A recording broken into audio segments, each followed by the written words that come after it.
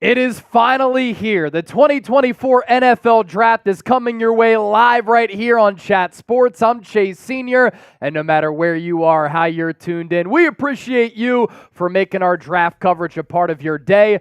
And we're only getting started because Thursday, Friday, Saturday, 3 days of the NFL Draft, we will be live every pick, every round, providing you with the most entertainment, most importantly, the best analysis right here that you can find on YouTube. I'm Chase Sr., and after weeks of these scouting profiles, weeks of mock drafts, a lot of speculation, trade buzz, tonight is going to go a long way in determining obviously which players go where, but is Brandon Ayuk going to be with the San Francisco 49ers? Is Deebo Samuel going to get dealt? Could Howie Roseman and the Philadelphia Eagles move up? Is Caleb Williams indeed going to go number one to the Chicago Bears? How many quarterbacks go in round one? We can throw that speculation out of the window.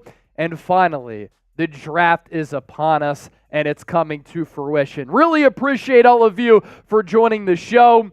To be able to be in this post for the third consecutive year, doing my third straight NFL draft is an absolute blessing. I believe that we bring you something very special here at Chat Sports, and I hope that you feel the same. Producer Jake Chipper on the ones and twos, and Reed Barkus here, who we just hired helping out behind the scenes as well. What you can expect over the next 3 days for our 2024 NFL Draft coverage, as we're live on the 49ers Report, we're live on Eagles Now because I'm the face of both channels, if you like it or not, player breakdowns, instant reactions, news, rumors, scouting profiles. We're going to talk about every single pick, keep you informed, have entertaining content, but also interact with the audience because you're who we do it for, and we appreciate all of you, and we love you so much. It's a beautiful Thursday with all of our beautiful people, and we're going to be live for the next several hours here as the draft, as you can see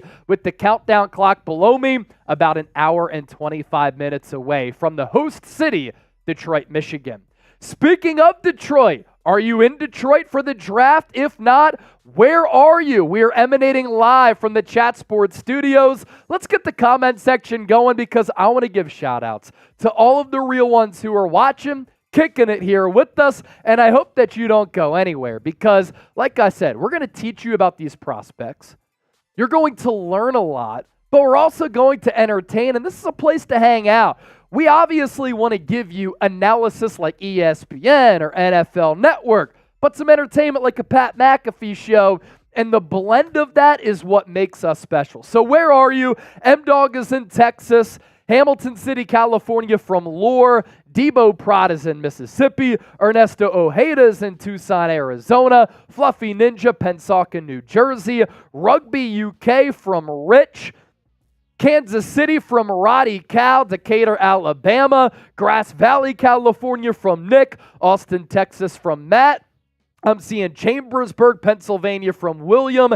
Angela G is in Philadelphia, Oklahoma from Keith Andrews, Captain Delberto in Lancaster, where I actually was for Easter back a couple of weeks ago, and it's probably the only place in the world where at a Costco, there is a parking lot for your horse and buggy. Speaking of Captain Delberto, getting us started with the $5 super chat. Howdy, Chase. Been forever since I caught a stream, but still watch the videos. Been busy dealing with my stomach issues and nearly having cancer in my 20s. Captain Delberto, I hope that you're okay. I know that you had passed along a super chat a little while ago saying that you may have cancer. It sounds as though maybe you missed out on that, but you're dealing with stomach issues. Either way, I hope that you're on the right path to feeling better. Our guy Paul C, do you think Philadelphia would trade a draft pick or two for Patrick Surtain? With Howie Roseman, I would never rule anything out, because what if Philadelphia packaged number 22 and number 50 to the Denver Broncos, a team that's picking 12, does not have a second-round pick, they're rebuilding. Do they want to pay big-time dollars to a cornerback? I think that's a deal that could make sense for Denver, and Howie Roseman making a splash on draft night. That's why they call him Howie Houdini. That's why they call this Howie season. We're up to $10 in Super Chats on Eagles Now. No Super Chats on the San Francisco 49ers Report. So if you want to send in a Super Chat, we certainly appreciate all of the love if you do want to give us what we basically call a tip or a donation. Our draft coverage would not be possible if it weren't for our friends at Game Time. If you're looking to go to a sporting event, a concert, comedy show, a theater event, make sure you download the Game Time app. And when you do that and you use the code CHATSPORTS, you get $20 off your purchase. Best seats at the lowest price guaranteed. What's incredible about this app is that the prices drop as the event gets closer. You can see the view from your seat before you buy, and then when you get there, you can just relish the moment when you arrive. Also, our other sponsor is 8 Sleep. Sleep to power a whole new you. Their pod cover is incredible. Cooling or heating technology with something that basically slips right over your mattress like a mattress pad, and you can go as low as 55 degrees when you sleep or up to 110 degrees. I'm somebody who, for instance, today woke up, meditated, did a little cold plunge, ran, worked out, lifted, and then I did a sauna. So I like the cold exposure and the hot exposure. That's why I love the Pod 3 cover. And if you use our link, 8sleep.com/chatsports, you get $200 off. You can control everything from your phone. It also tracks your sleep as well. Do not miss out on that deal. Let's get the comment section bumping once again. As you can see with that countdown to kickoff clock below me, we're an hour and 21 minutes away from the 2024 NFL Draft commencing. If you're ready for this draft, I want to hear from everybody in the comment section right now. Just type me. For the Niners, you lose that heartbreaking game in the Super Bowl. For the Eagles, they choked away the end of the season, and we've been looking forward to this moment for a long time. I know for me, Chip, we've done so much work to get ready for this draft, and a lot of you have done your own mock drafts, your own research into these prospects, and now we can see what these future players are going to look like donning their new colors. Type me in the chat. Jenny Wolfie, Will Cross, Black Rain, Gold Rush, Robert Alessandrini, Kayla Thompson, Aaron Levy, Carol Hosey, Mystic, all representing in the chat. And here is our Super Chat menu, by the way. If you send in a first-time Super Chat, we are going to ring the draft bell. Like, you know how when a pick is made, do-do-do-do, do-do-do-do-do, we have our own draft bell. So if you send in a first-time donation, we want to celebrate that, show you some love, and say thank you for supporting the program, or as Pat McAfee says, program. You send in a $10 Super Chat, you get 1 raffle ticket. You send in 2 $10 Super Chats, you get 2 raffle tickets. What we're going to do here on the stream for night 1 of the draft is we have a bunch of giveaways. We have a Niners blanket to give away on the 49ers Report with their 5 Super Bowls. And then on Philadelphia Eagles now, we have another blanket, and it is for the Philadelphia Eagles Super Bowl that came in Super Bowl 52. So a competition between both streams. We're going to make it fun. We're going to talk about every single selection.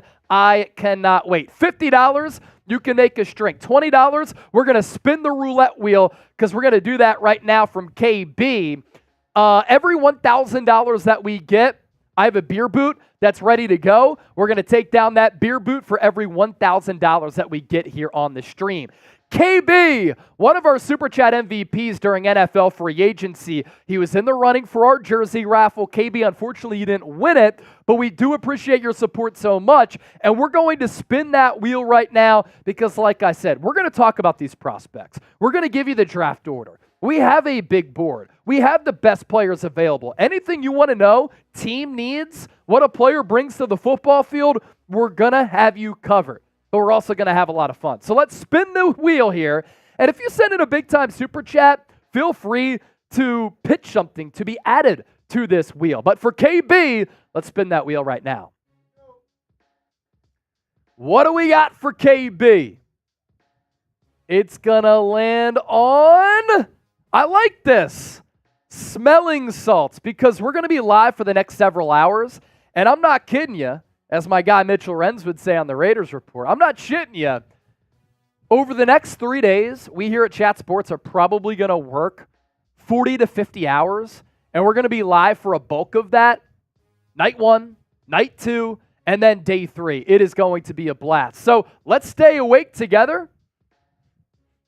Smelling salts for KB in the $20 Super Chat. Thank you so much, my brother. And you can help us be the #1 stream on YouTube by doing a couple of things here.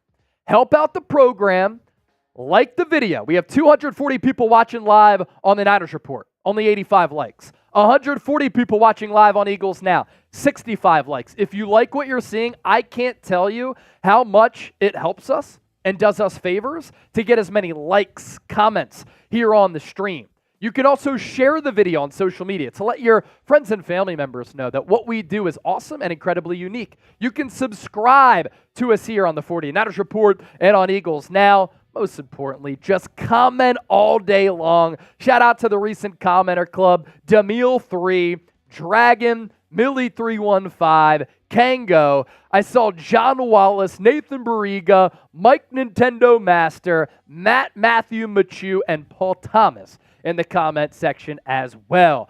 Ready for the draft? Type D. Get those D's in the chat. Give the comment section the D right now. Let's go, baby. How we doing?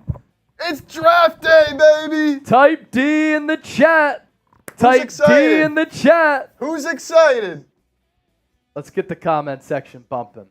Man. Brian Doherty, Jeff Chipper in the building, Lysandra Johnson, good to see you. And if you send in a super chat, by the way, obviously we'll take a gander at our super chat menu, but also ask us a question. Ask us about a prospect. Ask us about a team, and we'll give you some great insight there as well. The hate you give. I'm so excited that my zipper broke. That's about how excited we are here at Chat Sports for a moment like this. It's one of the biggest events on the calendar. Definitely one of my favorite events of the year. And I was at the National Championship in Houston between Michigan and Washington. I was at the Super Bowl, NFL Combine. I cover the NBA playoffs, NBA Finals, NBA Draft, NBA Lottery. This is one of the best moments. We are also going to do a Venmo 50-50 raffle. So obviously the more Venmos that we get and the bigger that the pot gets, the more that you can walk away with here on night one of the draft. For instance, if we get $100 in total Venmos, we're going to do a race. Whoever wins gets $50. So a few ways for you to get involved on that front as well. You send in a $10 Venmo to my username at Chase_Senior. You see the username right here and then the QR code, and you'll be in the running for our Venmo 50-50 raffle. Let's take a look at the NFL draft order here from Detroit, hour and 15 minutes away. I got to be honest, the crowd in Detroit, the Motor City, is exceptional. I mean, it looks like there is a sea of people for round one here on this Thursday, April 25th, 2024. And it all gets started with the Chicago Bears being on the clock. And you think back to the trade that the Bears made with the Carolina Panthers, where the Panthers sent DJ Moore to Chicago. And as part of that trade, Carolina, who was awful this past year, wanted to get the #1 pick. And they took Bryce Young last year, ended up being a flop. Imagine if they held on to that pick. They could have gone with Caleb Williams this year. Instead, it's the Chicago Bears, who have a lot of promise with that young roster. And I think it's going to be Caleb Williams, the quarterback out of USC. After #1, we really don't know what is going to happen in this draft. My indication and what I think will transpire is that Jaden Daniels, Heisman Trophy winner out of LSU, is going to go to the Washington Commanders. Adam Peters, former Niners assistant general manager, running that front office. Josh Harris, the Philadelphia 76ers owner, taking over for the fraud that is Dan Snyder. And it's a completely different look, completely different feel for the Washington football team. And I think the Commanders are set up nicely here. I thought they had a pretty good free agency addressing a couple of needs on that roster, and they've really reset the organization to a certain degree. A lot of short-term contracts, and they need a quarterback, and I think they go Jaden Daniels there. Patriots, Drake May, J.J. McCarthy. I'd lean Drake May, the quarterback out of UNC. I think the Arizona Cardinals are going to go wide receiver with Marvin Harrison Jr. After the top 4 selections, though, it could really start to get crazy. According to Diana Rossini, the San Francisco 49ers have had conversations with at least one team about trading inside the top 10. And they would trade away one of Brandon Ayuk or Deebo Samuel. What could that team be? Is it the Los Angeles Chargers? We know about that Bill Barnwell trade idea in which the Niners gave up Ayuk in 31. They moved up to 5. They took Malik Neighbors. Could it be another team like the Atlanta Falcons, who are said to be shopping the 8th overall pick? You have the Giants there at 6, the Tennessee Titans there at 7. I think New York either goes J.J. McCarthy, Rome Odunze, or Malik Neighbors. Tennessee Titans, I think it's going to be Joe Alt or J.C. Latham, whichever tackle is still there. The Atlanta Falcons, they could go Dallas Turner, the edge rusher and SEC Player of the Year out of Alabama. The Bears are another team that could trade out of the number 9 spot. They do not have a second-round pick. Keenan Allen, they traded for him, but he's on an expiring contract. Could Chicago trade with San Francisco for either Ayuk or Debo? And then you pair Ayuk or Debo alongside DJ Moore, Keenan Allen on that expiring deal for your young quarterback in Caleb Williams to give him a good supporting cast. You have the New York Jets at number 10. I think Brock Bowers, the generational tight end out of Georgia, makes a lot of sense there, or maybe they go offensive line. Vikings could be a J.J. McCarthy destination. Denver Broncos could be McCarthy or Bo Nix, the quarterback out of Oregon. A lot of buzz behind the Las Vegas Raiders going with Michael Penix Jr., the quarterback out of Washington, who just has a rifle for an arm and can find a keyhole with his accuracy. That's the Raiders at 13. Wouldn't be surprised if it's offensive line or cornerback. I think it's a shoo-in that the New Orleans Saints go with an offensive tackle. Indianapolis Colts trying to trade up for a wide receiver. If they stay there, could be offensive line, could be wide receiver. They could also trade back. Seattle Seahawks at number 16. I think they can make a trade with the Philadelphia Eagles to move back to 22, and then the Eagles move up for an offensive tackle or a cornerback. 17 through 20, Jacksonville Jaguars trying to matriculate up the draft board for a wideout. You have the Cincinnati Bengals, T. Higgins and Trey Hendrickson, requesting trades from that organization that just went to the Super Bowl a couple of years ago. The Los Angeles Rams trying to trade up inside the top 10. That could be for a Brock Bowers type of player. I think the Pittsburgh Steelers are eyeing a wideout at number 20. Miami Dolphins could go defense at 21. They also need to get a little bit better along that offensive line. For Philadelphia, offensive line corner, maybe edge rusher. Those are the positions that Howie Roseman really values outside of quarterback, and they're set there. Minnesota Vikings once again at 23, but the Houston Texans could try to trade back into the first round after trading out of it. Number 24, Dallas Cowboys. I think Tyler Guyton, the offensive tackle out of Oklahoma, makes a lot of sense for Dallas because they lost a couple of starters in the trenches offensively. Green Bay Packers, Cooper DeJean is my guess. Number 26, the Tampa Bay Buccaneers. Arizona Cardinals for their second pick inside the first round. Buffalo Bills, wide receiver or defensive end, could be in play. Then you have the Detroit Lions, the Baltimore Ravens, San Francisco 49ers, and the Kansas City Chiefs at number 32. For San Francisco, we know that offensive line is a massive need. Cornerback or wide receiver are the other two positions to watch. So too is defensive end. If they go edge rusher, could be Chop Robinson out of Penn State or Darius Robinson out of Mizzou. We'll go through some prospects here in just a little while. Let's get back to your super chats. Words of wisdom. Chase just wanted to send some congrats on swatting all that hate away on Twitter. People hate what they aren't or can't be, namely successful. Thank you so much, words of wisdom. And it's hilarious, man. You start to have a little bit of success, and the people just come for your neck on social media. But those people would never say anything to you in person, and that's why they hide behind a keyboard and hide behind a phone. But I appreciate the words, man. Does not impact me at all, but thank you so much for that support. 281 people watching live on the 49ers Report, 180 people watching live on Eagles Now. We have 127 likes on the Niners Report, 91 on Eagles Now. Please continue to hit that thumbs up icon and like the video. Which channel can get more likes tonight? It's a great rivalry and a newfound rivalry in the NFC, and I'm right there smack dab in between it. I absolutely love it. So we're going to have a great competition here between both streams and both channels, and you're going to be along for the ride. Wet Noodle did send in a super chat as well, and we'll pop up that super chat. Much love to my Niners family. Let's go. Any news on a Brandon Ayuk trade? So the latest on Brandon Ayuk, and I did a video on this a little bit earlier today, There's a report from Diana Rossini that the Niners are making calls, trying to move up, and they've talked with one team inside the top 10. The teams that they are speaking with, those talks involve either Brandon Ayuk or Deebo Samuel. The Niners could try to get out of that Deebo Samuel contract so that they can pay Ayuk as well as Brock Purdy with that contract extension looming. They could trade Brandon Ayuk away if they get blown away by an offer. Mike Silver saying that upon teams inquiring about Brandon Ayuk, they are also asking about Deebo Samuel. So for San Francisco, night one of the draft could really get crazy with a lot of movement. They could move up a bunch of spots in the first round. They could stay put at 31. They could trade back. They could trade away one of Brandon Ayuk or Deebo Samuel, and you have to imagine if they do that, they're going to have to replace one of those players with the wide receiver in the first round, but you can get quality wideouts in this draft class in the second round as well.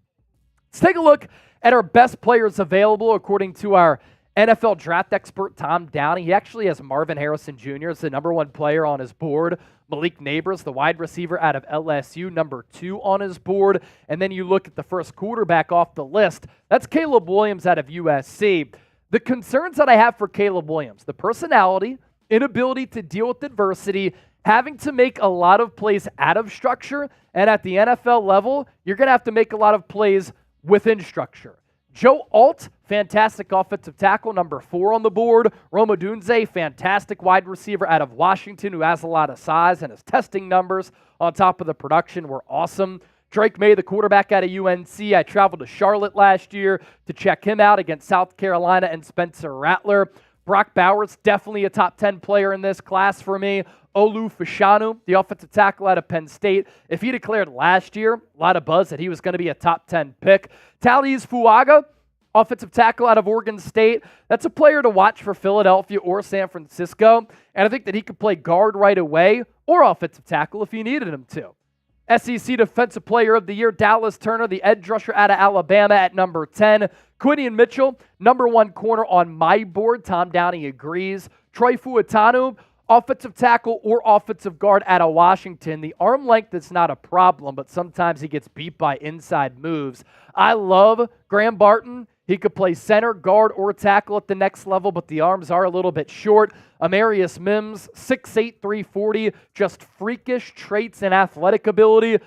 Jerzon Newton, also known as Johnny Newton, the defensive tackle out of Illinois, a player who's climbing up a lot of draft boards. And then another defensive tackle, Byron Murphy II, the defensive tackle out of Texas, coming in at number 16 on our Chat Sports Tom Downey's best available players. Who is the most underrated player in the 2024 NFL Draft? Let's hear from you down in the comment section here, and I want to test your draft knowledge down in the chat. Which players are you coming up with as the most underrated? I think Graham Barton's a little bit underrated if we're talking about a first-round pick. Chop Robinson. I think Brendan Rice, Luke McCaffrey are going to be really good players. I think Malik Washington, wide receiver out of Virginia, day 3 guy who has a lot of wiggle and short area quickness and burst. Just some names that come to mind. I think a player that I know you really like, Chase, who is going to be picked in the first round, but I think among the general public, maybe is getting pushed down draft boards a little bit is Kool-Aid McKinstry. Kool-Aid McKinstry, he I could like very him a lot. well be the best corner in this draft, Yep. and a lot of people have him 3rd, 4th, maybe even 5th, probably due to that injury. He's a guy who, again, didn't really get the interception numbers or the pass breakups of some of the other guys because simply nobody threw his way. Yep. So he's a guy that if he goes to the Niners at the back end, Eagles down the board, that could be a steal. I think he could be the best corner in this draft when it's all said and done. Mike Ruthless says Junior Colson, the linebacker out of Michigan. I love him as a 2nd-round pick. Cedric Gray from outside Max. Carol Hosey says Javon Bullard, the safety. William Case, I haven't done much homework on this draft. I'll just look at the guys the Eagles pick. That's why we're here, though. Like, we're going through the big board. We're going through the top players available. We're going through the draft order. We have scouting reports on any player that you want to talk about who's going to get drafted in the first 7 rounds and the only 7 rounds. So that's why we're here. I love to see the audience growing here on the 49ers Report and Eagles Now. 350 people watching live on the Niners side, 206 people watching live on the Eagles side. We have $30 in Super Chats on Eagles Now, $10 in Super Chats on the Niners Report. Our Super Chat MVP, that'll go to the largest individual Super Chat. On Eagles, you'll win this full-sized Eagles helmet, and we'll send it to you. On the Niners side, you'll win this full-sized Niners helmet, and we'll send that to you. That'll go to the largest individual Super Chat on each channel. As for our Venmo 50-50 race, we did get a $10 Venmo in from our guy, Matt Levinson, who's always rocking that Eagles jersey in the profile picture, looking like an OG.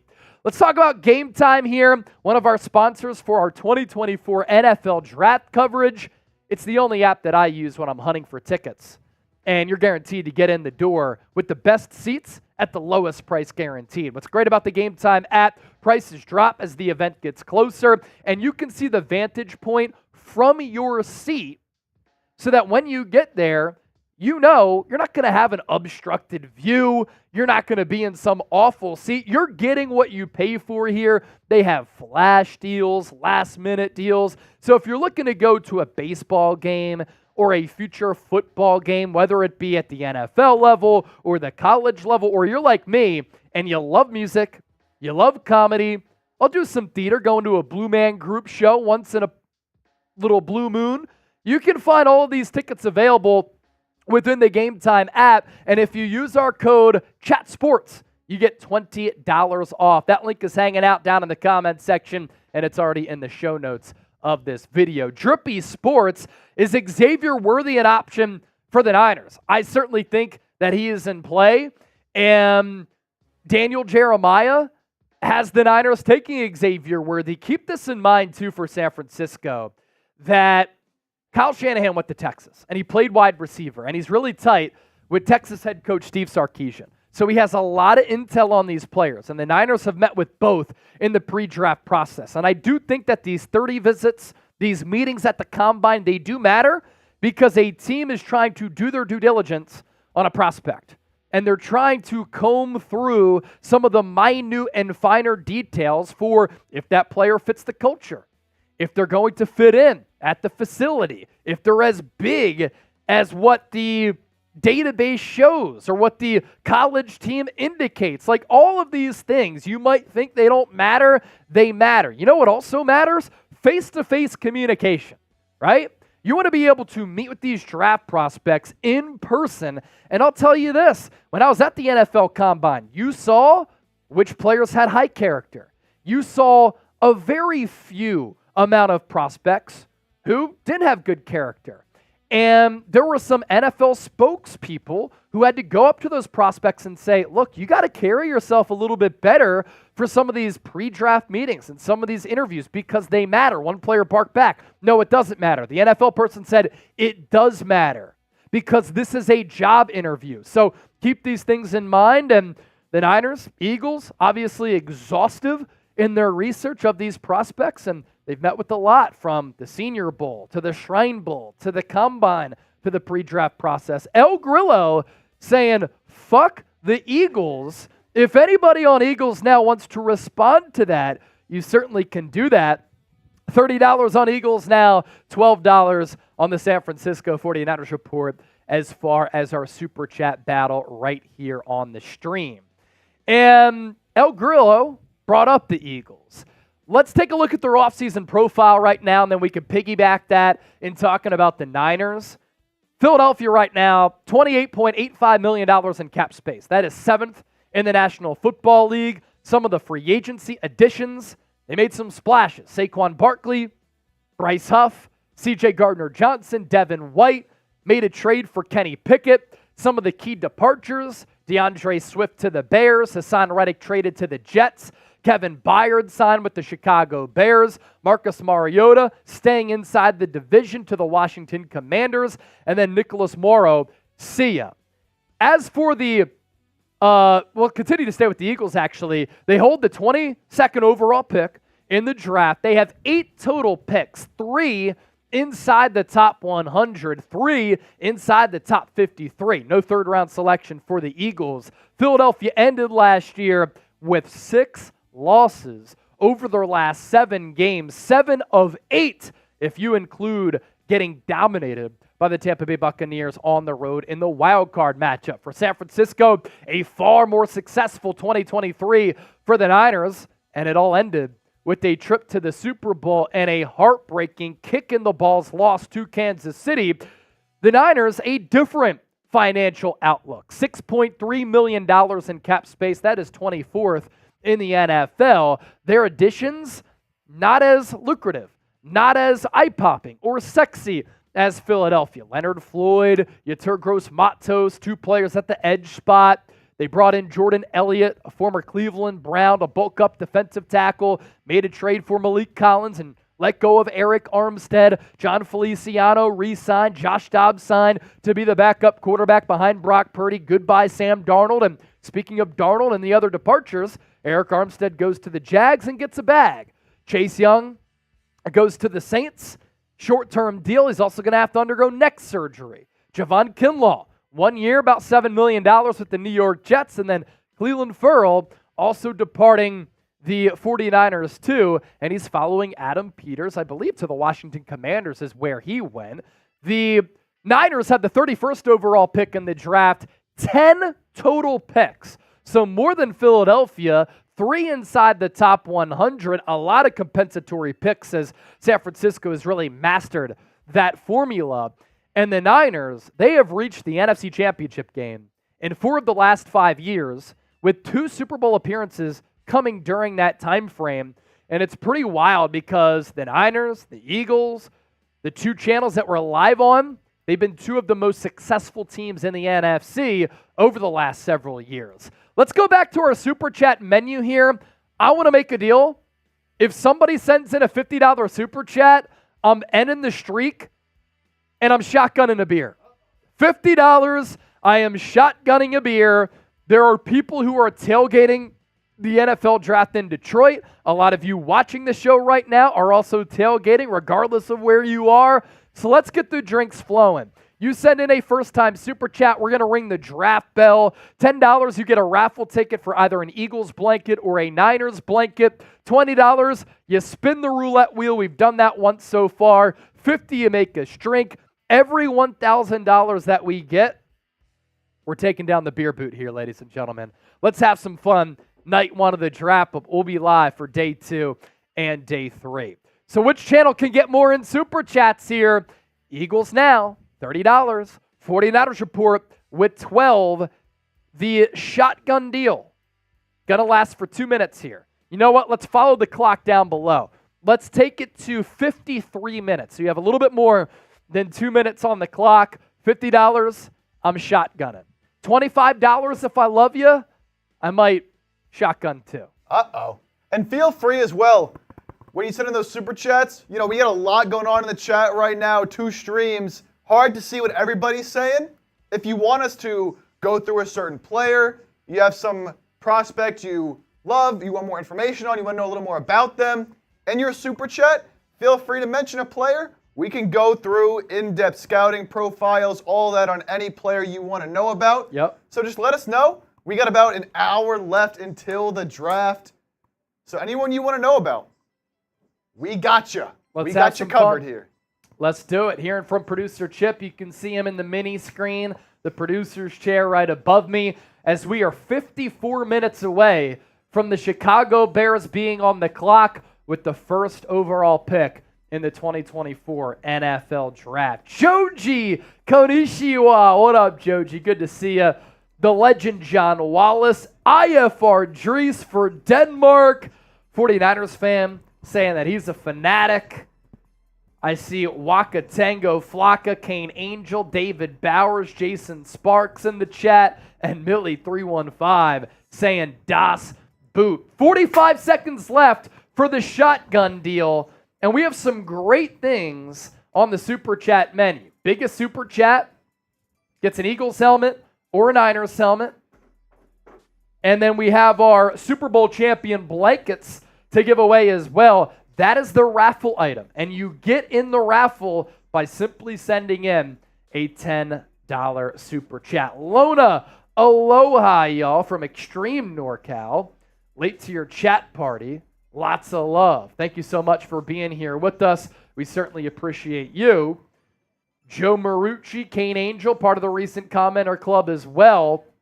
340 people watching live. 189 likes on the Niners Report. 219 people watching live with 133 likes on Eagles Now. Please continue to hit that thumbs up icon and like the video right now. As I mentioned, and in case you're just joining us, we will be live every day, every round, every selection for the Niners draft and the Eagles draft. Hassan Alston, I need a Niners helmet. Wet Noodle, what is up, Chase? Not much, man. Staying busy. Really excited for the next couple of days. It's one of the biggest on the calendar year for us. And been doing a lot of research into all these draft prospects, but now you finally get to see everything come to light, everything come to fruition. Nick Dofer, $24 super chat. Ball so hard, Will, a $20 super chat. One each coming in on Eagles Now and on the 49ers Report. That's going to be 2 wheel spins. Nick Dofer, Niners will hopefully take an offensive line or a defensive back in the first round. Offensive tackle, defensive back, wide receiver. Those are the 3 positions I think the Niners go. We'll get to Ball So Hard super chat here in just a moment, but let's spin the wheel for Nick Dofer. We did the smelling salts the first time. What are we going to do now? Let's see. We got some great stuff here. Oh, man. Smelling salts again. Again. And then we'll spin it one more time for Ball So Hard, Will. Here we go. This one's for Ball So Hard, Will. Chad Talley with the super chat. We'll get to that as well. 5 raffle tickets for Ball So Hard. Oh!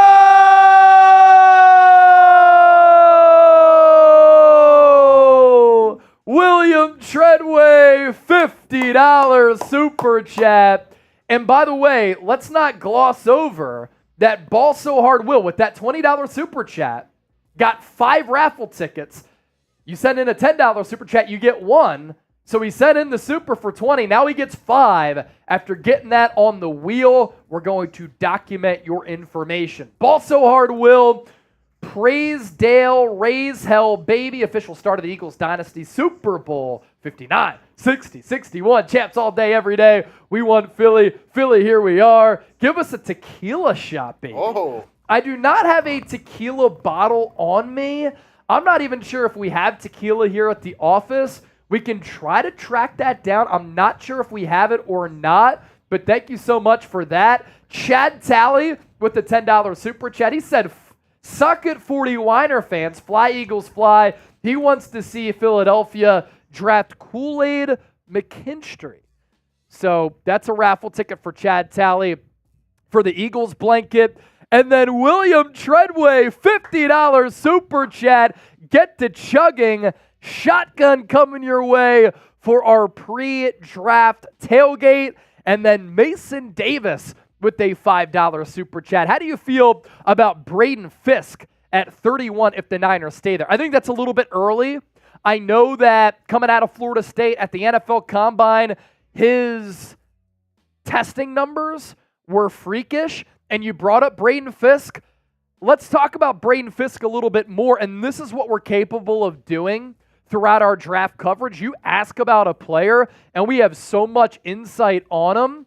And he really started to rise up draft boards because of what he did at the Combine. A draft riser after some elite testing, and not much of a drop-off in production or play after he transferred from Western Michigan. Does struggle a little bit against the run due to his lack of length and bulk, but extremely fast, very, very strong, and has that elite first step. The athletic Dane Brugler from his draft guide. Fisk doesn't have a deep arsenal of counters if he doesn't win early, but he already has a professional mindset, and his twitchy urgency and steady play strength will translate well to the pro game. Now, Downey has him ranked as the, 46th overall prospect. Dane Brugler has him ranked as a third-round prospect. So he has him going a little bit later there.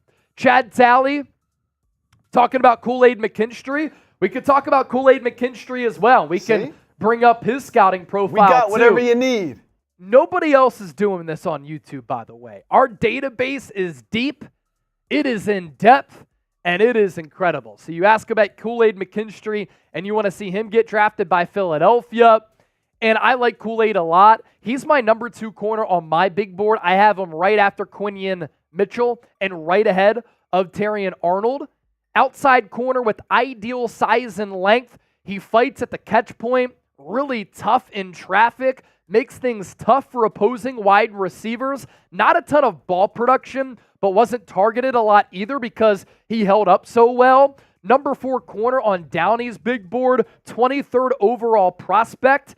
And then the Athletics' Dane Brugler on McKinstry doesn't play with high-level speed or aggression. He did run, by the way, a sub-4.5 40-yard dash at the pro day that he had before he got the surgery on the Jones fracture. But he's long, smooth athlete, the football IQ that should translate quickly to an NFL field. That's why I think that he could be a plug-and-play guy from the jump. His game reminds me of James Bradbury's. That's a sight for sore eyes for Philadelphia, but Bradbury has played at a really high level. He will compete for starting reps as a rookie. First, second round grade, number 30th overall. Amanda Aldrich is a first-time Super Chatter. And by the way, Adam Mordecai with the first-time Super Chat. And then I saw somebody else send in a first-time Super Chat. It was Mason Davis. So we're going to ring the draft bell for all of the first-time Super Chatters. So we're ringing the draft bell for all of the first-time Super Chatters. Amanda, that's going to be a wheel spin. And then Adam Mordecai. What up, brother? I love places we are in as a team. I'm excited to see draft day and what moves Howie Roseman makes. It's become a tradition. It's become a tradition for me. Like, I remember being a kid, and I was going through NFL draft guides. I was trying to scout prospects. I was looking into these prospects to see which players could go where, which player could go to the Niners, which player could go to the Eagles. I just absorbed this stuff. So to be able to be live on a massive platform like this for the draft, it's just an absolute honor. 2 wheel spins to get to. So let's spin that wheel twice coming up. We've had some really good wheel spins so far. Again, if you want to send in a 20 to add something to the wheel, we're able to do that in a blink as well. So first wheel spin. Smelling salts again. Spin it again. Spin it again. They want me to continue to do these smelling salts. Is it rigged? Y for yes, N for no. Another wheel spin. And it's going to be a freestyle. Oh, thank you. Where did I leave these? Oh, cool. Thanks. Freestyle. All right. Who is that wheel spin for? So Amanda Aldrich. Ooh, that's a tough one.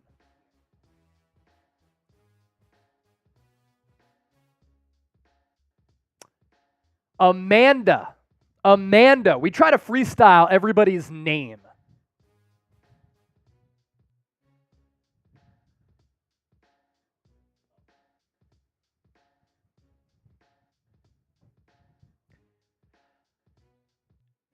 Wheel spin and a super chat coming in from Amanda. We're live right now for the draft. We call it the Draft Bonanza. I can spit a lot of football knowledge, but I'm funny, and the people call me George Costanza. That's the freestyle right there for Amanda. And then Adam Mordecai coming in with this wheel spin as well with the $20 super chat. And we're going to land on a beer cheers. Bear cheers! All right, with that, we got the $50 super chat, which came in a little bit earlier from William Treadway. So how about a shotgun for William? And as part of that, this will be the beer cheers for all of the people. You know, some say Chase can shotgun faster than Xavier Worthy's 40 time. All right, you hold me to that. I don't know if I'll hold you to it, but you know All what? right. I'm going to time you. Let's try it out. Let's try it out. We're in draft season anyways. I'm going to time you. All right, so let's do this. Xavier Worthy ran a 4.21 40-yard dash at the scouting combine. It is the fastest time ever. Can I beat a 4.21 with the shotgun? Y for yes, N for no. Can I beat it? Let's hear from the people, and we'll see if I have some doubters. We'll see if people will back me here. And Chip, he is going to time it. So will I beat it? Y for yes, N for no. Let's get all those Y's going. The more Y's that I get, the more motivated that I feel, and I can work on a little bit of adrenaline here. I'm seeing a lot of Y's. I'm seeing a lot of yeses. I want everybody watching right now to type yes. Ernesto, Greg Smith, J-Fi, Roddy Cow, Official Drizzy, Anthony Tyre, Aaron Leby, Jason Sparks. I have not seen a no yet. I love you all. That's legendary. All right, 4-2-1. That is the time I must beat. And I got to really make this a clean one because I can't get the drippage on the gray shirt. Otherwise, it shows on the stream. I'm not trying to look sloppy because look good, feel good. That's the motto. All right, on the click. On the click. Got it.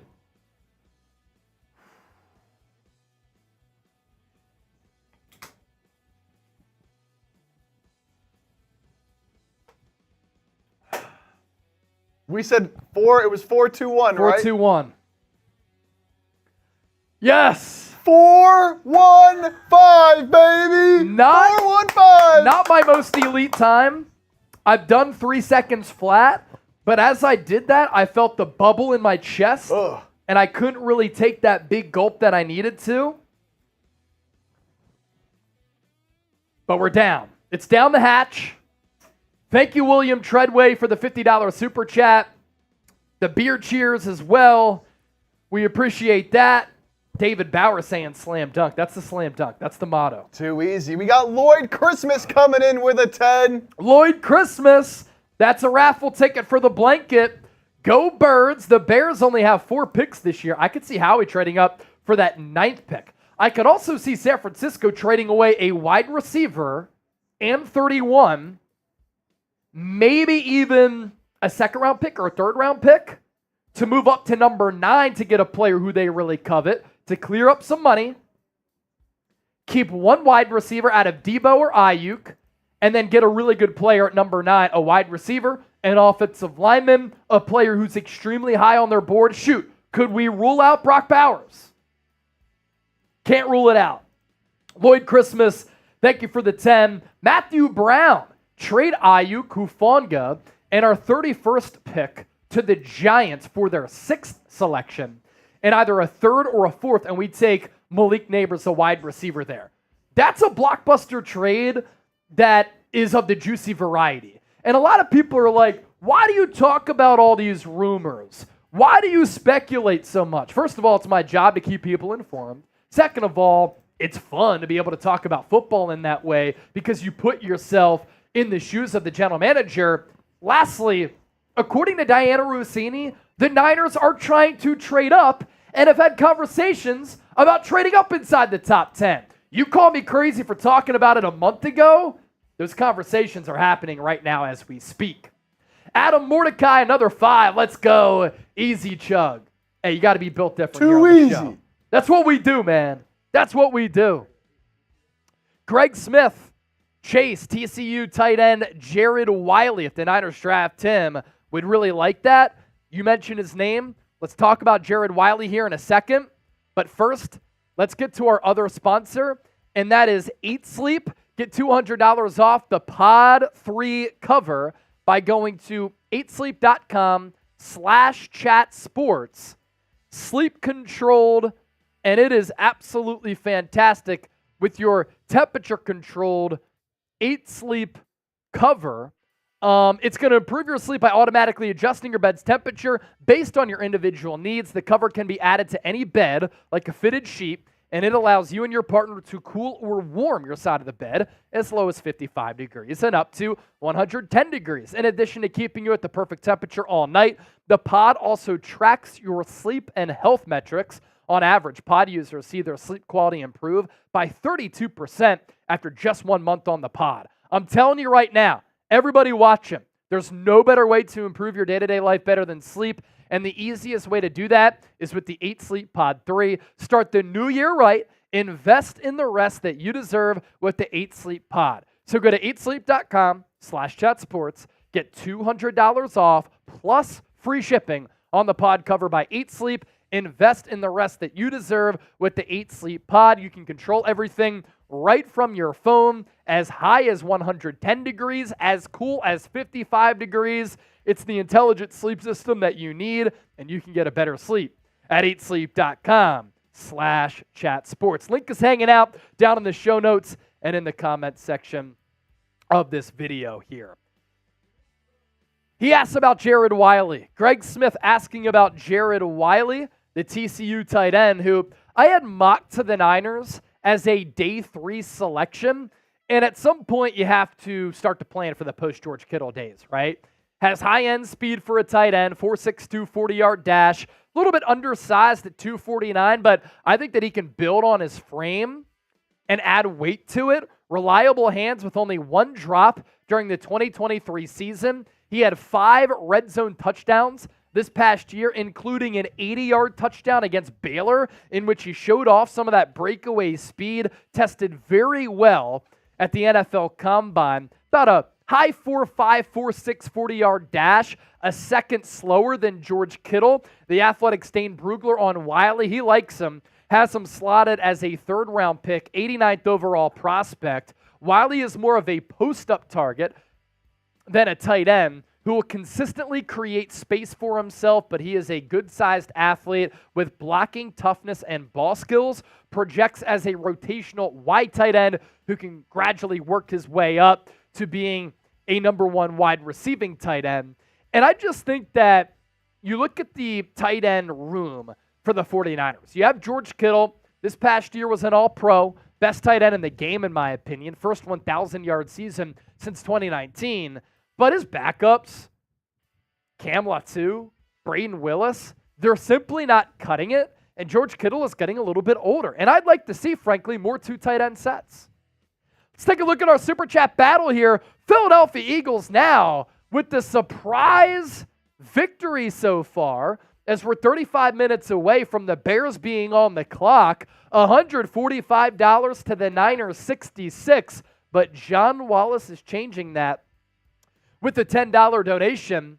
And this is what Johnny Dubs had to say. Brandon Ayuk for an early first and a late second or early third and something else. Bang, bang, Niner gang. Put me in that raffle. Johnny Dubs, you were in that raffle. And you think about a Brandon Ayuk trade, right?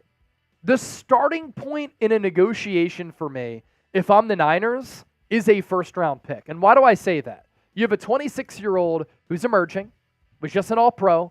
I think he's only scratching the surface of what he can become.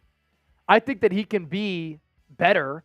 He was number 2 in yards per catch, number 7 in receiving yards, despite having far fewer targets than many of the other upper echelon wide receivers. So to me, the production is so impressive. And he turned out to be a great deep threat and overall weapon for Brock Purdy. You want to surround your young quarterback with as many weapons as possible. If there's a wide receiver that's expendable, it's Deebo Samuel. It's not Brandon Ayuk. Now, the cap hit that you would absorb by trading away Deebo this year would be pretty lucrative.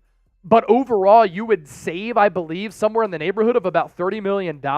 I know that Mike Silver had reported that Deebo's bosses assured him that he would not get dealt, but I wouldn't rule anything if the Niners can get out of that contract, because at the end of the day, this is a business. And since Deebo signed that deal, giving him top 7 wide receiver money, he's been injured a lot and hasn't played up to that 2021 All-Pro level. 16-bar King, $10 super chat, diehard faithful in the building. 16-bar King. It's always great to hear from you, Brody. I love the talent that you have with your bars, making beats. and we appreciate your support here on the show as well. Let's continue to get the likes up here. 411 people watching live on the Niners Report, 215 likes. We always shoot for a 50% viewer participation rate. And on Eagles now, 187 people watching live, 158 likes. So great work over there. If you're just hopping on board joining the show, please make sure you hit that thumbs up icon and like the video. Rick Diaz, I hear you. I heard you're very loud. Agree with what you said. Am I loud? If that's the case, turn me down a little bit. We get excited when people send in super chats for sure to support the program. If you want to join our Venmo 50/50 raffle, my username is @Chase_senior. You can also scan the QR code here to my right. The more Venmos that we get, the bigger that the pot gets, and the more money that you could potentially receive. Right now, we only have $10 in on the Venmo 50/50 from our guy, Matt Levinson. And we're only getting started with our live coverage here, so plenty of time to get that in. But Matt, I saw that you sent that in. Good looks on that, my brother. Good stuff right there. @Chase_senior on Venmo. You can scan the QR code here to my right. Name a player that you think gets traded this offseason. Ayuk, Debo. Is it somebody else? Drop a name down in the comment section here. Eagles in Racing saying Bowers or a DB. I think Brock Bowers goes number 10 to the New York Jets. That's kind of where I'm leaning. If he doesn't go to the Jets, it becomes interesting where he goes. I've seen some buzz behind him going to the Denver Broncos at number 12. But don't the Broncos want to get their quarterback? They have Jarrett Stidham, Zach Wilson, who returns to the mountains as the Mormon MILF hunter. Is that going to cut it for Denver? Big Hurt, $10 super chat. Sorry that I have been gone for a while. My Super Bowl mourning period is over. Let's go. The draft is the time to get over the heartbreaking loss, the heartbreaking end of the season, the fatigue of the season, and in the Niners' case, just a kick in the stones of a Super Bowl defeat. And I know that we're live on Eagles Now. We're live on the 49ers Report. These two fan bases don't really love one another, and I totally understand that. I'm in the middle of it both. I'm blessed to be in this post covering and talking about two of the best teams in the NFL with iconic logos, iconic brands, massive followings, and two incredible fan bases and two great rosters, right? Everybody can relate watching this stream right now because the damn Kansas City Chiefs, a team that I have grown to hate, have won back-to-back Super Bowls. I cannot stand Kansas City. So if you disagree in fandom, you can agree in your hatred of Chiefs Kingdom. That is for sure. Green Pickle, has the draft started? No. As you can see below me, there is a countdown clock to the first round, and the Chicago Bears will be on the clock in about 30 minutes. Words of wisdom, going to Las Vegas for my pre-op this Monday. May 8th is the surgery. Prayers. Prayers to you, brother. I hope it goes well. Another safe trip to Vegas. And you get back on the road to recovery, my guy. Snow Papa. If we get Terrion Arnold or Quinion Mitchell, I'm going to lose my mind tonight. That comment coming in on Philadelphia Eagles Now. Yeah, Quinion Mitchell, my number one corner. Kool-Aid McKinstry, number 2.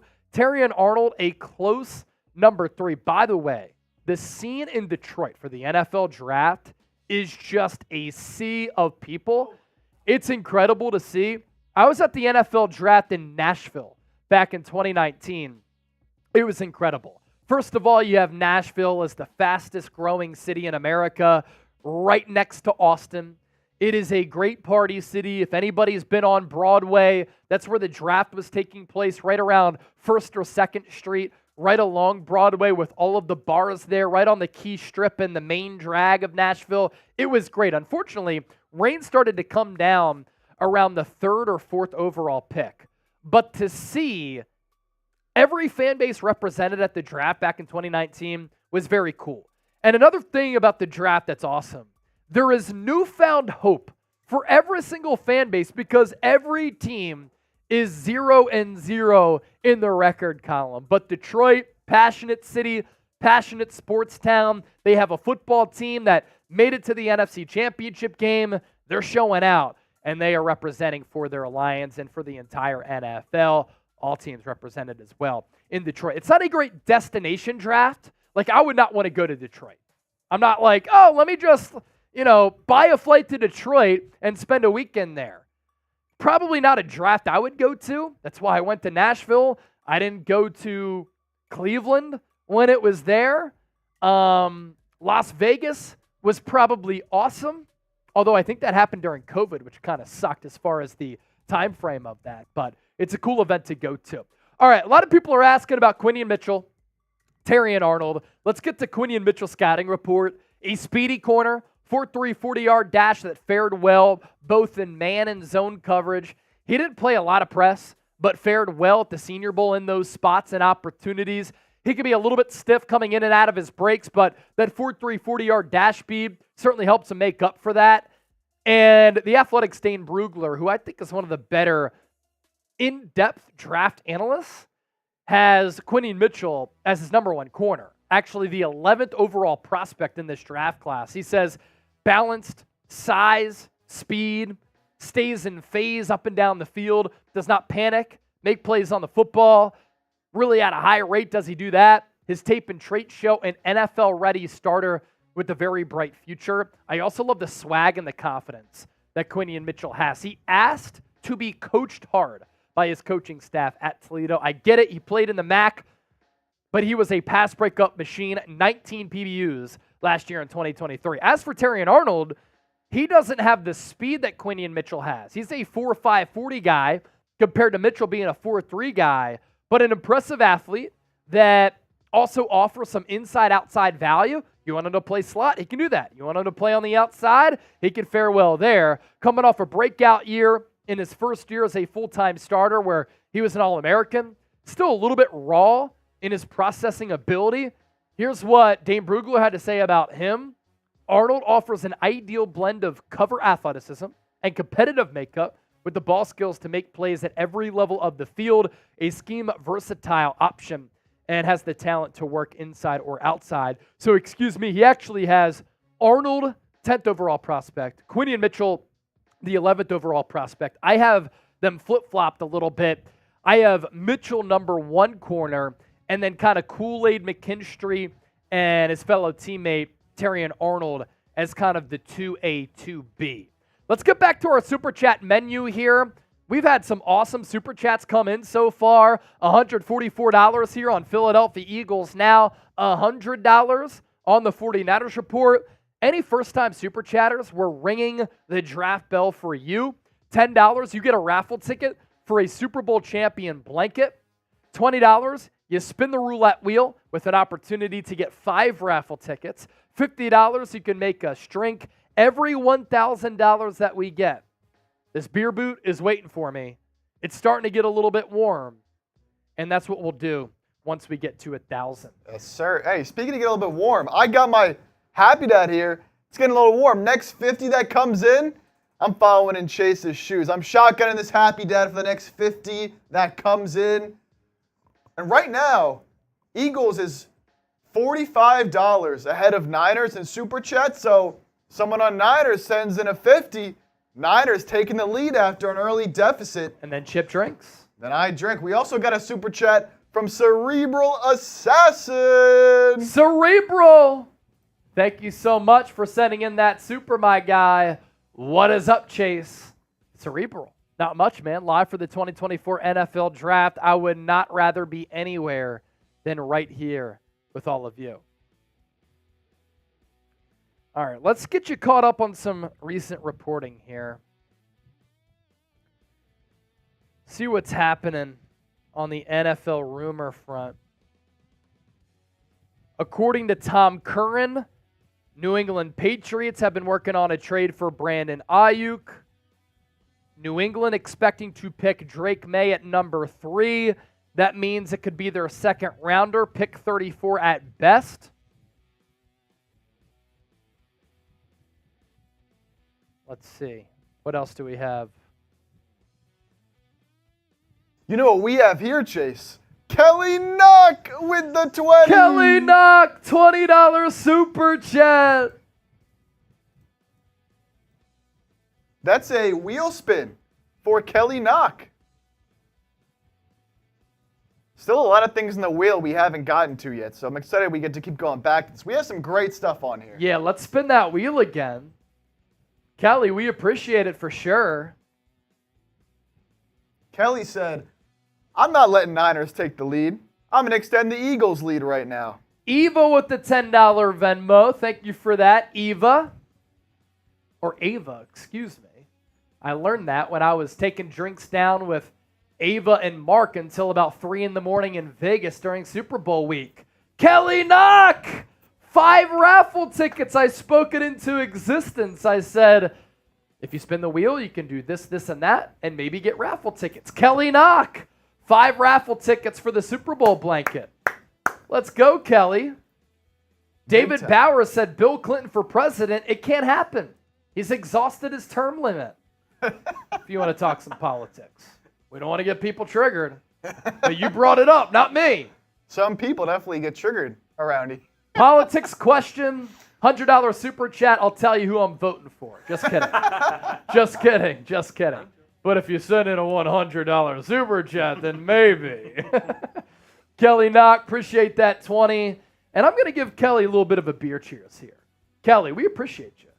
David Bowers, where is MHJ going? Well, David Bowers, looks like you're a Patriots fan with that Patriots profile pick. Possible Marvin Harrison Jr. goes there. We could take a look at his scouting profile. We could take a look at his scouting profile, and then we'll run through the entire draft order for tonight.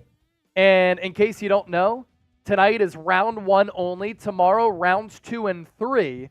And then on Saturday, rounds 4 through 7.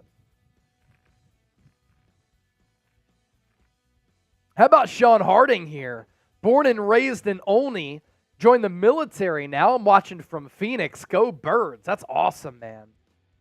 Born and raised in Olney. Thank you so much for your service. We love all of our service members. All right. Some people asking about Marvin Harrison Jr. here, wide receiver out of Ohio State.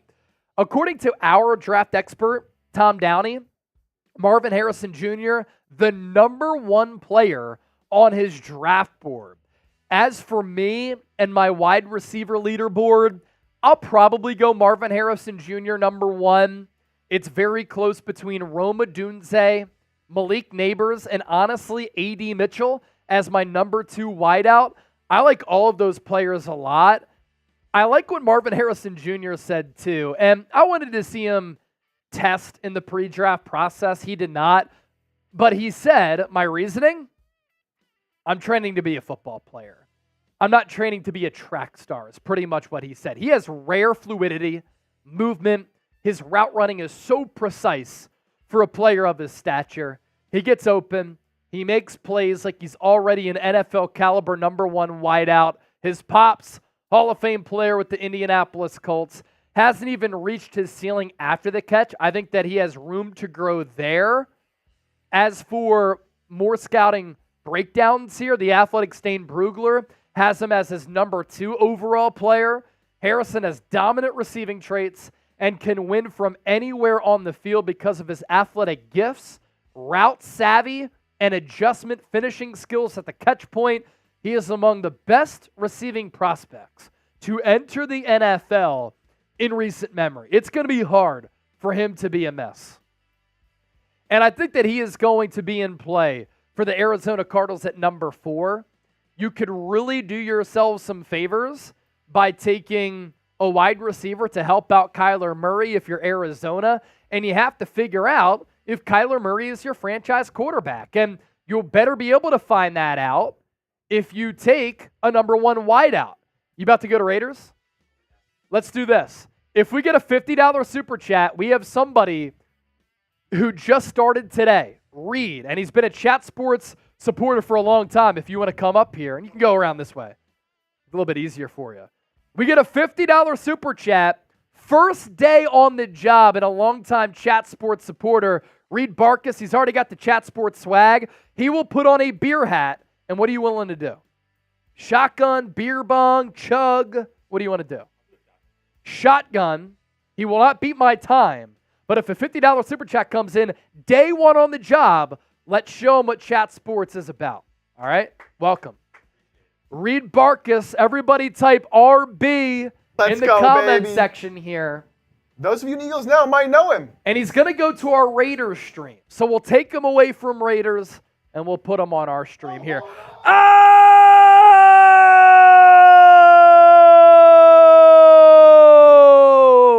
Dennis Designs $50 super chat. All right. He said he'd do a shotgun. So here's your shotgun. You want me to puncture it for you? Do you like to crack it this way, or do you like to crack it this way? This way? All right, cool. Everybody type RB in the chat. He's got the beer hat on. First day on the job. He's been watching the 49ers Report and Eagles now for months. And we hung out, a couple months ago at this point. We got some cigars. Chip lit the wrong end of the cigar. And he found out, damn, what you guys do at Chat Sports is awesome. He applied for the job, and he got the job. So congratulations. RB in the comment section. Day one, real one. I'm timing you, Reed, so we'll see. Here we go. On the crack. You got to keep the beer hat on. My head's too big for it. You got to keep it on, bro. That's the deal. He's got a fat head.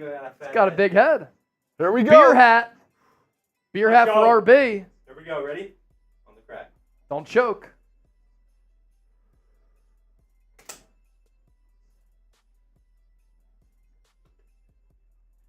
Pretty quick. Did we time that or no? We did time that. What is it? I will say, it doesn't beat your record, but he beat you today. I'm gonna show it so people know I'm not capping. He's not capping. People don't know I'm not capping. I clocked him in unofficial time at a 3:59. 3:59. So I have to beat that. My original time was 4:1. Yeah. So I got to beat the 3:5 or 3:6. 3:6. Wow. Now I'm capable. Another $50 super chat comes in. I'm down to get after it. That's all I'm saying. Woo! RB in the building. Andy Reed Barkus.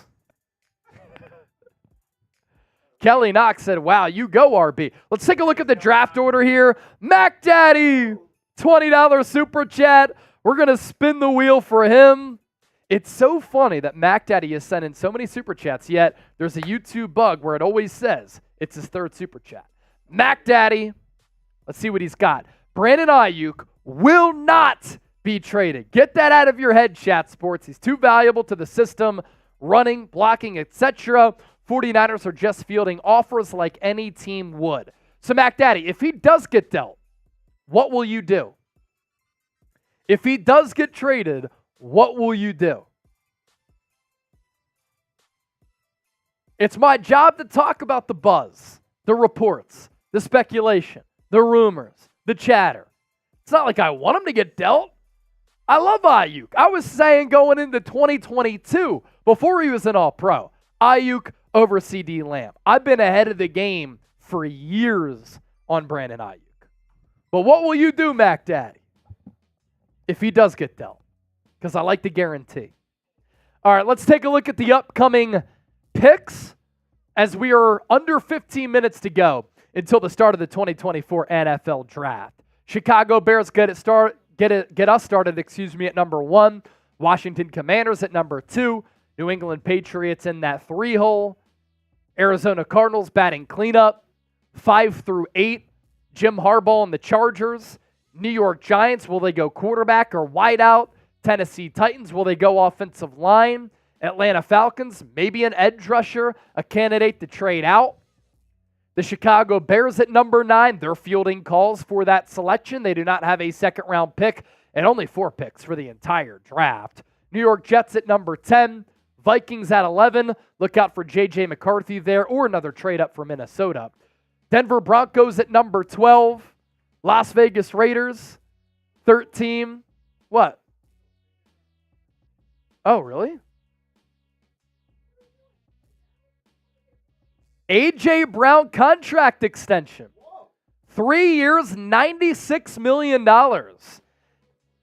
He had 2 years remaining on his deal. What do we even do?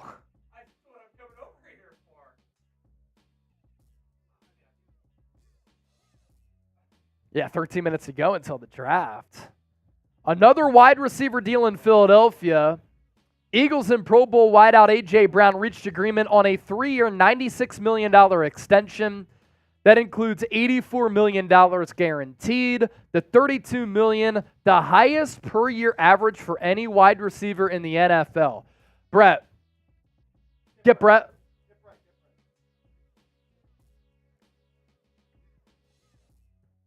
I say we just do a cut because that's plenty of time before 22. All right, cool. We'll just do that right now then. Just put me full screen. Get the tweet in there. That's fine. Yeah. We'll talk about A.J. Brown getting this contract extension.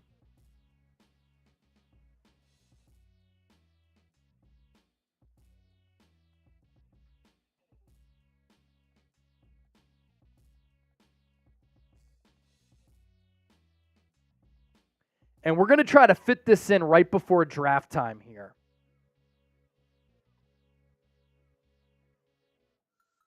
Yep. Couple of super chats coming in on Eagles now. As they're singing, I think, the national anthem at the NFL draft.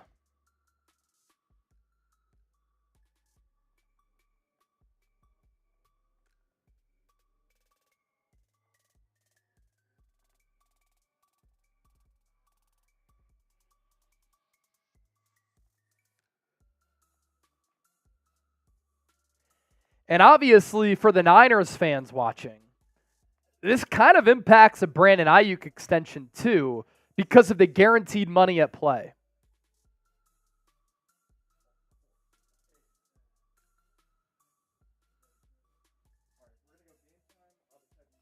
Cool. Yep.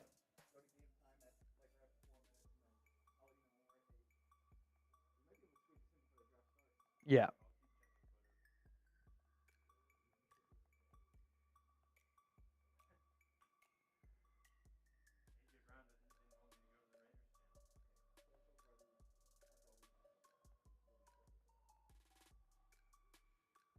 Wow. So all the A.J. Brown trade rumors, that's not happening. Clearly. And you had a feeling that after A.J. Brown saw Devontae Smith get $25 million per, Eagles were going to try to make him happy as well.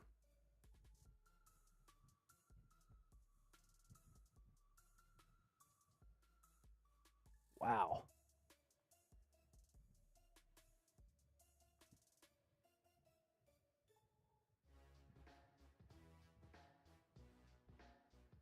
A.J. Brown, a huge deal.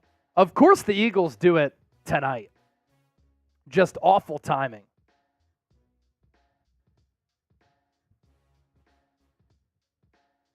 Sixers up 13-10 on the Knicks in the early going. 7:37 left in the first quarter. The Orlando Magic up on the Cleveland Cavaliers 50-34. There have only been 2 teams on the road in the NBA playoffs who have won road games. Oh, Zico Jones. Oh, Elijah Stovall. $50 super chat. Stay tuned. We are going to get to those super chats. But we have to talk about this A.J. Brown news right now for the Philadelphia Eagles. My Niner fans watching, I all love you. You're all faithful. We appreciate it. But we're going to have to talk about this A.J. Brown news because this is huge news across the entire NFL. And in a way, it does kind of impact a Brandon Ayuk contract extension to a certain degree. So we're going to talk about this 9 minutes to go until the start of the draft. We're going to talk about this for the next 8 minutes or so. And let's do it here live on the show. Night 1 of the NFL draft. Breaking news. And it's massive news for the Philadelphia Eagles. It's night 1 of the 2024 NFL Draft, but Howie Roseman said, you know what? We're going to send a ripple effect across the entire National Football League, and we're going to make some news before Caleb Williams goes number 1 overall to the Chicago Bears, most likely, because we're recording this before the official start of the draft. The Philadelphia Eagles have signed A.J. Brown to a massive contract extension. All of the rumors of A.J. Brown getting dealt, him being unhappy that he wanted out of Philadelphia, you can throw him out of the window, and now Philadelphia, for the foreseeable future, has an offensive core locked up of A.J. Brown, Devontae Smith, Dallas Goedert, Saquon Barkley, this offensive line, and Howie Roseman continues to make things happen during Howie season. That's why they call him Howie Houdini. Before we talk about this huge contract extension for one of the best wide receivers in the National Football League, this is why you subscribe to the show for nonstop coverage all offseason long. Videos coming your way every single day right here on the program. Adam Schefter breaking the news right in the lead up to the 2024 NFL Draft. Another wide receiver deal in Philadelphia. Eagles and Pro Bowl wideout A.J. Brown reached agreement on a 3-year, $96 million extension. That includes $84 million in guaranteed money. I believe that's the most guaranteed money for a wide receiver in the history of the NFL. And now A.J. Brown, with an average annual value of $32 million, as indicated with this report from Schefter, he becomes the highest paid wide receiver per year in the history of the NFL. And this is yet another indication and another example of the wide receiver market being reset.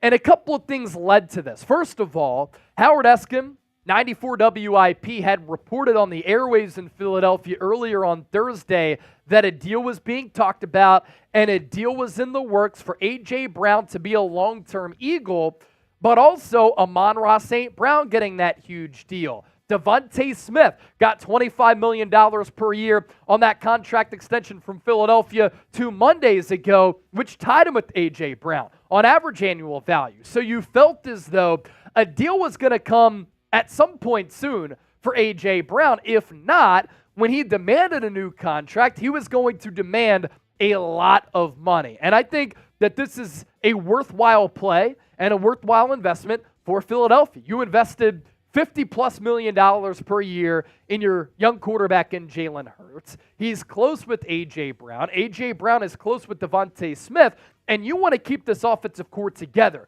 You have one of the best offensive lines in the National Football League, even though Jason Kelce retired, and we'll see what Philadelphia does on night 1 of the draft if they try to fortify guard or offensive tackle to try to shore up that depth or take a Lane Johnson replacement or getting starting guard right now who could take over for Lane Johnson. And then you have this offensive contingent of Jalen Hurts, Saquon Barkley, that offensive line, Dallas Goedert, a really talented all-around tight end who's one of the best in the league at his position. You have one of the best wide receiver duos in the National Football League in A.J. Brown and Devontae Smith. And you have Saquon Barkley, and you could add to that offensive arsenal during the NFL draft as well. And looking ahead, Philadelphia still has a lot of cap space. And we'll see how this deal impacts the books. But even going into the draft, Philadelphia had $28 million in cap space.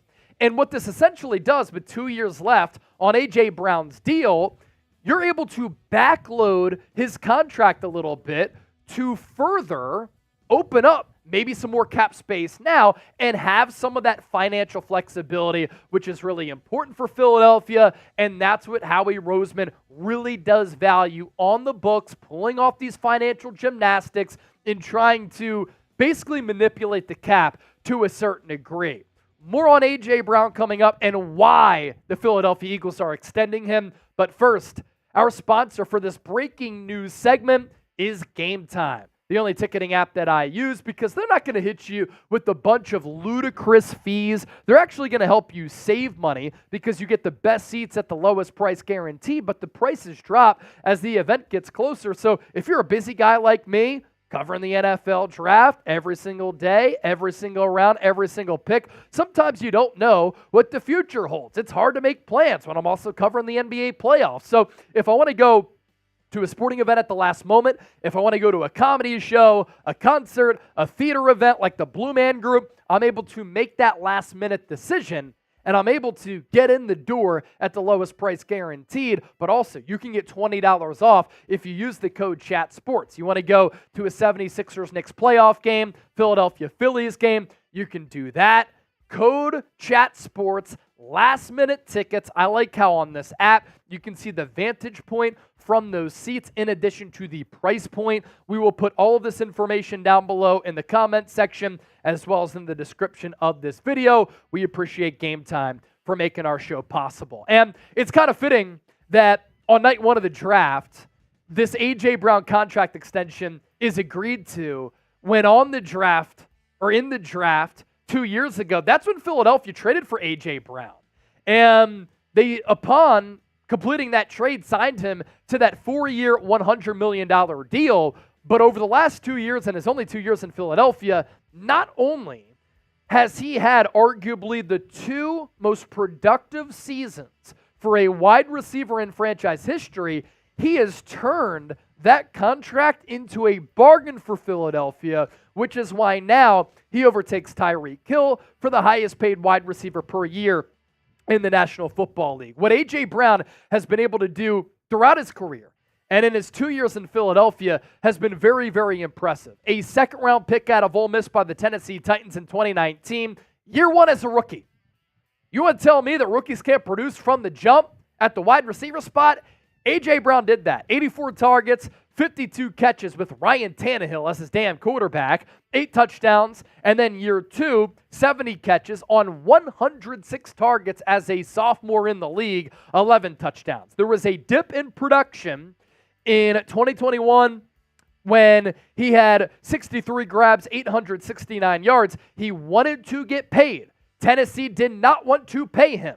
And then a couple of years later, they give Calvin Ridley $23 million per year, and he can't even come close to what A.J. Brown is as a player. So he gets traded to Philadelphia. Year one, Birds make it to the Super Bowl, and he was an all-pro player, and he set the record for the most receiving yards in franchise history. 88 catches, 145 targets, nearly 1,500 yards. And last year, he had what? That incredible stretch where he had 5-6 games of 100-plus receiving yards. And in a down year for the Eagles offense, he still tallied 158 targets, 106 grabs, nearly 1,500 yards, and 7 touchdowns. He is entering his age 27 season. This will take him up until his age 31 season. This is a worthwhile investment for a player who has earned it. And my goodness, he reset the wide receiver market once again.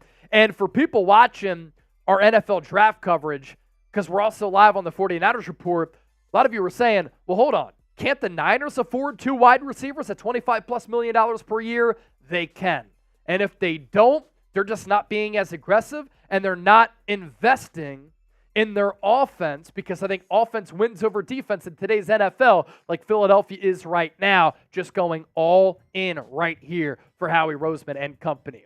Another reminder, subscribe to the show, and if you're watching this right now, we're live for the 2024 NFL Draft. A.J. Brown, huge contract extension to stay with Philadelphia for the foreseeable future.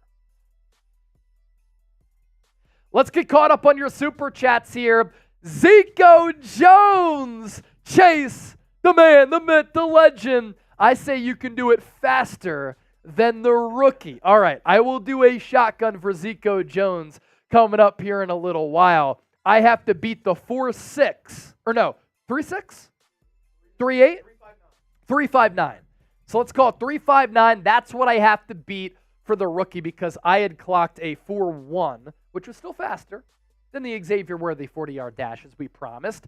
Zico Jones, the leader in the clubhouse for our 49ers helmet. We will announce the winner at the end of the show. Largest super chat gets either the Niners helmet or the Eagles full-sized helmet.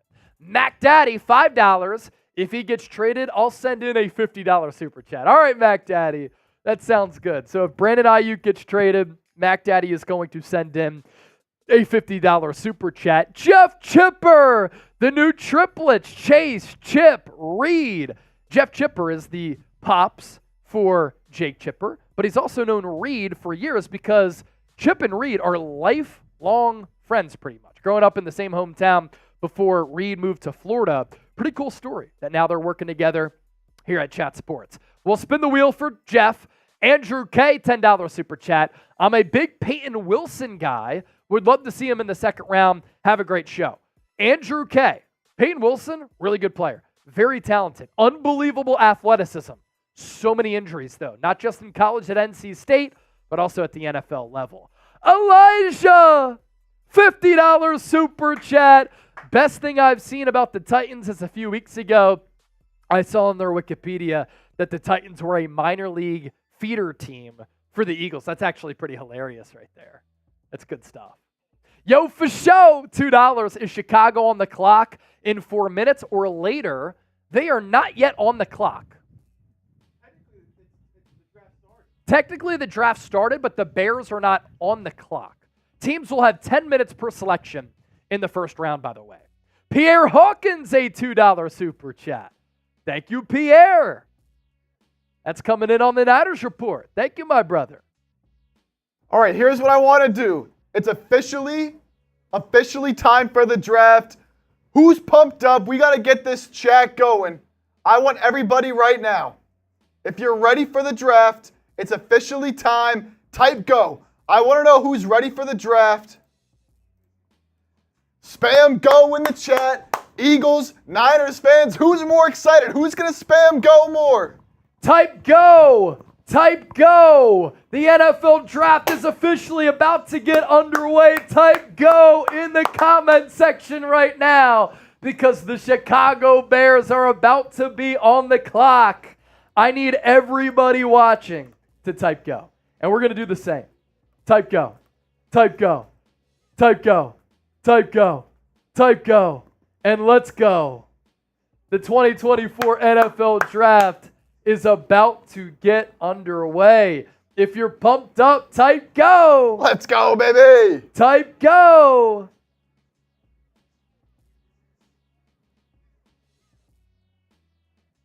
Chats are moving, baby. Chats are moving. It's Scooby, Carol, Abid, Keytime Bill, Yo-Yo Rad. Getting the comment section going. I see Ernesto, Daywalker, Just Jeff, him, Jagger, Wet Noodle, Ernesto, Yardley, Roddy Cow, One Mutt, the Book of Ronan, Daywalker. Type go. Type go. If you're interested in the Knicks Sixers score, it is a knock 'em out, drag 'em out type of game so far. 4:34 left in quarter one. Knicks up 18-15. Kyle Lowry got a flagrant already. No way. Yeah, he hit Dante DiVincenzo in the head. Wow. Got a flagrant. It's been a physical game. Romeo! Romeo! A $10 super chat. What's up, Philly fam? Let's get our guy tonight. So stoked, and y'all know I'm coming for that signed helmet. Uh-oh, look out. Look out for Romeo. The number to beat right now is $50 from Elijah and Dennis Designs. Let's do this, Chip. The people who send in 50s, let's give them 5 raffle tickets if we can. I like it. Yeah. Those are easier to track because there's not going to be a ton of them unless we decide to change that, ladies and gentlemen. And then Zico, you can give him 5 as well. Because the helmets are the MVP items, and then we have blankets to give out as well for the raffle items. Oh, yeah, we got to spin the wheel. Got to spin the wheel for Jeff Chipper. As the Bears are still not on the clock, right? NFL Network doesn't have like the countdown clock on. Yeah, very strange. The draft technically is underway. I'm not sure why. It's like the All-Star weekend. They're not officially on the clock yet. Maybe they're waiting for Caleb Williams. Maybe Caleb Williams is late. Late for the draft. Maybe Caleb Williams is late. All right, let's spin that wheel. Spin the wheel for Jeff Chipper. Here we $20 go. super chat. We spin the wheel. If you send in a 20 and you want us to put something on the wheel, we'll certainly do that for you. And jumping jacks. All right. 1, 2, 3, 4, 5, 6, 7, 8, 9, 10, 11, 12, 13, 14, 15, 16, 17, 18, 19, 20. Woo. All right. Joel Embiid, Mitchell Robinson had to be separated as well. Oh, man. Greg Smith, UCLA edge rusher, Laiatu Latu, 6'5", 265. You like him? Everybody continue to type go. It is an awesome scene in Detroit. Beautiful weather. So many people in the Motor City for the 2024 draft, and we have a bunch of people here watching the show here, and we're blessed to have you here with us.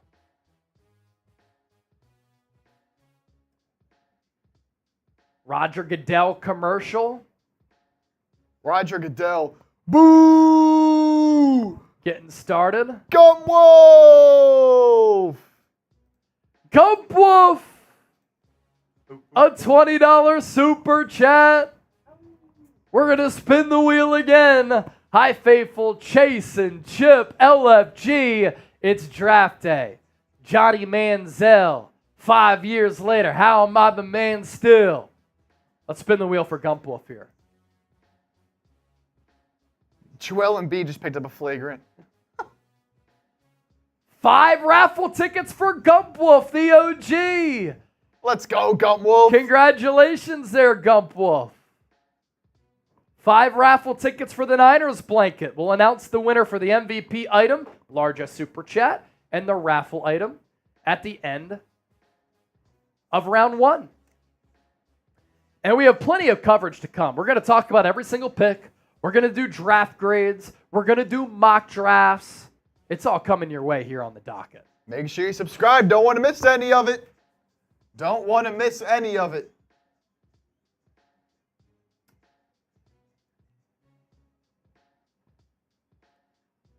Oh, and here he comes. Here comes Roger Goodell. Here comes Roger Goodell about to put the Chicago Bears on the clock. Everybody type boo. They're booing him in Detroit. Eminem is coming out as well, Detroit's own.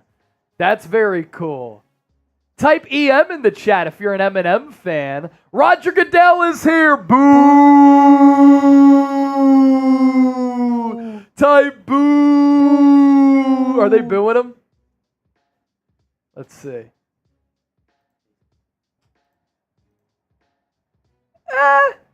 It's a mix. It's a mix of boos and cheers in they're Detroit cheering for for Roger Eminem. Goodell. I think they're cheering for Eminem. It was Roger's tactic. Definitely cheering for Eminem, who's got the big Lions print on his hoodie. Yeah, he knew. Let me bring out Eminem so that all Detroit won't boo me. Jorge Moreno is a First time super chatter. Let's ring the bell there for Jorge. Just bought my newborn son an Eagles suit. Hi from Panama, Central America, raising Eagles community from far away. That is very cool to see. And thank you so much for tuning in all the way over from Central America, Panama. And then Rafael Del Rio with the $5 super chat. The crew should take a shot for the Niner gang and bless us for the draft. Can you go get us some type of bottle of liquor? Fireball. Tequila would be awesome. Fireball works. What? Yeah, let's get a shot of tequila. All right. Let's get a shot of tequila to kick off the And draft time here. for Knicks. And Detroit bringing out Jared Goff. They're bringing out Barry Sanders. They're really going full Detroit here.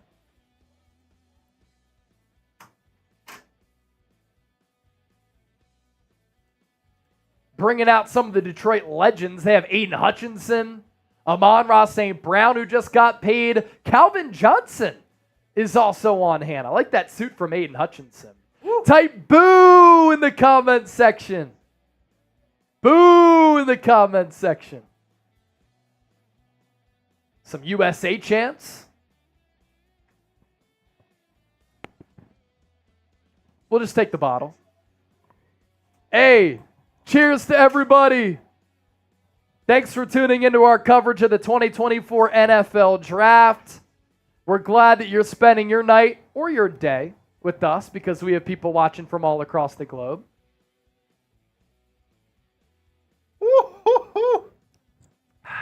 Cheers. We love you all. Barry Sanders taking the microphone as well, saying this is how we do it in Detroit. Continue to type boo in the comment section. Kelly Knock with the 10. Kelly Knock, $10 super chat. Thank you, Kelly. She said, I'm so excited for the draft. That's another raffle ticket for Kelly for the blanket. Here come the boos for Roger Goodell. You can always tell kind of bothers him a little bit. You could see it in his eyes. Yeah, he tries to play into it, but... Yep.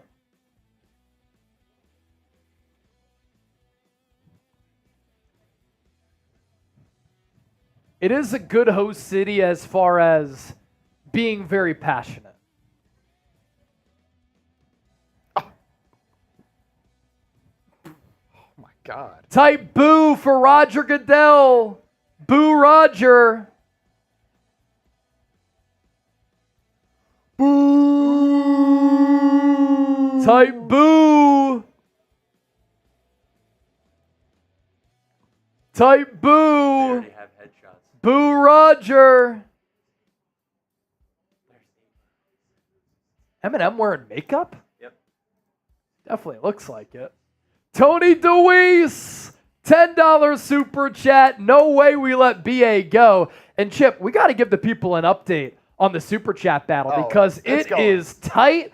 It is dramatic. It is a windy road. And ladies and gentlemen, the Chicago Bears are on the clock. 10 minutes to make their selection. Let's go.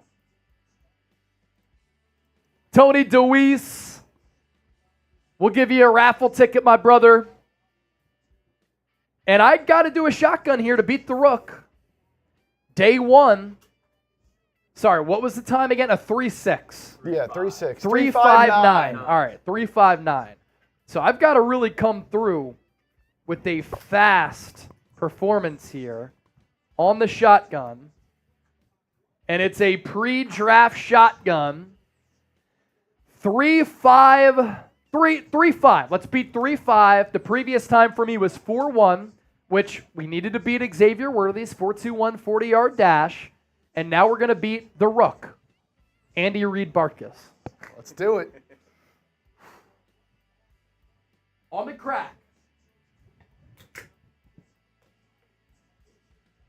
Oh my goodness. I think I'm getting fired. Kelly Knox, come on, vet. 2-9-2. 9-2. A sub-3. Sub-3. And that's why he's the GOAT. Woo! NFL draft is here. Let's party. Let's party. Zico, that one was for you as well. And you look at our Super Chat battle, a great run right now. And the largest individual Super Chat on both channels. Number to beat on Niners, $100. Number to beat on Eagles is $50. We're giving away these helmets. But if you send in Super Chats, you will also be in the running to win something as a consolation prize. We have an Eagles Super Bowl blanket. We have a Niners Super Bowl blanket as well. 5 rings for the Niners, 1 for Philadelphia. Those are our raffle items for night 1, but we also have giveaways for day 2 and day 3 as well. 7 minutes to go until the Chicago Bears make their pick. The presumptive number 1 overall selection is going to be Caleb Williams, and Caleb Williams just got a call. Is that the call from Ryan Poles, the Bears general manager, that he is going to be their guy?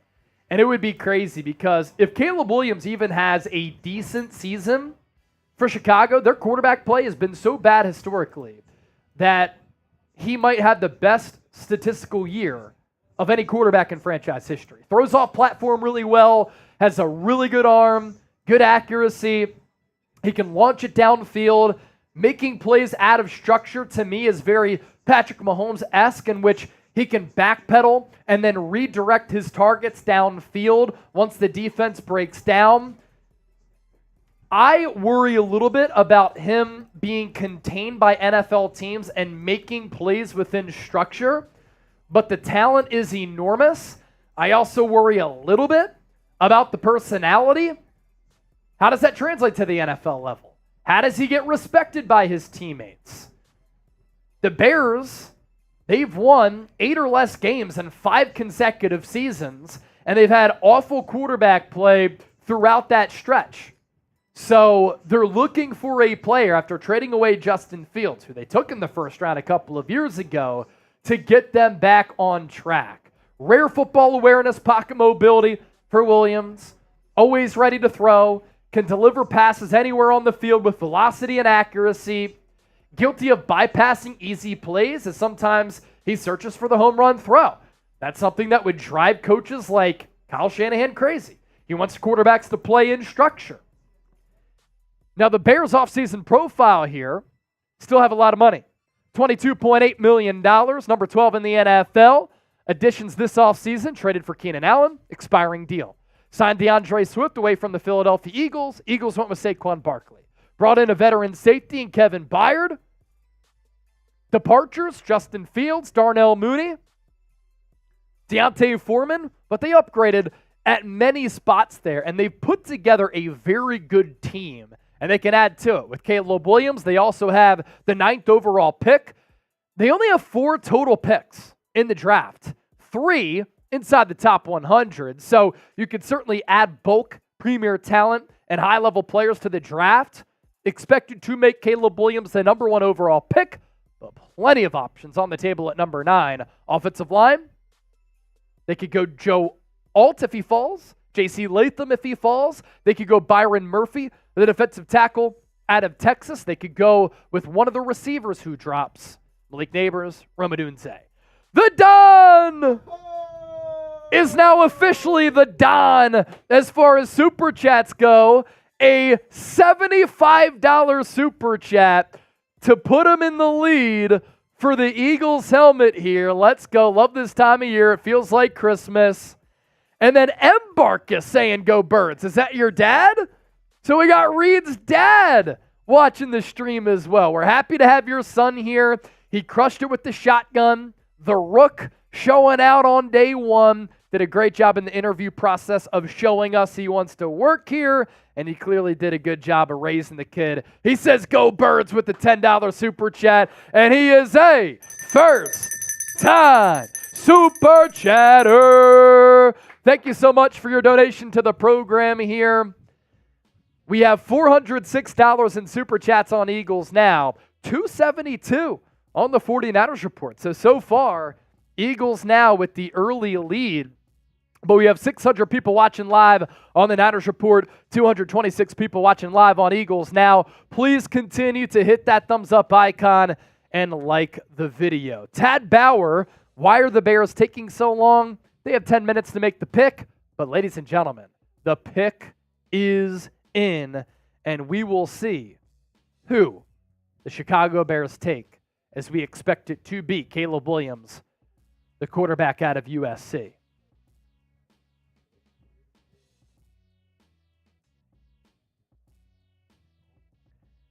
Roger Goodell taken to the podium.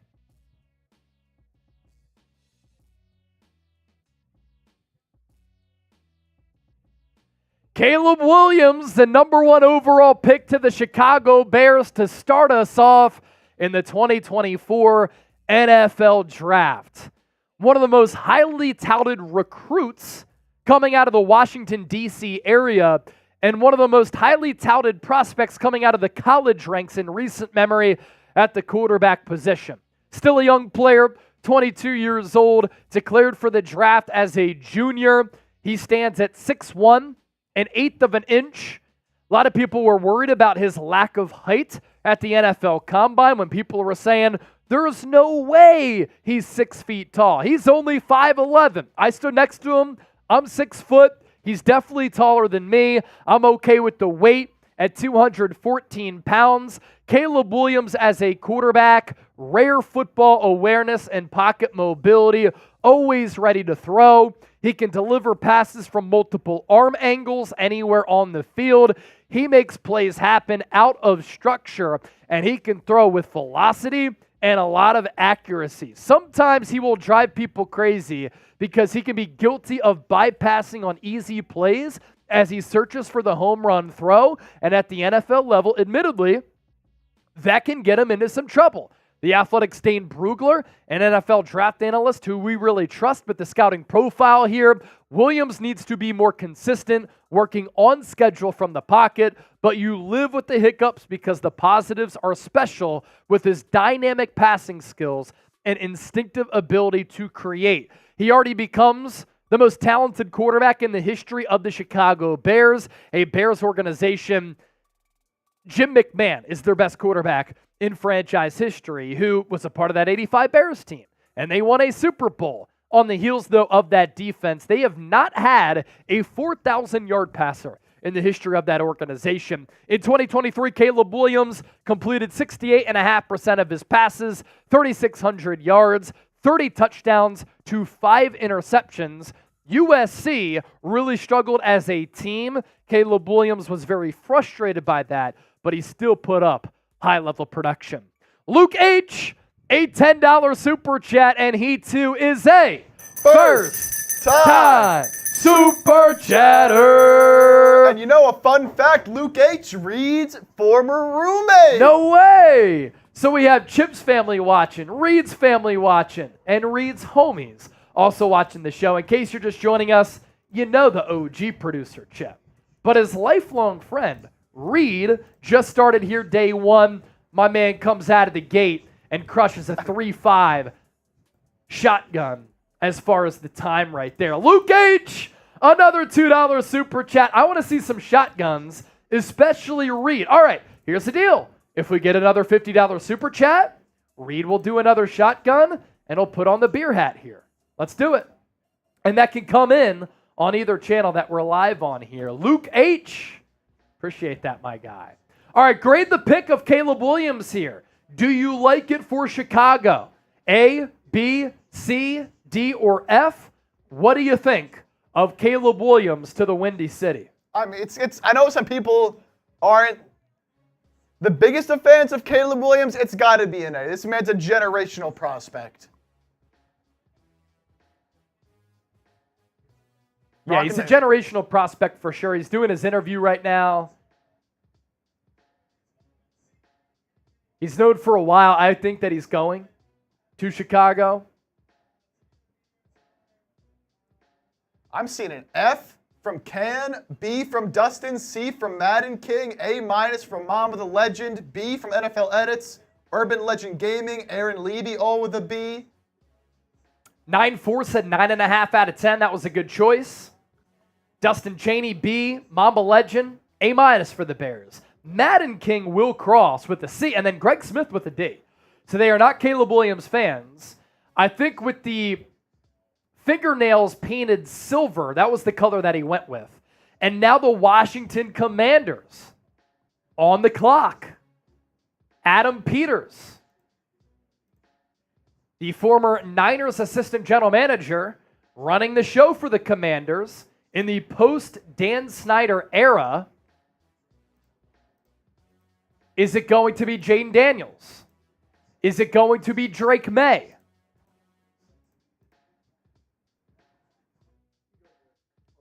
Dan Quinn wants to find his Matt Ryan. The Commanders' offseason profile. Commanders have spent a lot of money this offseason, but they're short-term deals and they're cheap contracts for a bevy of players. They still have the second most cap space in the National Football League at $43.4 million. So fiscally, Washington has been very responsible. Freddie LaVue, Bobby Wagner, Tyler Biadasz, Dorrance Armstrong, Austin Eckler, a couple of the splash moves there for Washington. They traded away Sam Howell, lost Curtis Samuel to the Bills. Kendall Fuller, good corner, is gone. Antonio Gibson, Cam Curl going elsewhere. Their draft needs, it starts at quarterback. Their offensive line over the last couple of years has also been absolutely atrocious. They could use an edge rusher as well as a wide receiver. They hold the number 2 overall pick as they are on the clock with the pick in. The Commanders, 9 total picks. And as far as the draft pick value chart goes, arguably the best in the NFL, even better than Chicago, because Chicago has 4 picks in the entire NFL draft. The Commanders have 9 total picks, but 6 inside the top 100. As far as their rebuilding efforts go, this is a massive draft for the Commanders here. Rumors aplenty over the last couple of months surrounding which quarterback they're going to go with at number 2, and we are about to find out here on night 1 of the 2024 NFL Draft. Will it be Jaden Daniels? Will it be Drake May? We are hearing it is going to be Jaden Daniels, who plays like Deshaun Watson and Jalen Hurts as a combination for me. Now, the pick has not been announced, but we here at Chat Sports are hearing it is indeed going to be the Heisman Trophy winner, Jaden Daniels out of LSU. And Roger Goodell is about to take the podium here.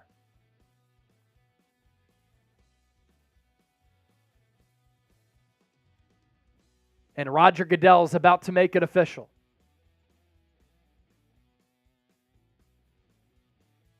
The Commanders do go with Jaden Daniels. There was some chatter that with Washington bringing in a bunch of quarterbacks during the same pre-draft visit, that Daniels and his agent didn't like that.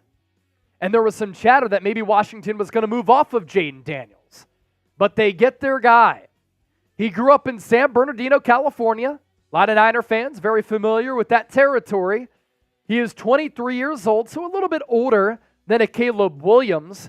Does have more size than Caleb Williams as far as height.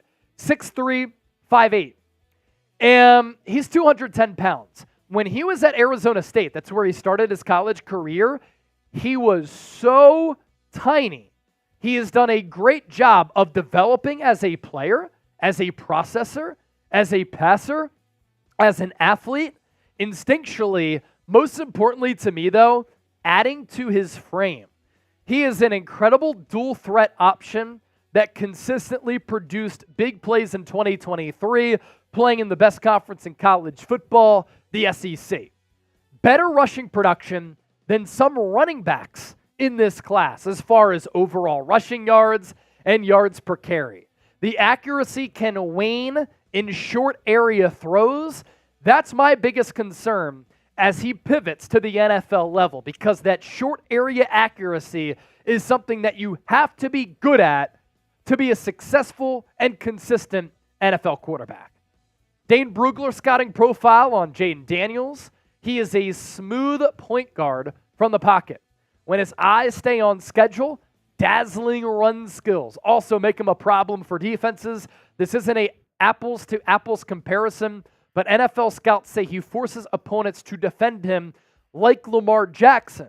And I think early on, he's going to go off his first read and he's going to look to run like Lamar. But as we've seen with Lamar, now a 2-time MVP, who's to say that Jaden Daniels can't develop?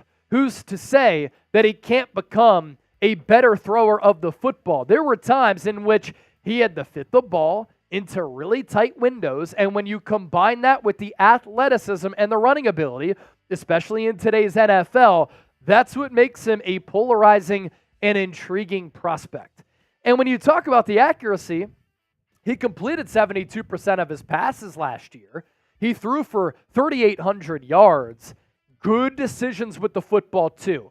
40 touchdowns and 4 picks. Again, my concern initially is that he can go off his first read, he can take off and run it a little bit too quickly. But as the NFL game starts to slow down a little bit, you'll see him start to grasp the NFL style and the speed of the game.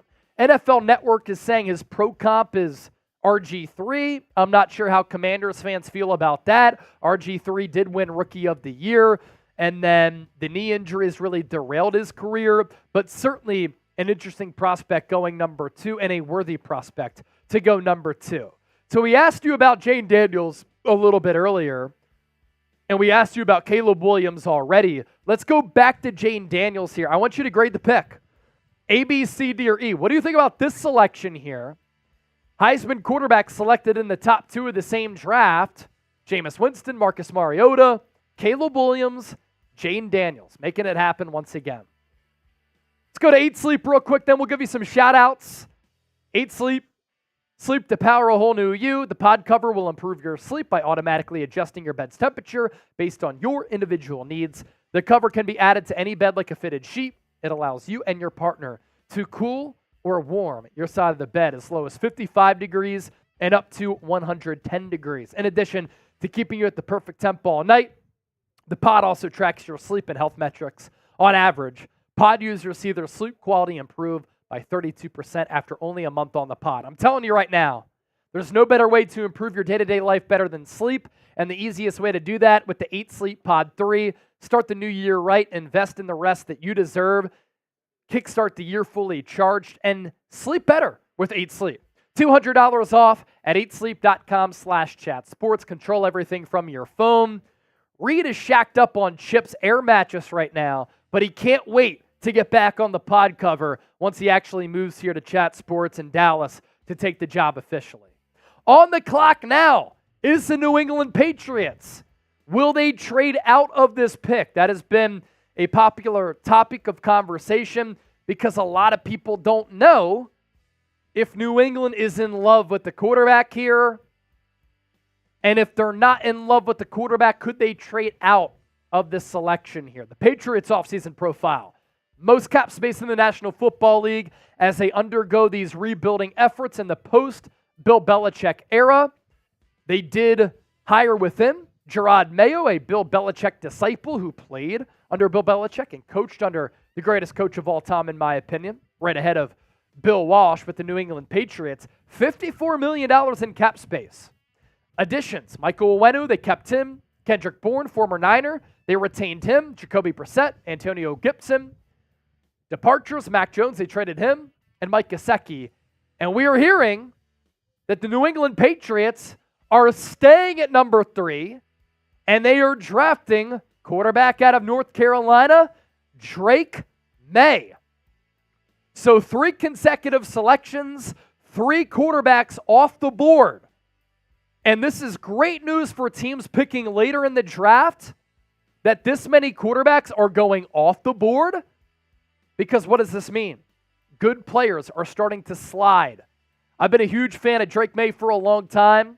I think I was ahead of the game 2 years ago when I was saying, man, Drake May, with the size, with the arm profile, with the ability, with the potential, it's certainly there. 6'4", nearly 240 pounds.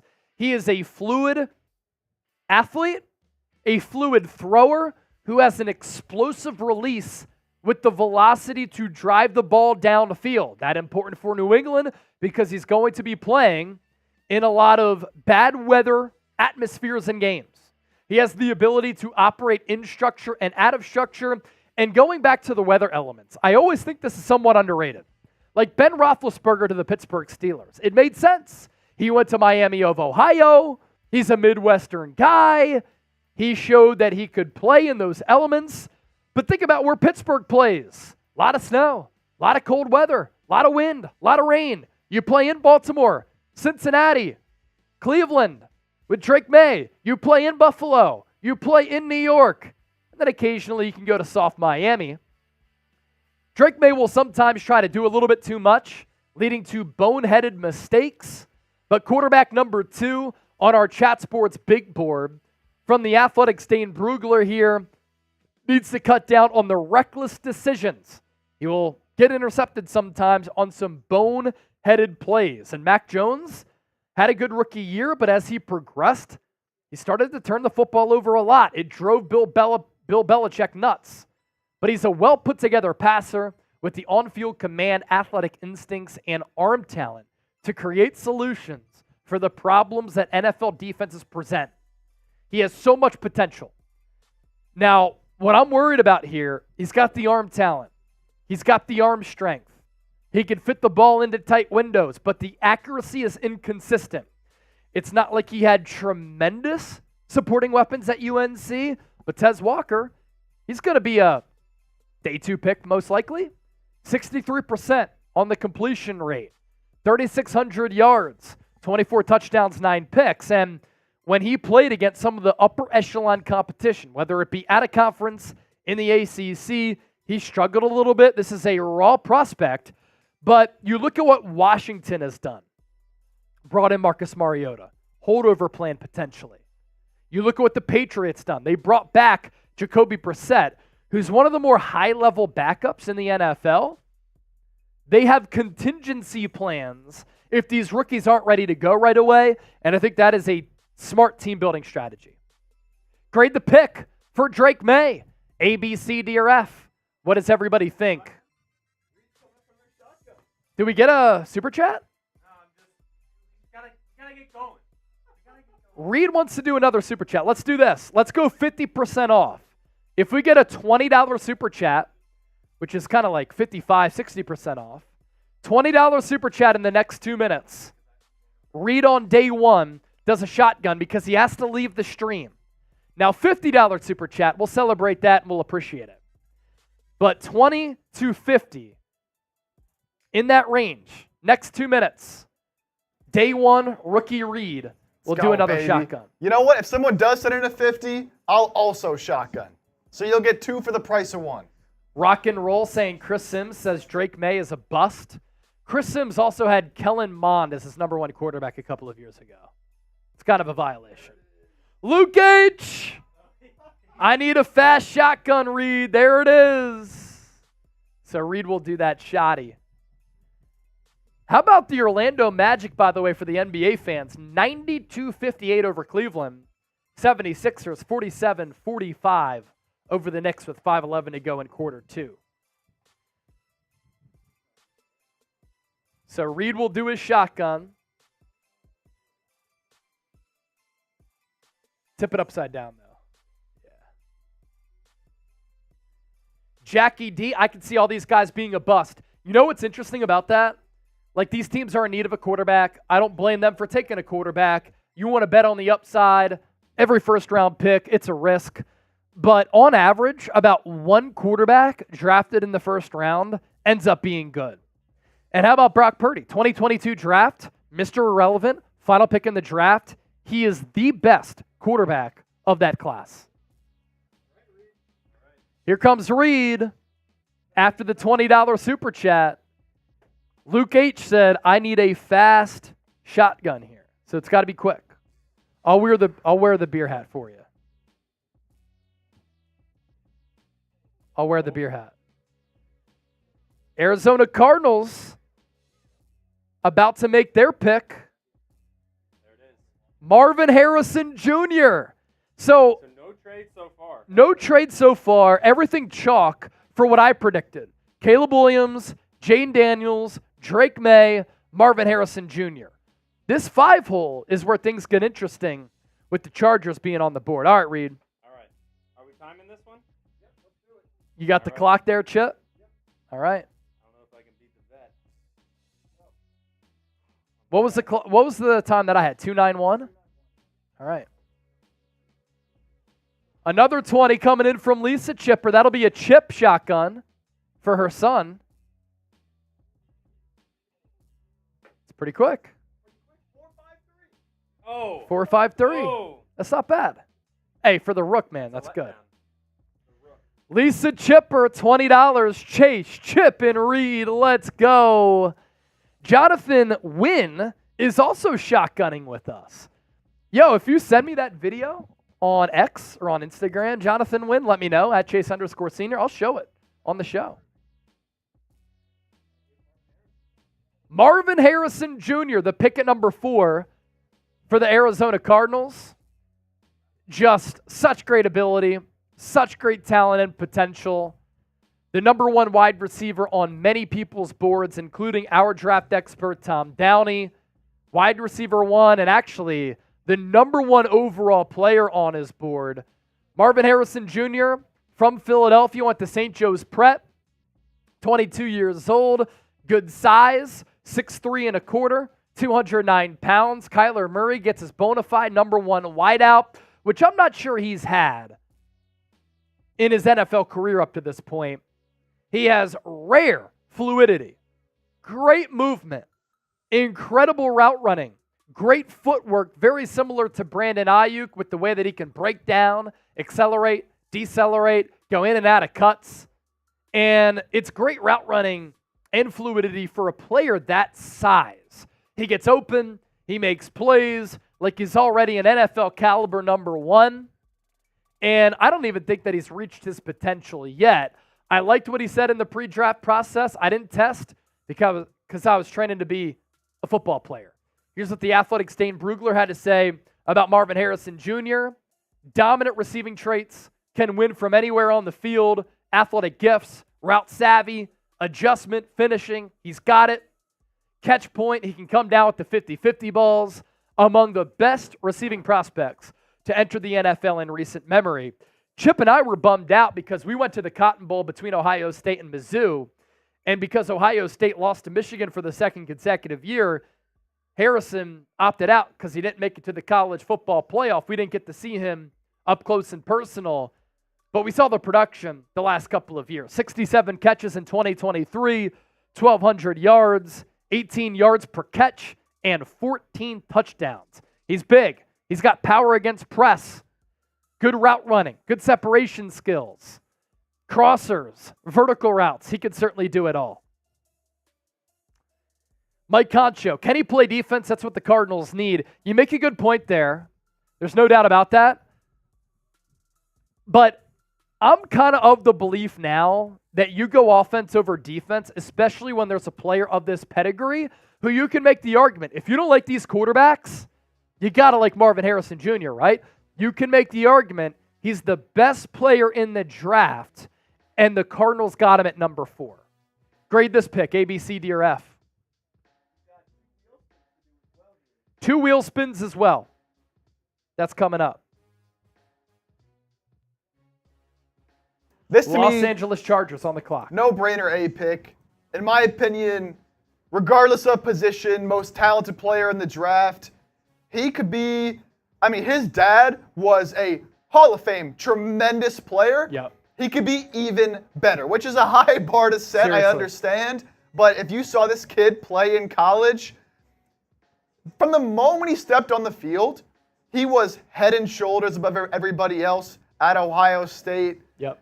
He's going to be a problem for years to come in Arizona. Even when Jackson Smith and Jigba went crazy in the Rose Bowl a couple of years ago, people were still saying, MHJ, he's that guy.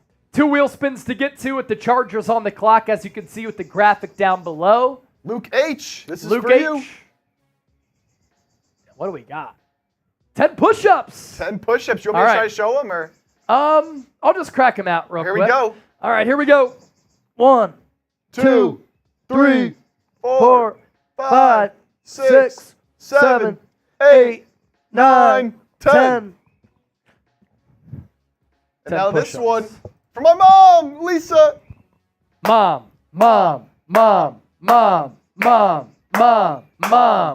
Sub shot clock. I love it here. So how many subscribers can we pick up here over the next minute? How many subs can we pick up over the next minute? We're going to start the clock right now. And on the 49ers report, we currently have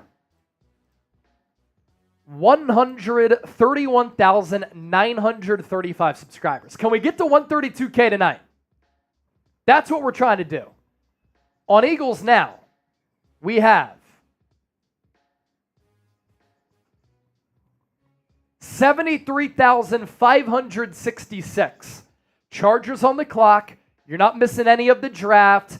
How many new subscribers can we pick up here on both shows? Hit that sub button right now.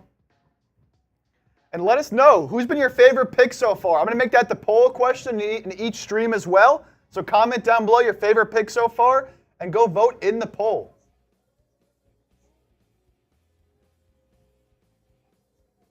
The results of our last poll, by the way, on Niners. Will Brandon Ayuk get traded tonight? 1.6K votes. 61% saying no. 30 seconds in. Hit that sub button. How many subs can we pick up? year-round coverage, videos every single day. You don't want to miss what we cook up here at Chat Sports.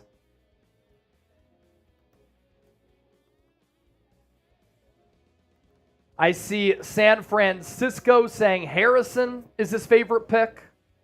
Kyler Murray has had DeAndre Hopkins at the time. He was the number one wide receiver. But just not the same guy that he was with the Houston Texans. That's what I'm saying. I'm saying Marvin Harrison Jr. is by far the most talented wide receiver that Kyler Murray has had. That's what I'm saying. So 3 QBs, 1 receiver so far, all offense, as expected.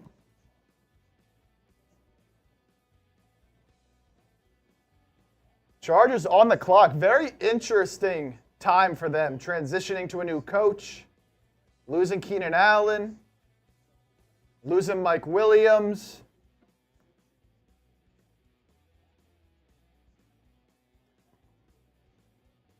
A lot of Marvin Harrison so far. Yep. And I get it. Like, a lot of people think that he's the best player in this draft class. So to get that value at number 4, I can see why Marvin Harrison Jr. is the favorite selection. All right, let's see how many subscribers we picked up. We were at 131,935 on the Niners Report. We picked up 10 subscribers there. And then on Eagles Now, we just picked up 8 new subscribers. So hit that sub button for year-round coverage. And thank you so much for supporting the program here. Beer cheers for all the new subs.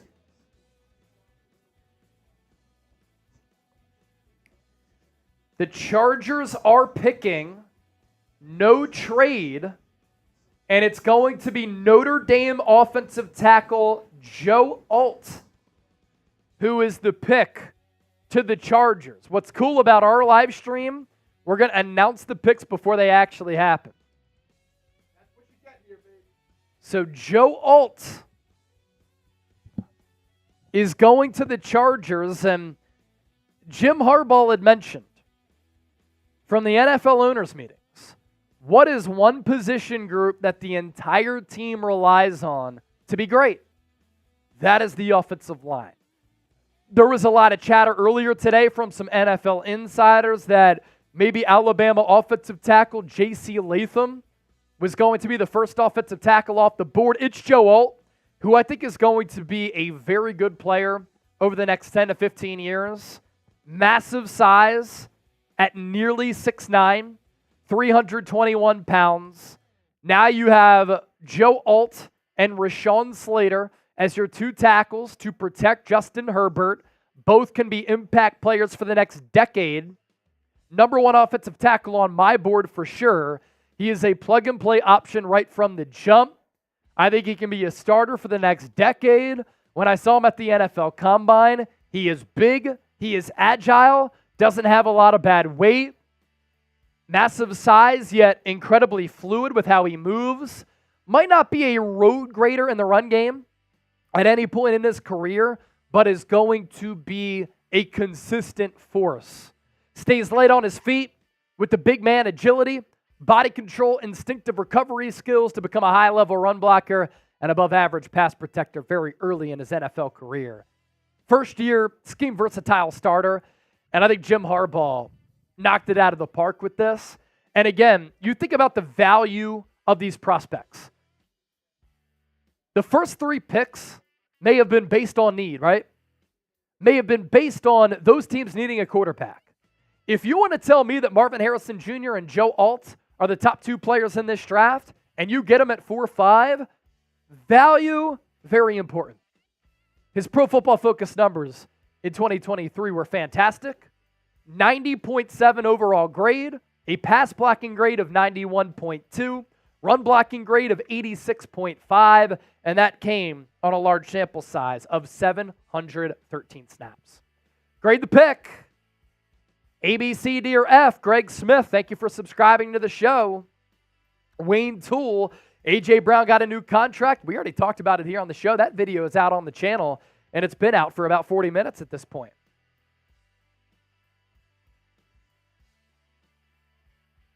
So now the Giants in a very interesting spot here. There was a report that came out earlier that the Giants and the Vikings both tried very diligently right before the Patriots pick to move up to 3, but were unable to get a deal done. So clearly both teams looking for a quarterback. Could the Giants now go with J.J. McCarthy? Interesting. They clearly want a quarterback. We will see. Yeah, the Giants really, really like Drake May. But he's off the board. He went to New England.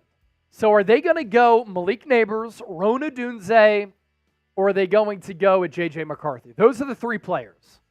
Malik Neighbors, Rona Dunze, J.J. McCarthy. Did the Minnesota Vikings try to take this pick from the Giants and trade up again? Very busy offseason for the Giants. Obviously bringing in Brian Burns in that big trade, paying him a ton of money.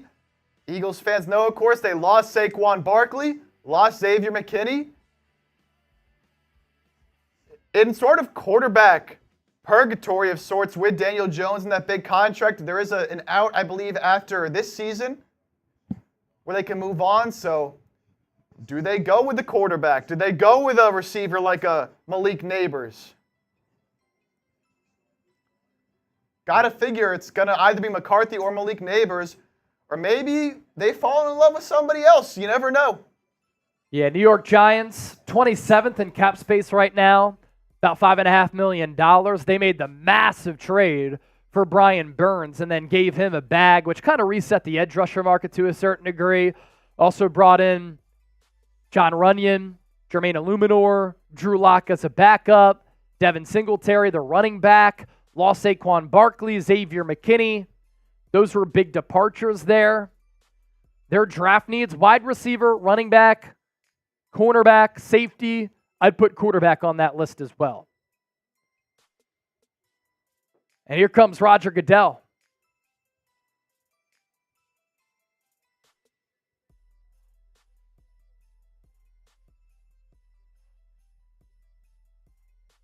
Malik Neighbors, wide receiver out of LSU to New York.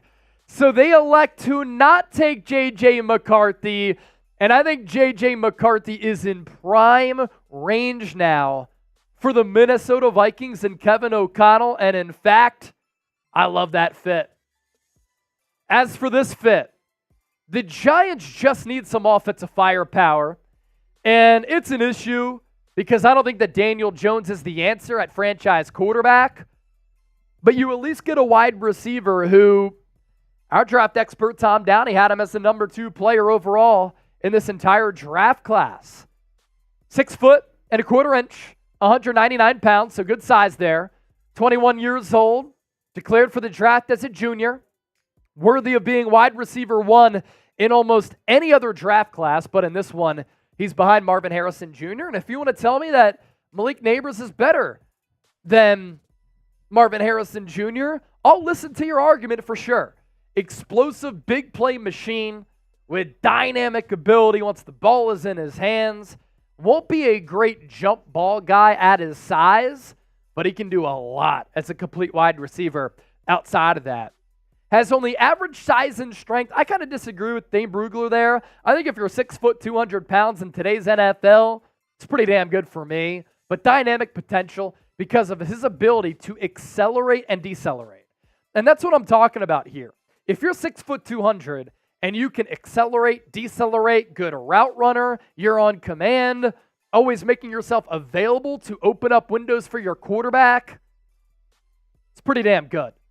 His numbers this past year, very, very good for the Heisman Trophy winning Jayden Daniels, who went number 2 to the Washington Commanders if you're just joining our draft coverage here. 89 grabs is ridiculous production at the college level because you're playing fewer games. Nearly 1,600 yards, 18 yards per catch, and 14 touchdowns for Malik Neighbors in 2023. So what do people think about this? Neighbors to the Giants. We are 6 picks in so far. And let's recap everything. As expected, Caleb Williams, number 1 of the Chicago Bears. They get the most gifted quarterback they've ever had in franchise history. That was chalk. I thought Jane Daniels to the Commanders was also chalk at number 2. I thought Drake May to the Patriots, chalk at number 3. These 3 teams need quarterbacks. You can say that there are other players in this draft class who are better, certainly. But they needed quarterbacks, and that's why quarterbacks went off the board 1, 2, 3. Marvin Harrison Jr. to the Arizona Cardinals. Kyler Murray gets his most gifted wide receiver and best wide receiver he's had since being in the desert. And then you have Joe Alt, offensive tackle out of Notre Dame, going to Jim Harbaugh and the Chargers, or as Arnold Schwarzenegger would say, the Chargers. And then Malik Neighbors, wide receiver out of LSU, to the Giants here at number 6 overall. We could show the upcoming draft order. Actually, we have it right here. Atlanta Falcons, Chicago Bears again, New York Jets, Minnesota. The next 4 teams on the board for the first round. Here's our Super Chat menu. The Philadelphia Eagles on the board at number 22. 49ers, number 31 overall. We're live on Eagles Now and on the 49ers Report. And right now, Philadelphia Eagles now kicking the ass of the Niners Report as far as our Super Chat battle, 458 to 272. Here's our Super Chat menu. If you send in a first-time Super Chat, we ring the draft bell. You know how the draft bell, do-do-do-do, do-do-do-do-do. We have our own draft bell. It's right here. $10 gets you a raffle ticket for a Super Bowl champion blanket for the Niners and the Eagles. 2 different blankets, obviously. $20, we'll spin the roulette wheel. $50, you can make us drink. Every $1,000 that we get, we are doing a beer boot. Which channel? We'll get to 1,000 first. Almost halfway there on Eagles Now. A lot of room to go on the 49ers Report. If somebody sends in a $50 Super Chat on the Niners Report, I'm shotgunning. But you have to do it by the time the Titans make their pick. They're currently on the clock. Another former Niners front office member leading the front office in Rand Carthon for Tennessee now. The Titans, number 4 in cap space, $30.84 million. Their additions this offseason signed Calvin Ridley, monster deal that surprised a lot of people. Poached away Tony Pollard from the fraudulent Dallas Cowboys. Traded for L'Jarius Sneed. Chidobe Awuzie, the cornerback, they brought him in as well. Lost Azeez Al-Shire, franchise legend Derrick Henry, whose number will be retired at some point when his career is all said and done. Sean Murphy-Bunting, D'Amico Autry, other players of note departing Nashville. 7th overall pick as they're on the clock right now. They have 8 total picks in the draft.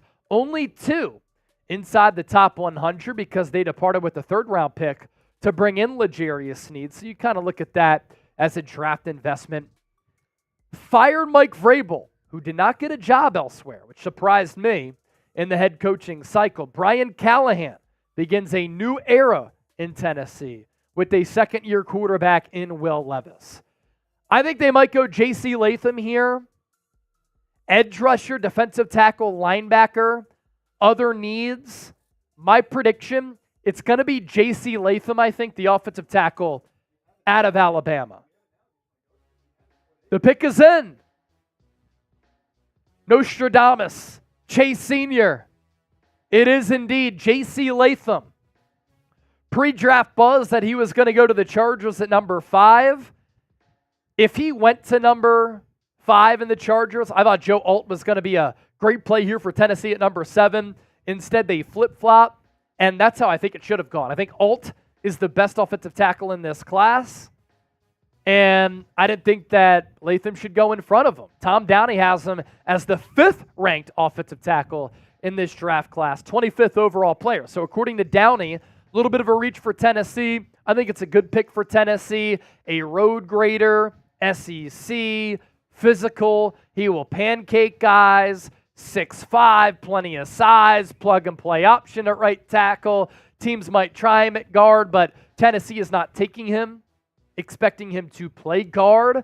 Impressive power to go along with massive length and hand size. little bit slow-footed, can be too aggressive at times, and because of that, he over-pursues. Athletics Dane Brugler on Latham needs to clean up his inconsistent yet fixable habits, but he offers elite play strength, functional football movements to stay square and overmatch his opponent. His Pro Football Focus grades playing for Alabama in the SEC, also very, very good. Overall grade of 81.9, pass blocking grade of 81.7, run blocking grade of 79.6, that coming on a large workload, more than Joe Alt, 874 snaps. Grade the pick here of J.C. Latham. And now with the Falcons on the clock, could we see the first defensive player off the board? Have yet to see one. The Falcons certainly could use some edge rush help. Could we see Dallas Turner? Could we see Laiatu Latu? Falcons at one point in time were a potential quarterback destination in the draft. Of course, they went out and got Kirk Cousins. Another interesting scenario here for the Falcons, which a lot of people have been talking about. Could they trade down with a team like the Jags or a team like the Vikings, maybe looking up to get J.J. McCarthy, because the Falcons are in trouble of possibly losing their first-round pick next year because of tampering violations with Kirk Cousins? So if they do end up losing that first-round pick, could they trade down, still pick up a premier defensive talent, and then recoup an extra first-round pick in next year's draft as some insurance in case they lose their first-round pick? This way they know that they have a first-round pick no matter what in next year's draft if they do lose their own first-round pick. Very interesting to see here. All right, so I've predicted every pick so far.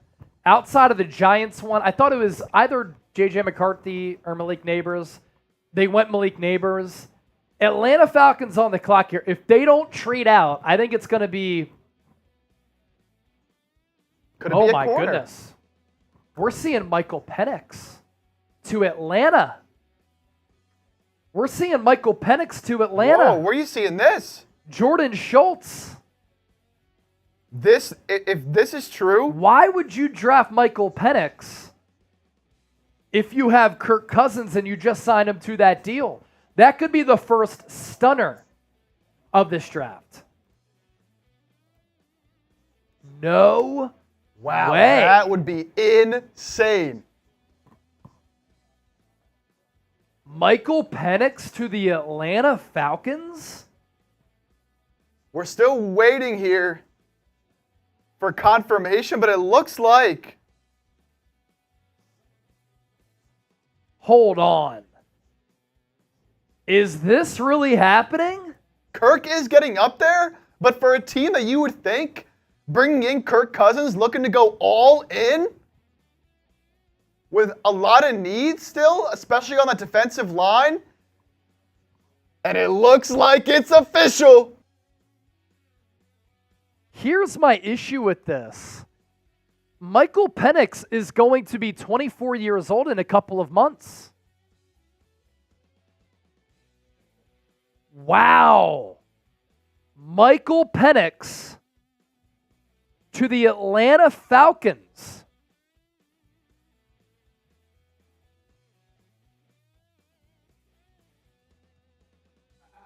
Wow. A draft stunner. And it's our first draft stunner. Michael Penix to the Falcons at 8 overall after they just gave a bag to Kirk Cousins.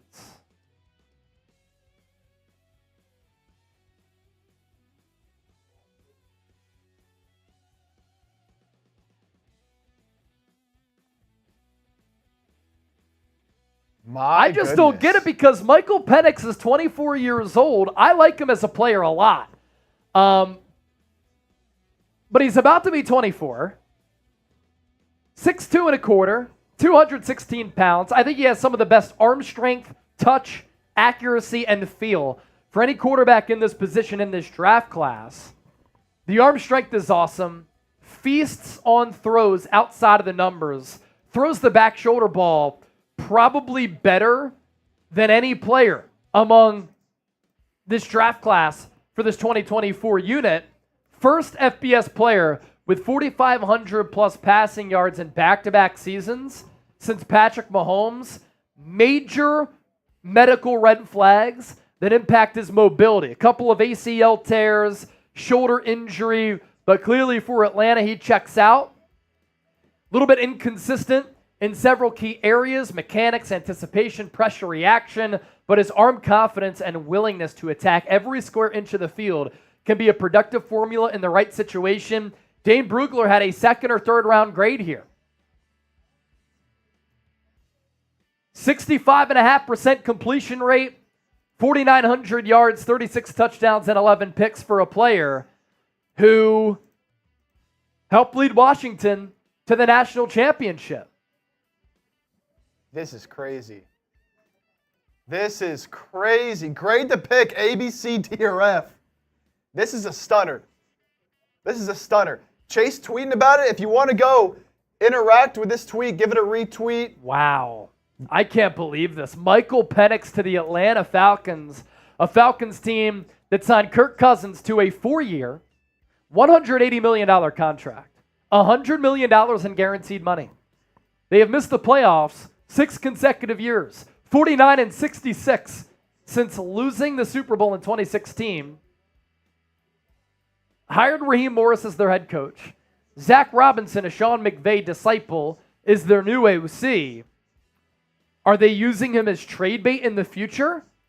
Because why are you giving Kirk Cousins $100 million in guaranteed money while also signing a 24-year-old rookie? Wow. You know what also doesn't make sense to me? You get Kirk Cousins, who's coming off that Achilles injury, and then you draft another quarterback who also has major injury concerns. It's official. I can't believe it. Michael Penix Jr. to Atlanta. A top 10 pick. And that's going to shake up the draft board here. He goes before J.J. McCarthy. Yeah. And could Bo Nix still go in the first round as well? Man.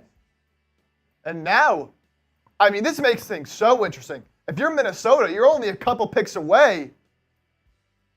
Do you trade up? Does someone like the Raiders look to be aggressive here to trade up for J.J. McCarthy? We could see some movement here. We could see some movement here. Most offensive players selected in a row at the beginning of a draft ever. The previous high was 7 back in 2021. Insane. Now, only the first 2 years of Kirk Cousins' contract are guaranteed.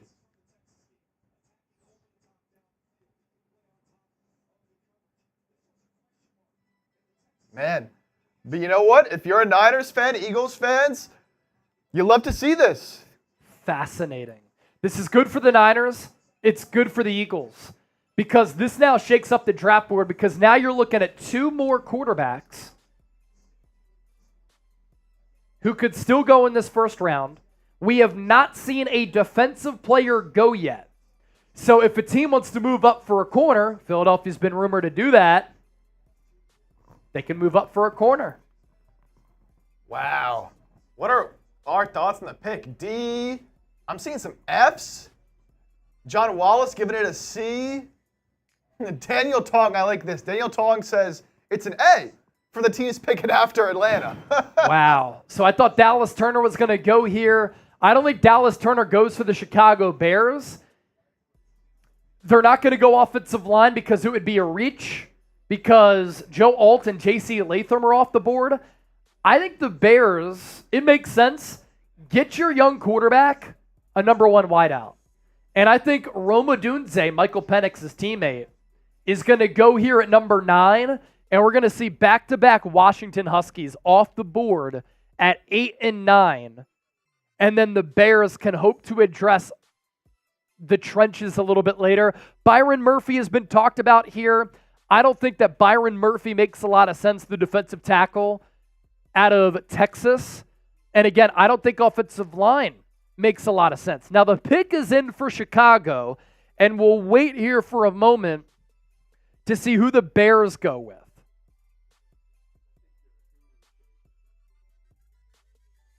And we're hearing, and the pick is in, and I'm right, it's Rome Odunze, the wide receiver out of Washington.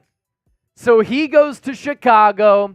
He pairs up with Caleb Williams. And I said this the night that the Bears made the trade for Keenan Allen.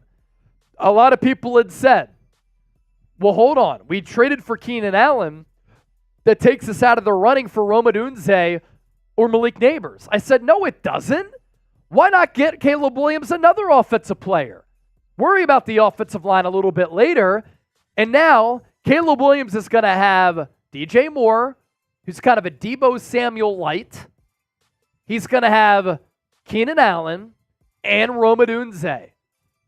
Odunze, good build, moves well for his size, high character. I interviewed him at the National Championship and at the NFL Combine. I was blown away by how polite, nice, and patient he was. I like his size, good build, moves well for that size. He is a contested catch machine due to his ability to track the ball and play well in traffic. Keenan Allen on an expiring deal. Rome Odunze has some Keenan Allen qualities because he can go up and get it. He can be a little bit heavy coming out of his breaks, but he tested very, very well in the pre-draft process.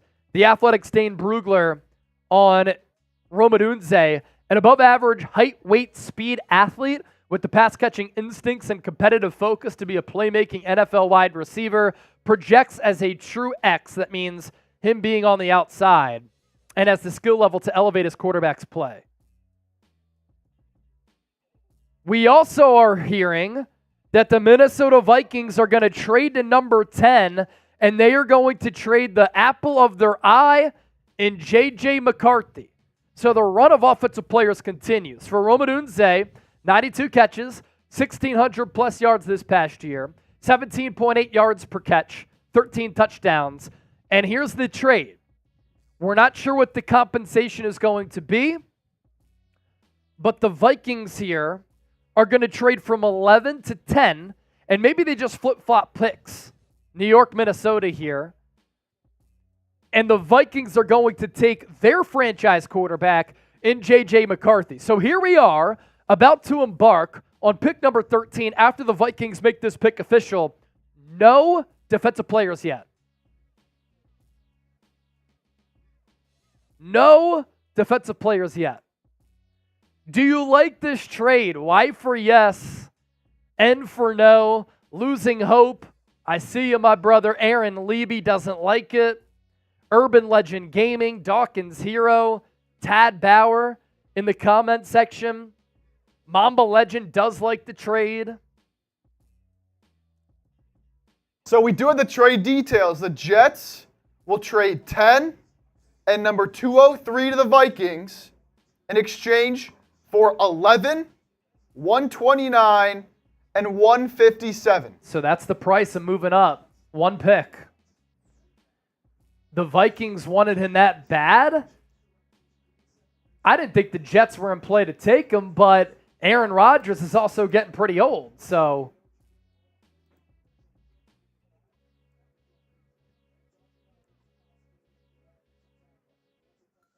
Thanks, everybody, for being here with us.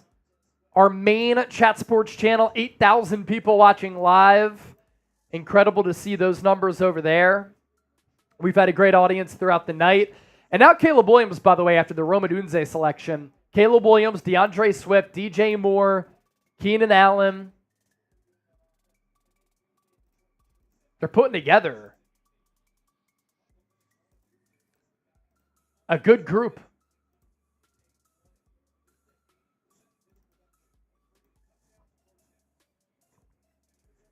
The thing with the Odunze, too, open downfield consistently, and a large bulk of his catches went for first downs.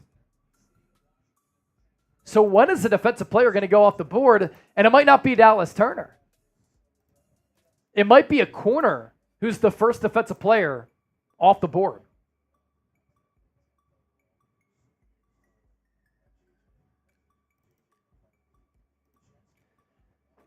J.J. McCarthy, to me, is extremely raw. I thought he should have gone back to Michigan. When I was at the national championship, I was watching how that game was flowing, how Jim Harbaugh called it. They didn't really have trust in J.J. McCarthy to drop back and make consistent throws. They relied on that offensive line in their run game and then occasional throws from J.J. McCarthy. But McCarthy is a raw player. Now teaming up with Kevin O'Connell is a match that I like. It's official. Vikings receive, if we can go back to those trade details here. Vikings receiving 10. They move up one spot. They get a 6th-round pick as well. And then the Jets, they move back only one spot, yet they still pick up a 4th-rounder and a 5th-rounder. So there's been chatter. The Vikings really like J.J. McCarthy. They like him enough to move up one spot, and they part ways with the 4th-rounder and a 5th-rounder. McCarthy, an excellent win-loss record at Michigan, capped off by a national title under Jim Harbaugh this past year. 6'2.5", 219 pounds, great arm strength with a quick release, can fit the ball into tight spaces. He can make plays happen with his legs. You want to run a little RPO, he's certainly capable of that. The Vikings move off of Kirk Cousins. He gets $100 million guaranteed from Atlanta, and now they reset here, and Sam Darnold could be the bridge to J.J. McCarthy as the Vikings signed Darnold, the former Niner, former Panther, former Jet, to a 1-year, $10 million deal. Quality arm, showcases good accuracy, does McCarthy, has the maturity and intangibles that coaches covet at the position. And what do we mean by intangibles? Leadership qualities, him winning a lot of games, needs to add more touch to his throws because sometimes I think he just tries to zip it in there a little bit too much. Relies on the fastball. His evaluation feels incomplete. I thought he should have gone back to school, as I said, which creates even more projection than normal. But his passing skills, pocket athleticism, mental makeup, all ascending. Teams have fallen in love with him because of that. The Vikings fall in love with him because of that. Certainly has an optimistic NFL future. You look at his numbers, and he just didn't throw the football a lot for Michigan. Great defense, great offensive line, great running backs. 22 touchdowns, 4 picks. There were rarely any games in which he had to attempt more than 30 passes. So they're getting a raw player, which is why I think they signed Sam Darnold. That was a part of the plan because they like J.J. McCarthy. The good, limited throws, but 72.3% on his completion rate. So the draft order up to this point with the New York Jets on the clock, I'm predicting Brock Bowers here, Caleb Williams, Jaden Daniels, Drake May, Marvin Harrison Jr., Joe Alt, Malik Neighbors, J.C. Latham, Michael Penix Jr., and then Romadunze, J.J. McCarthy. This is the most offensive players that have gone consecutively to start a draft in NFL history here. For everybody watching on the Eagles now, Quinion Mitchell dropping, Terrion Arnold dropping. For the Niners, some offensive linemen that they like. Troy Fuatano, Talies Fuanga dropping as well. Grade the pick of J.J. McCarthy. Chip is going to give y'all shout-outs. I'm just going to run to use the bathroom real quick because I have a feeling things are going to heat up for the draft here. I'll be right back. Grade the pick. I'm giving shout-outs. Every super chat while Chase is gone, by the way, I'm drinking. That's how we do it here. Whenever Chase leaves, producer takeover. Every super chat that comes in, I'm drinking any amount. Peter Thurman giving it a C. Aaron Levy, F-. Urban Legends a C. Cubs, 49ers, edits F. DJ D. Mike Concho says, Chip, what's up, Mike Concho? Mamba Legend, A+. So a big J.J. McCarthy fan. Greg G with a B. CL Eagle says C. Peter Thurman, what's up, man? What's up, Peter Thurman? Real one. David giving it a C. You know, I thought it was possible that the Vikings could have traded up even higher to get McCarthy. So to get him at 10, I think he's better than Penix and will be better than Penix. So to get him after Penix, certainly a good move. If we're honest, a C or a B from Koala. Peter Thurman with the with the 5. Real one, Peter Thurman. Says, let's go, Chip. Peter Thurman, cheers. Kayla Thompson, as well with the 2, says, drink up. Cheers, Kayla. Woo. Oh, they're coming in. Gump Wolf. Gump Wolf with the 5. Shots. No shots, nothing here right now, but I will give you a beer cheers. And Tanjon, do y'all drink beer all the time on here? You know, we like to have fun, especially for an event like the NFL Draft. We know a lot of people out there having a good time drinking. We like to make it a fun atmosphere, certainly. Rays says C. Cato says C. NFL edits. Where did Chase go? Chase went to the bathroom because we've been live for almost 3 hours now, and we'll be live for the remainder of this first round and the remainder of the NFL Draft, by the way, the next 3 days covering every single selection. So, you know, we had to take a quick bathroom break. What are you drinking? I'm drinking a Happy Dad. Not a sponsor, but should be. Going with the Wild Cherry. Oh, Lord, from NFL edits. Mike with a D. So I'm seeing a lot of C's and a lot of D's. Cactus with an F, so not a lot of people loving the selection. J.J. McCarthy at home with his family and friends. Pumped up to be the last selection of the top 10 here. His home in Michigan. B-Doc, Chipper and B-Doc are chugging beers at Chase_Senior's house. B-Doc, prayers up as well, B-Doc. I saw you in the chat earlier. Parents went through a car accident, totaled the car. I hope they're doing well, B-Doc. I really do. Send in my thoughts and prayers. Mamba Legend, do you think the Niners will trade with Denver for pick 12 and get Powers Johnson? I don't know if that's the player I'd be targeting if I'm the Niners and I'm trading up.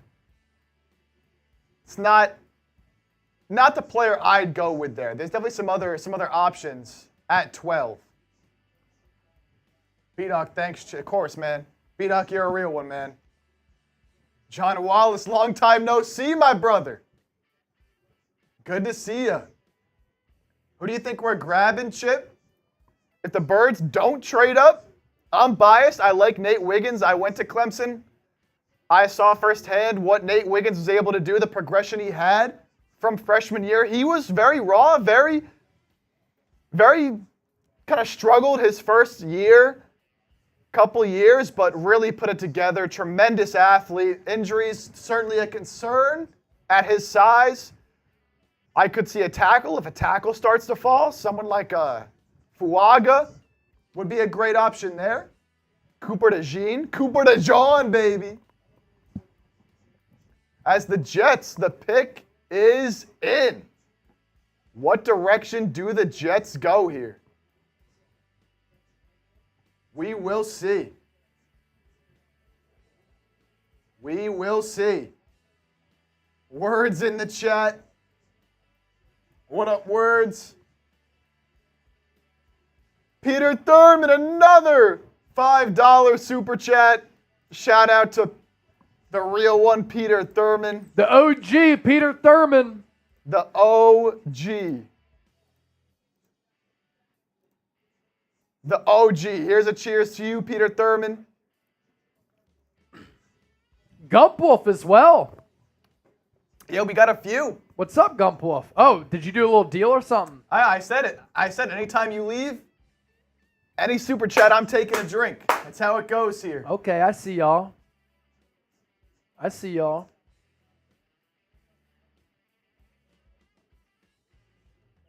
B-Doc, hope your parents are all right. I'm just catching up on the chat, man. All right, so is it going to be Brock Bowers here? That's my guess. Do you go Talius Fuaga? Do you go Troy Fuatanu? Could those be options? I'm also seeing some pro comps for J.J. McCarthy, Kirk Cousins. So Minnesota doesn't pay one Kirk Cousins to get another? I think he's got a stronger arm than Kirk.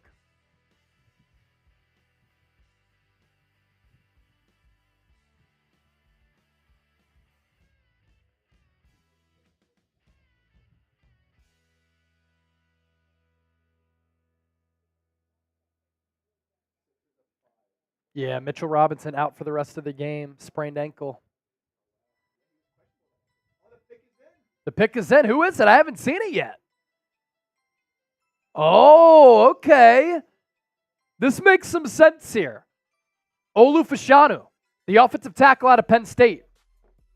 And the Jets' offensive line in recent years has been a pile of hot trash. It has been so bad. So bad to the point where they haven't been able to protect any quarterback. And it's been so bad to the point that even Zach Wilson, he was looking at ghosts, but even Aaron Rodgers, I think, would struggle behind that offensive line. And you got to protect him coming off the torn Achilles. So, Olu Fashanu, young player. He's only 21 years old. Excellent size. 6'6", 312 pounds. A lot of people think that he's the second best offensive tackle in this class. He's the third offensive tackle taken in this draft. Prototypical size, athletic ability, with great feel for blocking for a player who is so young.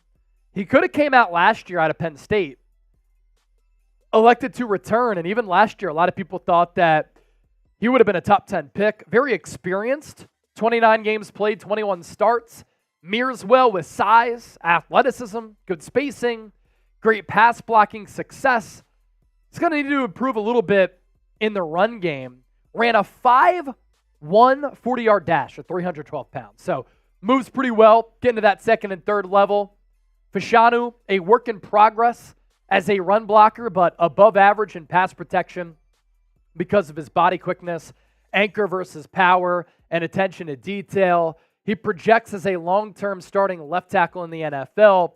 Has a lot of Pro Bowl upside, well-built frame, with that size and arm length of 34-inch arms, a wingspan of 82 5/8 inches. Kind of reminds a lot of people of Andrew Thomas. Leadership qualities, 2023 team captain, and I know Andrew Thomas has been bad for the Giants, but was really well respected in the college ranks. Overall Pro Football Focus grade, 78.8 for the Nittany Lions last year. Pass blocking grade of 88.4. Run blocking grade of 70.5 on 722 snaps. What do people think of this? A, B, C, D, or F. Do people like this pick?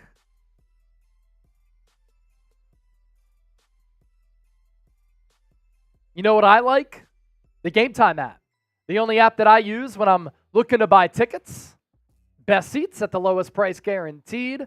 Prices drop as the event gets closer. And you can see the vantage point from your seat before you buy, so you know exactly what to expect when you arrive. Get $20 off using the code CHATSPORTS. You want to go to an NFL game later this year. You want to go to an NBA playoff game right now. Major League Baseball game this summer. College football, but also concerts, comedy shows, theater, and more. $20 off. They have these flash deals. They sell tickets right up to the start of the event or even an hour after it begins. If you're a busy guy like me, sometimes that works out well for you. Download the Game Time app. $20 off. Use the code CHATSPORTS to get $20 off at checkout. On the clock, Denver Broncos at number 12. Will they go Bo Nix? Will the Raiders at 13 go Bo Nix? I think the Raiders go offensive line or cornerback. Washington, Atlanta, Cincinnati. All the picks to come. As for the picks that have happened, in case you're just joining us, Caleb Williams, as we predicted, number 1 overall pick, quarterback out of USC to the Chicago Bears. These first 5 picks, 6 picks for me were kind of chalk. Caleb Williams, Jaden Daniels, Drake May, Marvin Harrison Jr. Joe Alt, I liked him better than Chargers than J.C. Latham. Malik Neighbors or Rome Odunze, I thought one of those 2 wide receivers was in play for the New York Giants at number 6. The Titans needed offensive line help. J.C. Latham, Olu Fashanu, I thought those were the 2 options there. The big stunner of the night, Michael Penix Jr., 8th overall pick to the Atlanta Falcons. They just signed Kirk Cousins to a deal, which gives them $100 million in guaranteed money, but it is $100 million over 2 years. If they only have Kirk Cousins for 1 year, then they go to Michael Penix after that. That is bad spending there. Doesn't make a lot of sense because it's not like Penix is a young quarterback at 21 years old. He's 24 years old. So I just don't get it here. I just don't get it. And then Rome Odunze, number 9, to the Bears. They get Caleb Williams, a number 1 wideout. J.J. McCarthy, number 10, to the Vikings. They move up 1 to take him. And then Olu Fashanu, the offensive tackle out of Penn State, protecting the blind side for Aaron Rodgers. Number 11 to the Jets. Another shocker. We still have not seen a defensive player drafted. Michael Penix, number 8 to the Falcons. Bo Nix, number 12 to the Denver Broncos. The Alabama transfer goes to Oregon, got his career on the right path. He put up some ridiculous numbers. Sean Payton has fallen in love with him. He's another older rookie at 24 years old. You had a feeling that Denver might draft a quarterback because the current QBs on that roster, Jarrett Stidham, Zach Wilson, 6'2" and an eighth, 214 pounds. Solid mobility for Bo Nix, who's always been kind of a high school and college phenom. Ability to get the ball out quickly. That's a Drew Brees type of quality that Sean Payton loves. Broke the FBS record for single season completion rate at 77%. Major progress needed in consistent processing and reading out defenses, but Sean Payton might be able to help him out in that regard. He gets in trouble when he plays loose with his technique. His eyes speed up, but he understands where to go with the football, and his scrambling can give defenses fits, has the tools to become a middle-of-the-road starter. That just sounds, as far as the plus qualities, like a Sean Payton type of player. The FBS record, 77% completion rate, impressive. I think he has trouble sometimes with the processing stuff, but layering balls to that second and third window, threw for 45 touchdowns, 3 picks. So the decisions there, pretty damn good, and the accuracy certainly helped him. 4,500 plus yards. Another stunner. And again, we're about to be at pick number 13. Not a single defensive player taken so far. And now the Raiders on the clock. Certainly were hoping to land a quarterback. All the quarterbacks are gone. They're not going to go quarterback here. Do they go with a corner? Do we see the first defensive player off the board? Do they go with a tackle? We'll see, but let us know your thoughts on this pick, A, B, C, D, or F. So this is what I was talking about, and I mentioned this in the pre-draft process a lot. I had said all these quarterbacks could go in the first round. The obvious ones, Caleb Williams, Drake May, Jane Daniels. You had Michael Penix go top 10. You had J.J. McCarthy go at number 10, and then Bo Nix. All these quarterbacks going is great news for San Francisco and Philadelphia. Good players are dropping, and now good players are within range to trade up for, especially on the defensive side of the football. Wow.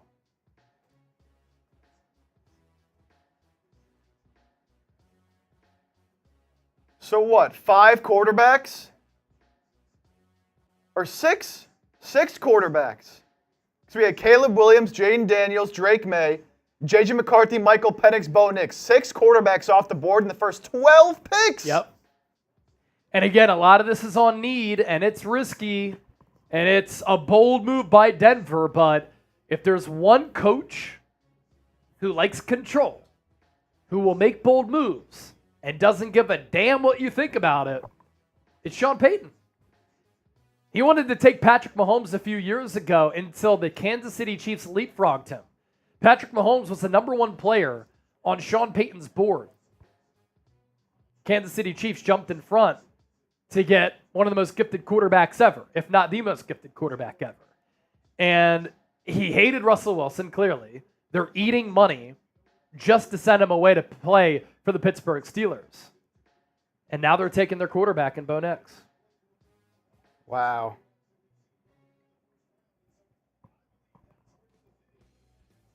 Wow. The Las Vegas Raiders are taking Brock Bowers. This coming after they drafted Michael Mayer. So they clearly went best player available here because they drafted Michael Mayer with the 35th overall pick last year.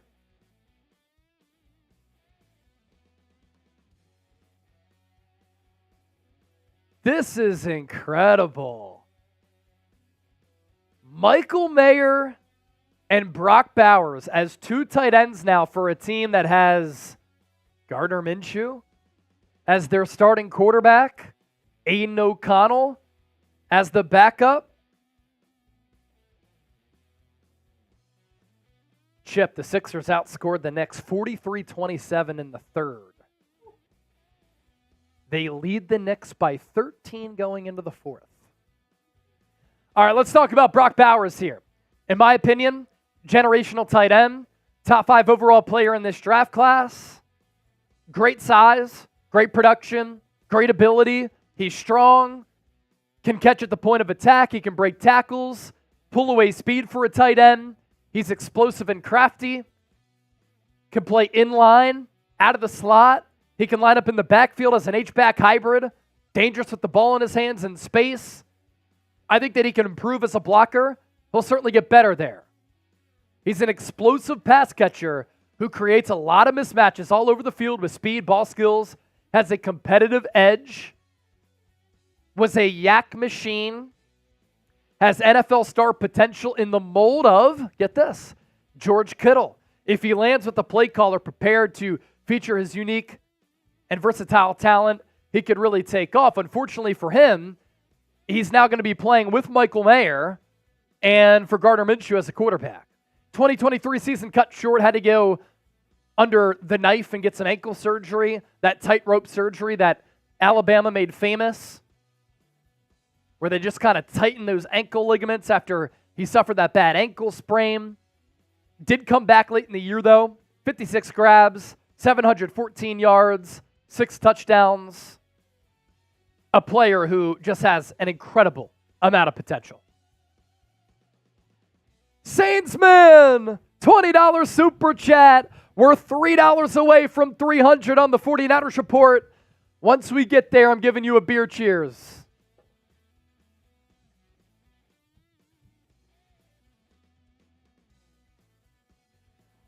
Shout out Saintsman, baby. That'll get you in the raffle. Saintsman. We also got to spin that wheel for you, my brother. Yes, sir. In case you're just joining us, a couple of great giveaways. We're live on the 49ers report. We're live on Eagles Now. The number to beat to win this Niners helmet on the 49ers report, $100. The number to beat on Eagles Now for this Eagles helmet, $75.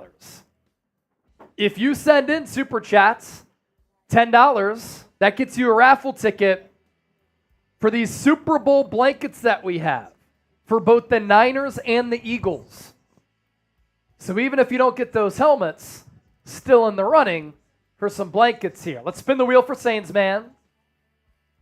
Here we go. And it's gonna be another 10 push-ups.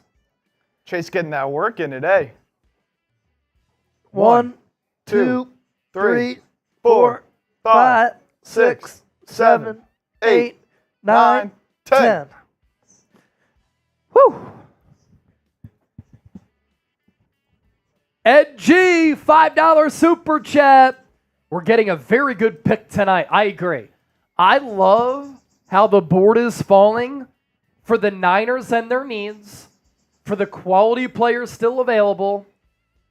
And then you're looking at an Eagles team, too. For those of you watching on Eagles Now, they could trade up. and they can get a player that they really covet. And if you're just joining us again, no defensive players taken through 13 picks. I think this is part of a larger conversation here that this is a clear shift in philosophy for NFL teams. They are valuing offense over defense. Yo-Yo Rat, I don't think the Eagles will trade up. They might not need to. They might get a player who they love at 22 overall. Talius Fuanga, Troy Fuatanu, Quinion Mitchell, Terrion Arnold, Cooper DeJean. I mean, we're going to number 14 here. The Saints are desperate for offensive line help. They need an offensive tackle. So I think one of the good offensive tackles goes to New Orleans here. But what about an Amarius Mims? What about a Tyler Guyton? Dallas Turner is still on the board. Crazy. At edge. Crazy. When's the raffle? End of today or the draft? End of today. We have raffle items and Super Chat MVP items for every day of the draft. We'll be live every round, every pick, next 3 days. Yep. You want those blankets, you get them in today.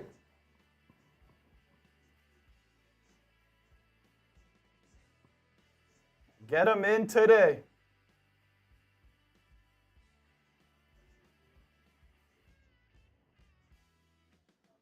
We're up to 434 likes on Niners, 265 likes on Eagles.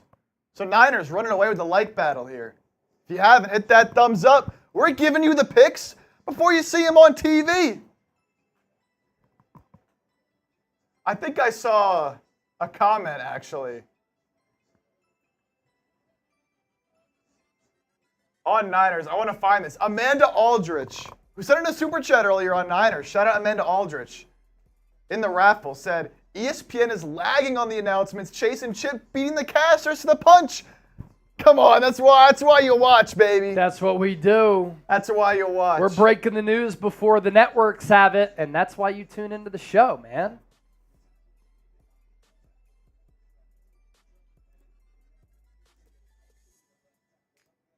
Sixers up 102-89. The Magic 121-83 winners to make that series 2-1. Wow. You have Denver, LA tonight. That rounds out the action. I for see the NBA. I see Doey in the chat asking what quarterbacks are left. We got you covered everywhere here. A lot of the top quarterbacks gone, but still some decent quarterbacks left. None of these guys will go here tonight, but certainly some talent down the board. Certainly some talent down the board here. Spencer Rattler out of South Carolina. Very talented. Can he keep his head on straight? We'll see. Michael Pratt out of Tulane. Jordan Travis out of Florida State. Messed up his leg late, but certainly an option. Jenny Wolfie! Oh! $2 super chat. How stressful need to keep Ayuk? Is an Ayuk trade going to happen? If the first round passes, will the Niners settle for a second round pick?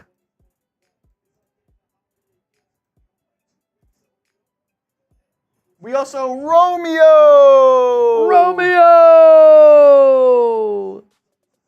Sending in a super chat as well. Romeo, I'm loving my defensive stud odds for the Birds. I think they can get a really good defensive player. And let's say they want to move up to 16. That was my mock trade to move up for Terrion Arnold. Him or Quinion Mitchell could be there. Cameron Essel, $2 super chat. Let's go. Saints pick is in. It's going to be an offensive lineman, as I said. And I said either Troy Fuatanu or Talius Fuanga. They were desperate for offensive line help, and they're going with Fuanga. And let me try to get the pronunciation right here. This is a difficult one.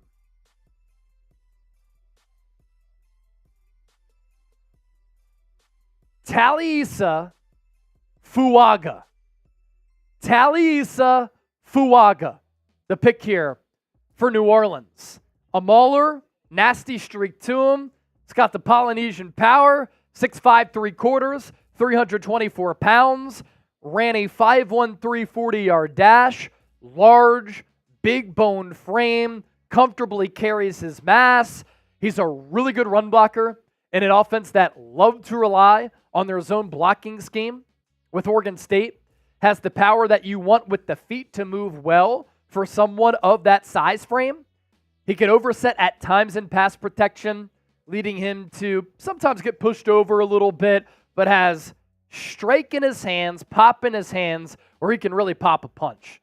Here's what Dane Brugler had to say about him. Fuaga, only average play range and can be dinged here and there for minor flaws. He was penalized a lot, but has the size, core strength, and balance to be a plug-and-play starter in the NFL. Reminiscent of Taylor Decker.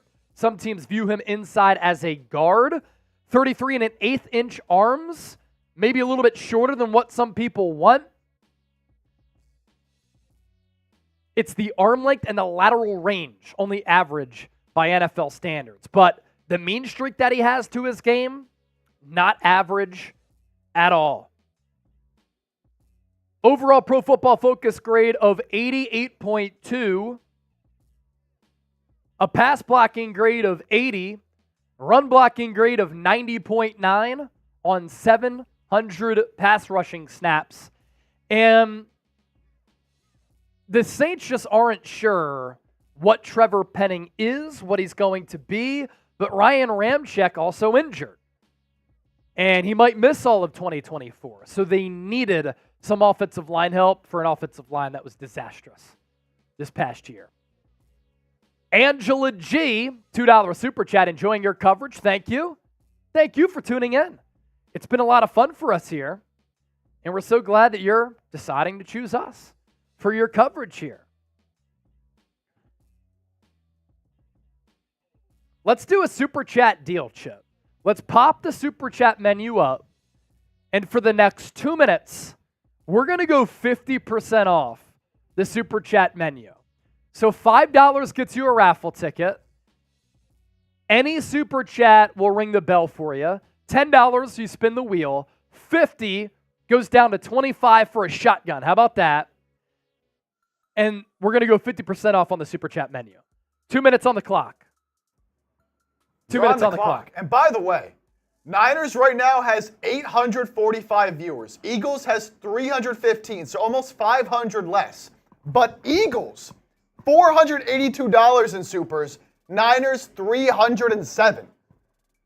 So Niners lacking behind a little bit, but Roman's going to try to change that with the 10. Smoking ESPN for sure. Thank you, brother. We appreciate that. $10 super chat. We'll give you a wheel spin for that one for sure. And now the Indianapolis Colts, a Brandon Ayuk trade destination. A team that's been rumored to be in on Brandon Ayuk. Selecting here, but Shane Steichen's on the phone. Uh-oh. They may have made their pick. Victor Martin. First time super chatter. First time super chatter. 2 wheel spins coming up on the roulette wheel. The first one coming in from Ramon. And it's going to be 20 jumping jacks. We'll spin it 1, again for Victor. 2, 3, 4, 5, 6, 7, 8, 9, 10, 11, 12, 13, 14, 15, 16, 17, 18, 19, 20. Kalen Thompson sending in a super chat. We got to spin that wheel again. And I got to put on the beer hat. Got to put on the beer hat and take a sip. The beer hat is on. The beer hat is on. The beer hat means that until this Colts pick is announced, any super chat that comes in, any amount, I'm drinking. Any amount. Chip. Here's the spin for Kayla, and we'll show all these super chats after we're done these spins. Sainsman with another wheel spin. And how about this? Oh, Kayla gets 5 raffle tickets for the Eagles blanket. 5 raffle tickets for the Eagles blanket for Kayla. We had another wheel spin for Sains, man. Another wheel spin for Sains Man and Scotty H. As the Super Chat's starting to pick up a little bit. And that's going to be a beer cheers. Scotty H. Scotty H, this one's for you, and then we'll go to Dennis Designs.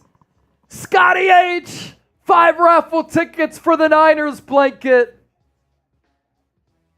Angela G with the $5 super chat. Oh, they're flying in. We got to spin the wheel for Dennis now. Here we go, Dennis. Stay tuned for the end of tonight's draft to see who wins the raffle. Dennis Designs with the 5 raffle tickets. Raffle tickets is on a heater. Woo! SOX Stink Guy, first time super chatter. Angela G, $5. I'd like an Eagles blanket. My son's dog put a hole in mine. Angela, we're going to put your name in for a raffle ticket. How about that? A lot of super chats to get to here. We'll And start then here. Tad Bauer, first time super chatter. All right, Victor Martin, can you do a shout out to my boys, Eric and Matthew? Go Niners. We'll see you at the Seattle and Niner game at home. Let's work on that flex, though. We got to make Bosa look small. How's that? A little bit better? A little bit better? I'm working on it. Shout out to Eric and Matthew. Thank you for watching the show. Brian Miller with the $2 super chat here. Sainsman with the 10. Scotty H with the 10 as well. And we spun the wheel for these. Go Niners. Let's finish strong this year. SOX Stink Guy, $2 super chat. Cameron Ezel with the bang bang. We spun the wheel for that. Or no, we got to spin the wheel for that. And then Chris Riley with the $10 super chat. So let's go. We hit Kayla. Spin that wheel. We got to spin it for Cameron and Chris. Indianapolis Colts pick is in. Him, $7 in Canadian currency. For the people that want a tight end, I think we should trade for D. Washington from the Steelers, blocking machine, 6 linemen. He would help the run game immensely. Coming out of Georgia, man, Washington, a freak, massive athlete. Didn't get a lot of targets because he was behind Brock Bowers. I think Pittsburgh wants to keep him, though, so they have those 2 tight ends of Pat Fryermuth and him. Dennis Designs, still waiting for the Howie Magic. With how the board is falling, though, Howie's in a good position here. Angela G, $5. We put your name down for a blanket. Indianapolis Colts with another surprise. Leatu Latu. Teams have fallen in love with him, but scared because of the neck. Tad Bauer with the $1 super chat. Thank you for that, Tad. Chris Riley. My uncle. His uncle. All right, we got the fam in the building. Producer Chip, can the Eagles take Daniel Jones in the draft? No. Eagles fans everywhere, when the Giants selected Malik Neighbors, celebrated because they still get to play Daniel Jones twice a year. All right, a wheel spin for Chris. I think that's it. And Cameron. And Mark Rodriguez. We're ending the clock there. That's the end of the 50% off menu deal. That worked out well. How about this? If somebody sends in 100, I'm going to do this beer boot. I'm going to do the beer boot if somebody sends in a 100. 3 beers, 1 boot. Let's talk about Leatu Latu, the edge rusher out of UCLA, going to the Indianapolis Colts here with the 15th overall pick. This is a fascinating selection. Grew up in Sacramento, had to medically retire from football a couple of years ago because of a neck injury. But when he's been on the field, he has been a sack-producing machine. 6'4", 3/4, 259 pounds, has good burst, better hand usage than a lot of prospects do. Allows him to get some really good leverage. In talking with him at the NFL Combine, very personable. Enjoyed the conversations with him. Very good personality. He attacks with a good pass rush plan, knows what he's doing, sets up offensive linemen to beat them with a variety of moves, includes a strong cross chop, and then the Euro step move, to use a basketball term. The medical red flags with the neck, very, very scary. And that's exactly what Dane Brugler has said as well. Latu's medical history will play a major part in his draft grade, but he's a pass rush technician, like I said, with the instinctive feel and athletic bend to be an impactful two-way go rusher in the NFL. A lot of teams loved him. A lot of teams fell out of love with him or were scared of him just because of those neck issues. In 2023, I wasn't lying about him being a steady producer. As a sack artist and pass rush technician, 49 tackles, 13 sacks, 4 pass breakups, 2 forced fumbles, just a natural pass rusher, has a diverse plan of attack to get after the quarterback. Couple wheel spins to get to, 2.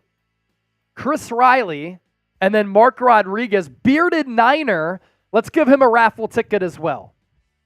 We'll give bearded Niner a raffle ticket as well because we went with the 50% off menu. We're almost halfway down the first round. Almost 10 o'clock Eastern, 7 o'clock on the West Coast. This wheel spin for Chris Riley. Jumping jacks again. Chris, you're killing me. 1, 2, 3, 4, 5, 6, 7, 8, 9, 10, 11, 12, 13, 14, 15, 16, 17, 18, 19, 20.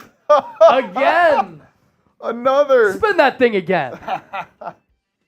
Spin that thing again for Mark Rodriguez. Ball don't lie, Mark. Ball don't lie. 2, 3, 4, 5, 6, 7, 8, 9, 10, 11, 12, 13, 14, 15, 16, 17, 18, 19, 20. I'm going to start sweating, man. I think we actually should spin again for Cameron Ezel. I don't think we got to his All right, either. let's do Cameron. Let's do it for Cameron. Sub shot clock. I'll give you a beer cheers. And how many subscribers can we pick up here in the next minute? 49ers report. Closing in on 132,000 subscribers. We are 36 away. Help us get to that milestone. And then on Eagles Now, we're closing in on 74,000 subscribers. 73,580. Sub. Let's go, baby. Hit that sub button right now. I also did not forget, we did get Wear the Beer hat, and I said anything that came in until the Colts draft pick, I would drink. We got a ton in, so I'm just going to kill the rest of my happy You want to put that on? Yeah, let me put it on.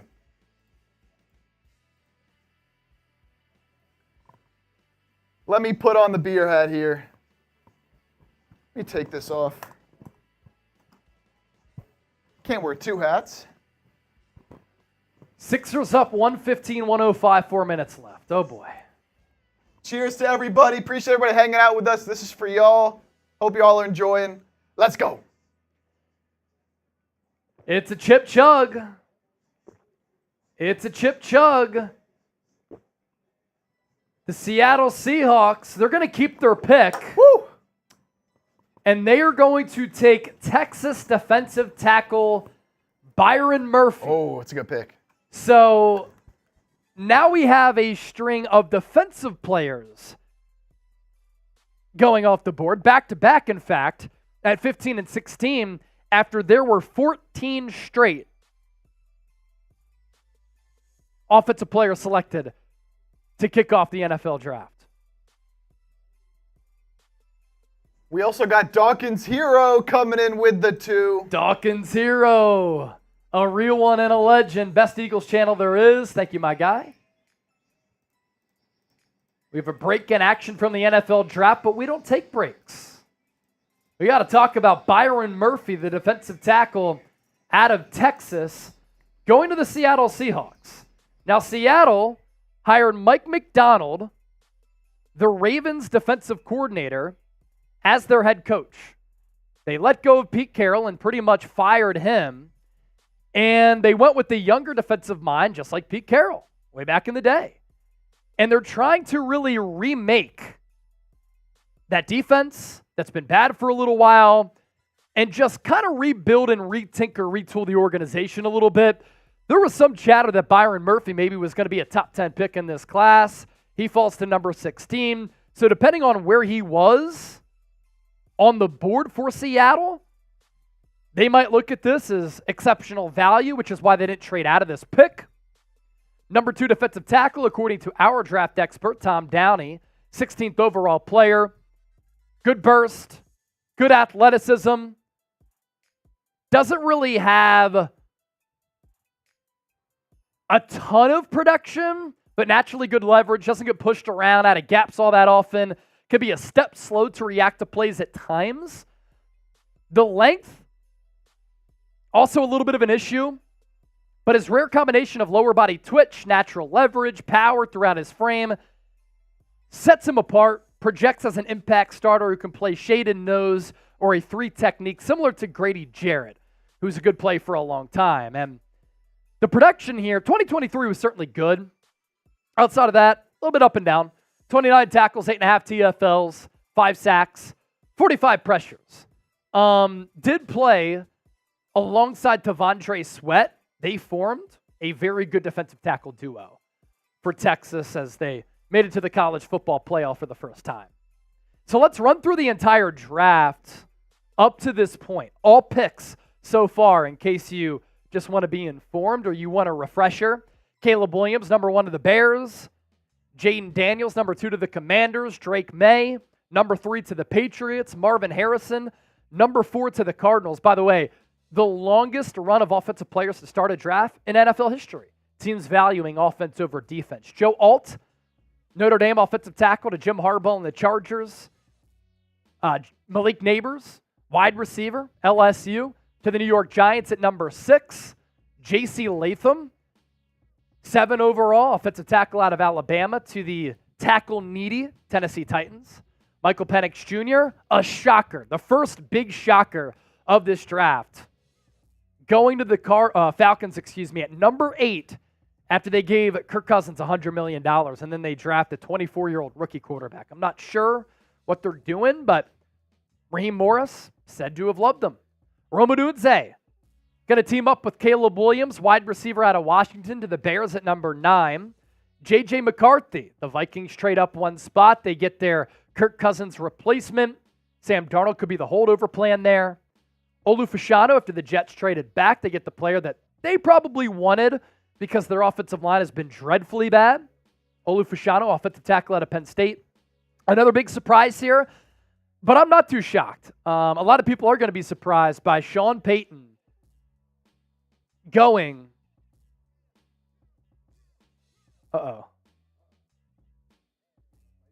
Vikings trade.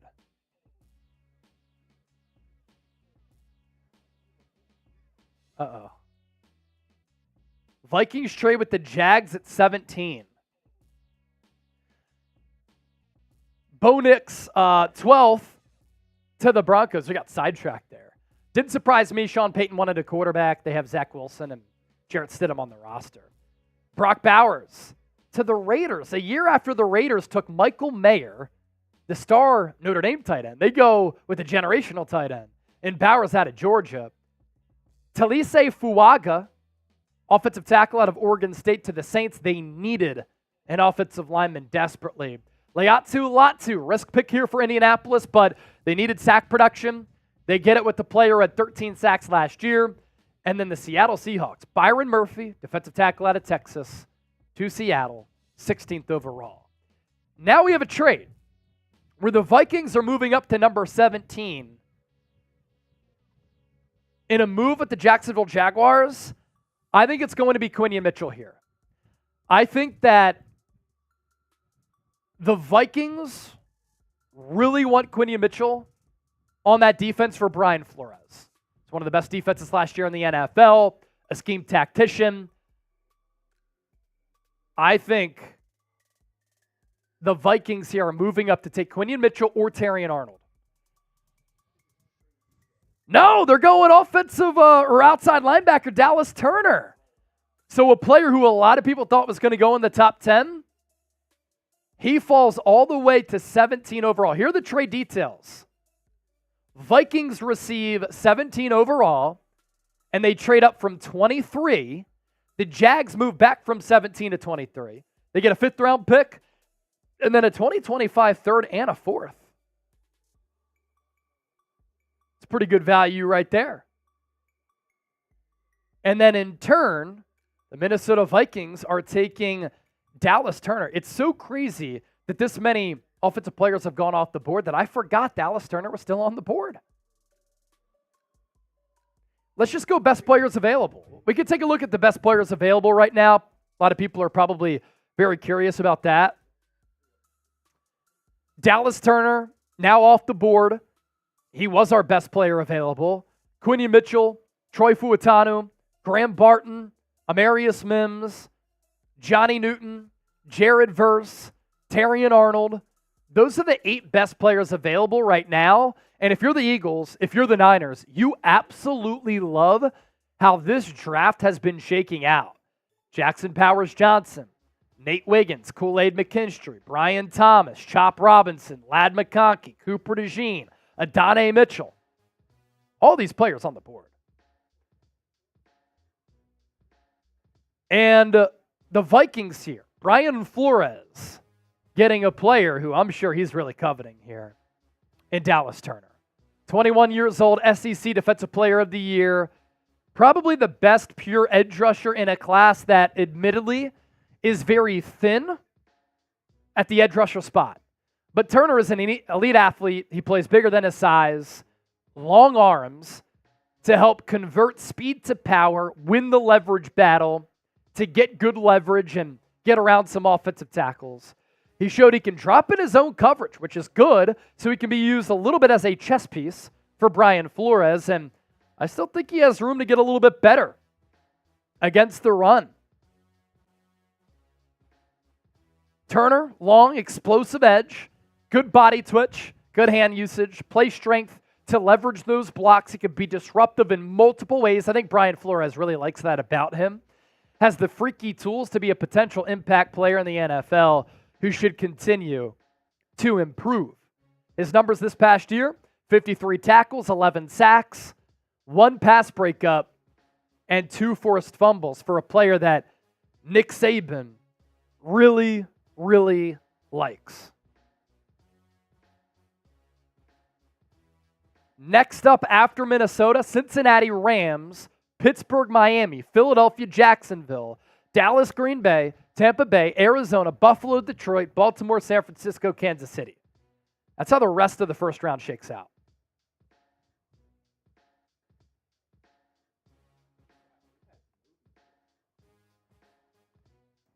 Pretty crazy draft so far, man. Pretty crazy draft.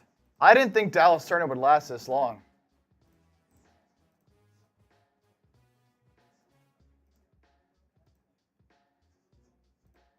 So Bengals now on the clock. Grade the pick of Dallas Turner. I think it's an A, man. That's great value at this spot.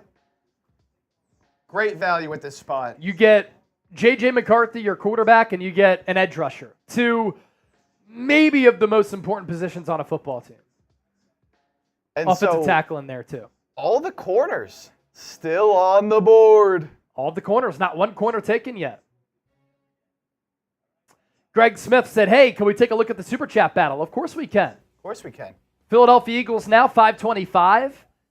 I'm surprised that Eagles now is beating the Niners report. 525 to 375. With less viewers. Whoever sends in the next 50, I'm shotgunning. Haven't shotgunned yet tonight. Whoever sends in the next 50, I'm shotgunning. Chip and I will shotgun for a 50. Oh, 2 for 1. 2 for 1. 2 for 1 special. 2 shotguns for a 50. Let's do it. 2 shotguns for a 50. We still got to beat. What's the fastest time we've had tonight? You beat Reed's time, right? Yeah, I did a 3 flat. Yeah, I'm not beating that. I'll tell you that right now. Sixers up 120-113 with 109 left. Doesn't Embiid have like 50? Embiid's going to go to the line. Embiid has 45 points on 13 and 19 shooting. Playoff career high for Joel. 5 of 7 from 3. Yeah, he's been cooking from deep. And what's crazy is it's been a Jalen Brunson game. Yep. But it doesn't matter. Embiid missed the free throw. Gump wall! Oh! He calls the double shotgun. And we're going to do the double shotgun for Gump. Double shotgun for the Gumpster. Double shotgun for the Gumpster.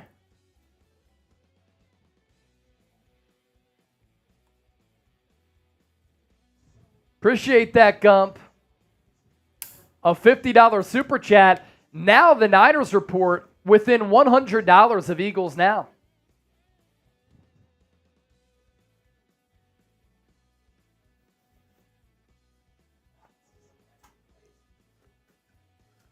The Gumpster. Cheers to you. We're partying night one of the draft, but also giving you some great insight on all these prospects and giving you the selections before they even happen. Ready?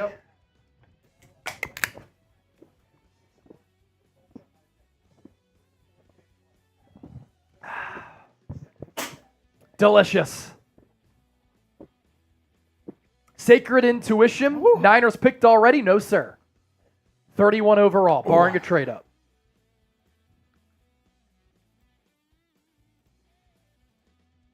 Woo! Oh, man. Davy Jones. Oh!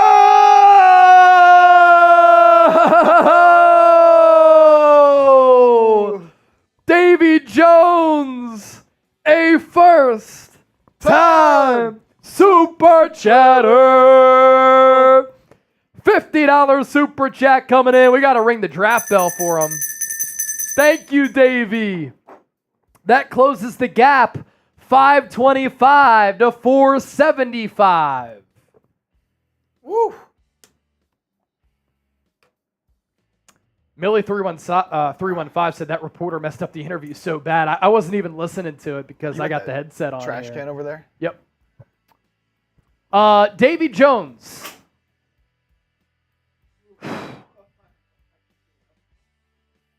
Davy Jones.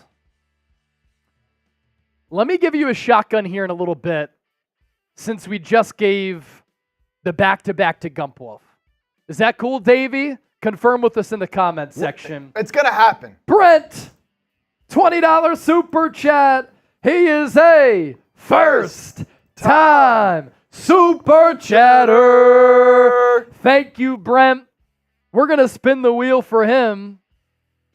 Joker said, asking for the trash can just to throw the empty away. I just had to throw my Chip trash is not away. throwing up behind the I scenes. just had to throw my trash If that happened, away. I probably would have looked at him like, yo. No way. That's my first shotgun of the day. John Wallace said, good night, everyone. John, the Niners are picking at 31. We're only at 18. Mushroom Branding, $5 super chat. All right, let's spin the wheel here for Brent. The Bengals pick us in. We'll get to that here in a moment. This comes at a good time. We could use some smelling salts right now for Brent. Woo! Okay, interesting here. So the Bengals, they're drafting a high upside prospect here in Amarius Mims, the offensive tackle out of Georgia. Amarius Mims has 8 career college starts. But man, does he have boatloads of potential. Because despite those 8 starts, he is 6'7", 340 pounds, and nearly 6'8". He has been limited to just over 800 career snaps, but he has shown so many impressive gifts when healthy. Massive player who moves incredibly well. He can get to the second level with ease. He plays a little bit too tall at times, mainly in run blocking, So he's going to have to work on his bend, his flexibility a little bit. Not as far along fundamentally, especially in the run game, as other tackles in this class, in a deep tackle class. But he's a natural in pass protection with above average length, footwork, and body twitch to handle different types of edge rushers. And when you see a player who's 6'8", and 340 pounds, you're going to bet on that upside, and he has plenty of it. His 2023 numbers, again, you look at the sample size here, he might need to sit for a year for Cincinnati, especially given the injury history of Joe Burrow. Only 297 snaps, but an overall grade of 75.5, pass blocking grade of 81.2, and like we said, a little bit iffy as a run blocker, 68.4. the grade there. On the clock now is the Los Angeles Rams. And Diana Rossini had reported that the Rams were trying to get inside the top 10. They did not matriculate up the draft board that much. The asking price was probably way too high for the Rams' liking. And now they pick at number 19 here. They could go with a bevy of options. Let's pop up the Rams team card and take a look at some of their needs.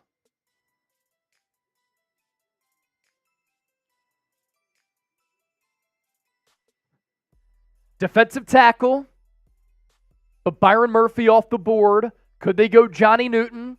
That's an option out of Illinois. Edge rusher, I think Chop Robinson would be a little bit of a reach. Cornerback, though, no corners off the board. So you still have Quinion Mitchell, Terrion Arnold, Cooper DeJean, Nate Wiggins, Kool-Aid McKinstry. Offensive tackle, too, if they really like Troy Fuatanu. All right, Chase, I want to make a different kind of deal here with the people. Okay. I want to see this chat going again like how it was earlier. So here's the deal. We have these raffles going on, right? To win the Niners and the Eagles Super Bowl blankets. Yep. Here's the deal. We're going to do a challenge in the chat. Okay. I want everybody in Niners to spam SF. Spam SF. Everybody in Eagles, spam PHI. We're going to pick one person from each chat who's spamming that the most, and you're going to get a free entry into our raffle. Wow. So all right. whoever spams SF the most in Niners, whoever spams PHI the most in Eagles, over the next 1 minute, I'm going to put a minute on my clock. You're going to get a free entry into our raffle. Starting in 3, 2, 1, Let's go. A minute on the clock. A minute on the clock. I'm seeing a lot of Anthony Ryder and Eagles early on.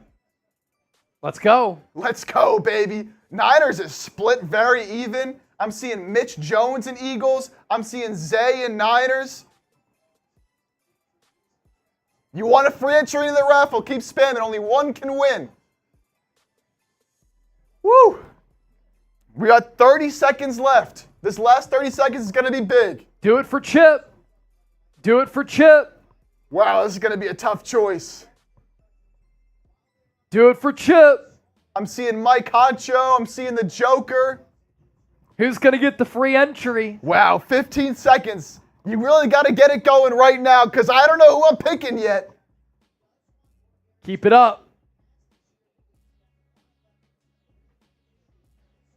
Oh, wow, this is tough. Keep it going. 5, 4, 3, 2, 1. All right, let me see here. Who do I see the most? Who we got the most here in our system? Who do we have the most here in our system? For Niners, let's see. Who are we going with for Niners?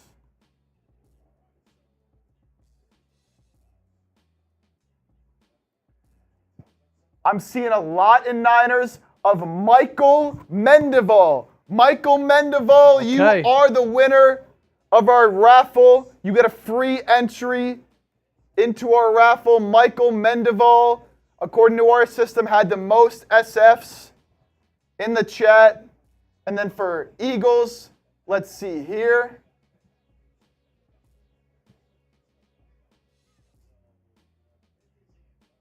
Oh, Eagles, easy money here for Eagles according to our system. It's Anthony, I hope I say this right, Anthony Giron.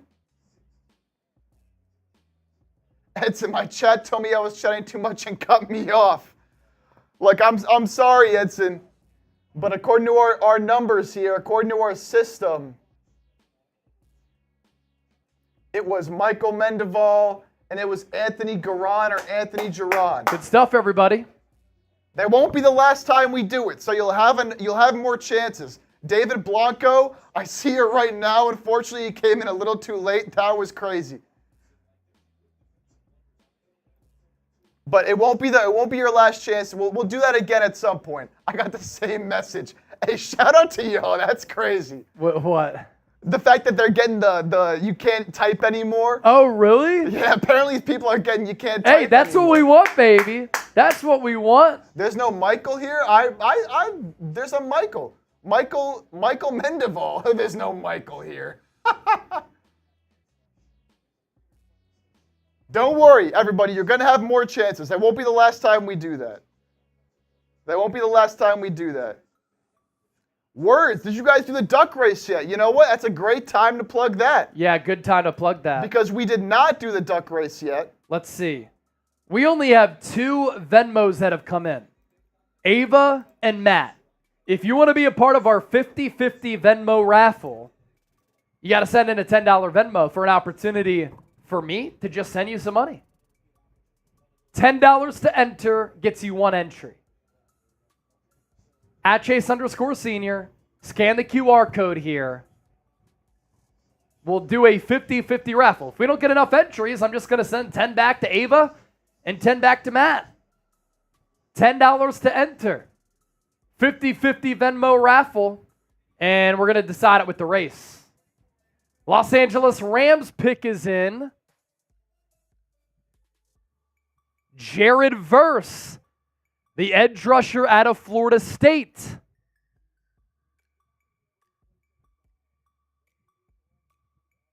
So the Rams lose Aaron Donald. You're not going to be able to replace him easily. But they draft Jared Verse, very talented edge out of Florida State, who's the number 2 edge rusher in this draft class. He's a bully, has explosive hands, good feet. Reminds a lot of people of Will Anderson Jr., but doesn't have the draft pedigree of him.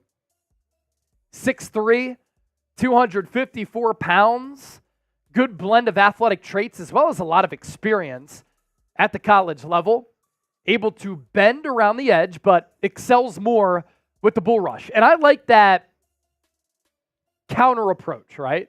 You bend to get around the edge, but you also have the power to be a bully and win with the bull rush. That'll allow you to be a productive player in this league for a long time. Was not as impactful for much of the 2023 season as he was in the previous year, but the ability is certainly there, and the Rams have a very good front office with how they scout, with how they develop. When he channels his relentless energy, he's as disruptive as anybody in this class because of his explosive get-off, power through his frame, NFL quality hand use, physical traits, competitive football temperament, give him a high floor as an NFL starter. And if you can get a high-level NFL starter at number 20 overall for a team that I think is going to be in the running to compete for the NFC West, maybe win the NFC, you'll take that. And again, you're trying to build back up that defensive line after you lost Aaron Donald. And in a down year for one of the best teams in college football, still had 9 sacks, 41 tackles, 3 pass breakups, and 1 forced fumble. More Venmos coming in. Ed Pavalco. We've got the Venmo 50-50 up to $30. So the winner now wins 15. Wins 15 on the 10. Not bad.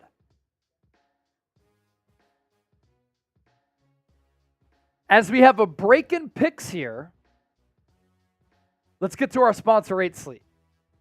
8 Sleep, like Game Time, another one of our sponsors, and we're specifically talking about the pod cover.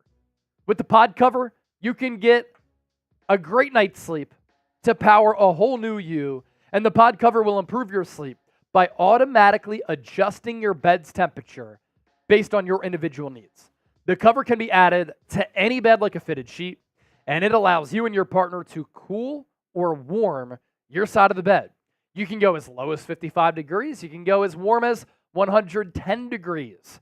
In addition to keeping you at the perfect temperature all night, the pod also tracks your sleep and health metrics. On average, pod users see their sleep quality improve by 32% after just 1 month on the pod. I'm telling you right now, there's no better way to improve your day-to-day life better than sleep. Easiest way to do that with the 8 Sleep Pod 3. Start the new year right. Invest in the rest that you deserve with the 8 Sleep Pod. $200 off, free shipping, pod cover by 8 Sleep. It's the intelligent sleep system, and you can power everything from your phone. On the clock now is another team that have been poking around on some of these Brandon Ayuk trade rumors, and that's the Pittsburgh Steelers. Will they go wide receiver here? Brian Thomas on the board, Xavier Worthy, Adonai Mitchell, John Wallace with that $2 super chat a little while ago. God bless. Good night, everyone. Bang, bang. Mushroom Branding with the $5 super chat as we get caught up here. Watama, our window is closed. I would remain a little bit more positive than that. I really would. And that's his 5th super chat of all time. Thank you, my guy. Casual 50 piece.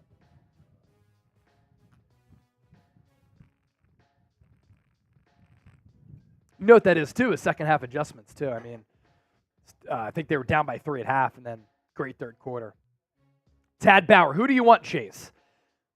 So for Philadelphia here, you have the Steelers on the clock, Rams again, Philadelphia, Cleveland, Miami.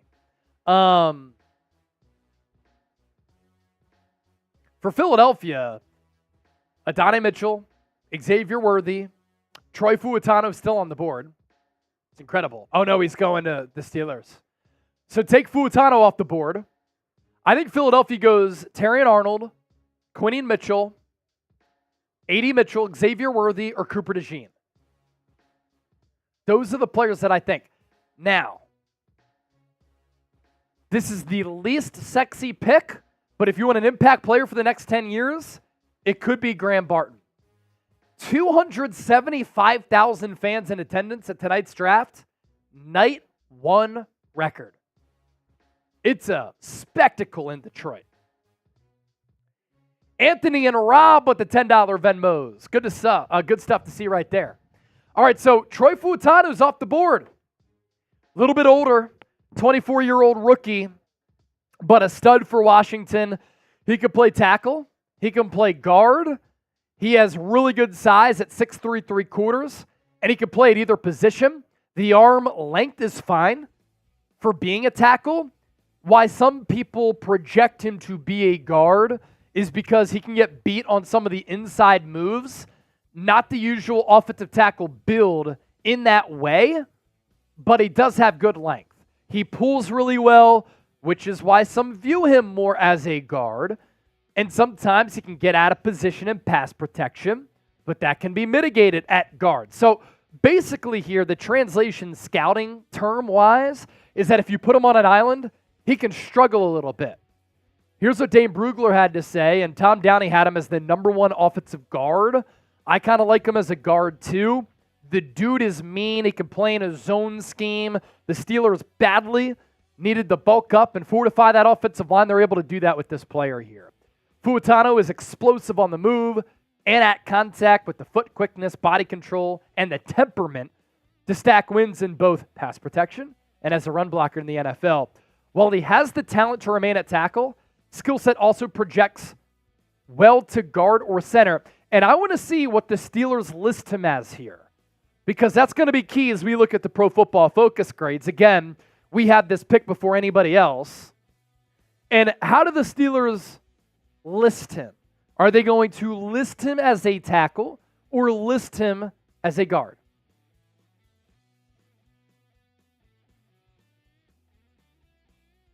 Let's see.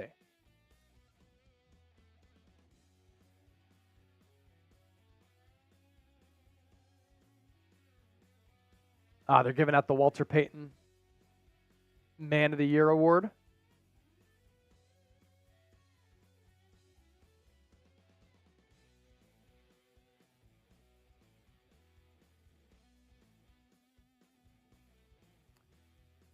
Cam Hayward. Saw him with the Super Bowl the last 2 years. The dude is massive.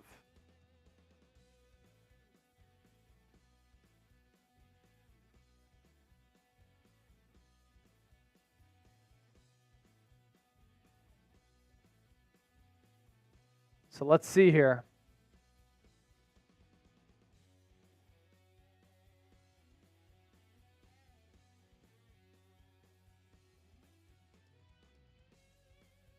Walter Payton Man of the Year speech.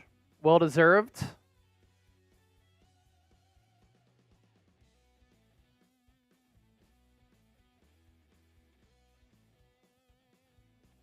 Wenema, for Venmo, you can click skip for the last 4 digits of phone number. You don't have to confirm my phone number. Right below, there should be an option at the bottom of your phone that says send without confirming, something along those lines. You shouldn't need to put in last 4. So they went Broderick Jones out of Georgia last year, Troy Fuatano this year. They list him as a tackle.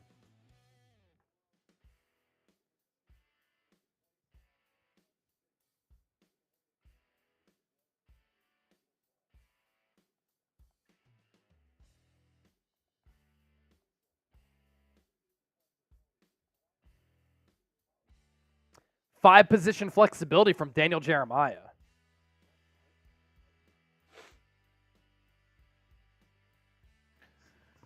We're 20 picks through the draft now.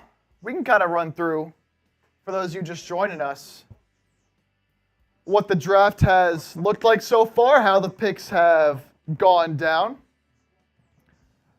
The first 4 were not surprising. Caleb Williams, Jaden Daniels, Drake May, Marvin Harrison, kind of how most people imagined that was going to go. You got Joe Walt to the Chargers, Malik Neighbors to the Giants, J.C. Latham to the Titans, and kind of the first big surprise where the Falcons going Michael Penix. Not something, I didn't see anybody really mocking that up. Bears going Roma Dunze. Vikings trade up 1 spot for J.J. McCarthy. Jets go tackle Olu Fashanu. Another big surprise. Broncos going Bo Nix at 12. So 6 quarterbacks in the first 12 picks. Raiders, another kind of surprise, although it makes sense given the player, going Brock Bowers at 13. Saints go Talise Fuaga. Colts, Leatu Latu. Seahawks go Byron Murphy. Then running up the last 4 picks here. Vikings trade up, get Dallas Turner after his fall. Bengals, Amarius Mims, tackle out of Georgia. Rams go Jared Verse, replenishing that D-line. And now the Steelers going with Troy Fautanu. Guard, they list him as tackle out of Washington. And now, Dolphins on the clock. Eagles fans, Eagles just 1 pick away. No corners off the board. So they'll have their pick if that's the direction they decide to go. Yeah, and I'm about to tweet this out. And I want people to share their thoughts. Terrion Arnold, Quinion Mitchell, or Cooper DeJean are going to fall to the Eagles. Nate Wiggins could as well. They could do the least sexy thing and go Graham Barton or Tyler Guyton, or will Howie Roseman go wide receiver? You can't rule out Chop Robinson as an edge rusher. The board has really fallen in their favor. I think you have to take a corner.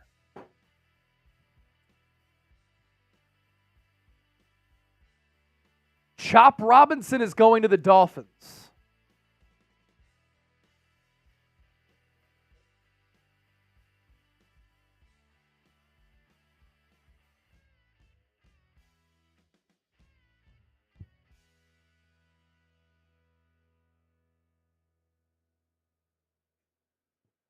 Anthony with the $2 super chat. Anthony! $2 here. What have the Niners done? Anything yet? Bang, bang. No. They pick at number 31 overall. So we're at 21 overall, 10 picks to go. Chop Robinson at 21. That's interesting. You can never have enough pass rushers. I don't hate the pick.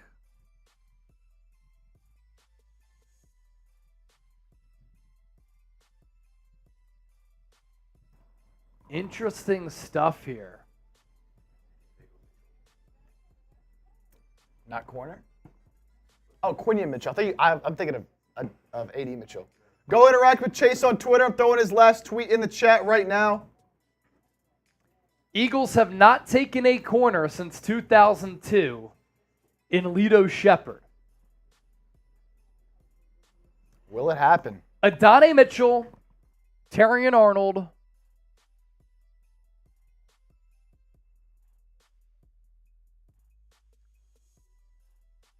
Quinion Mitchell, Cooper DeJean,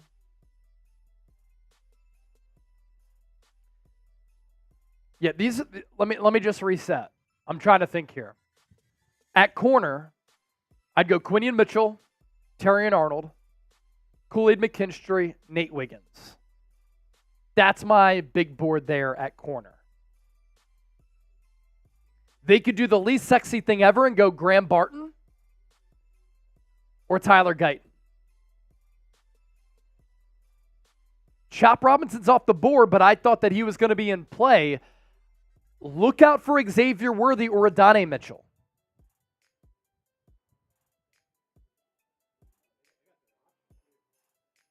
Eagles have some options here.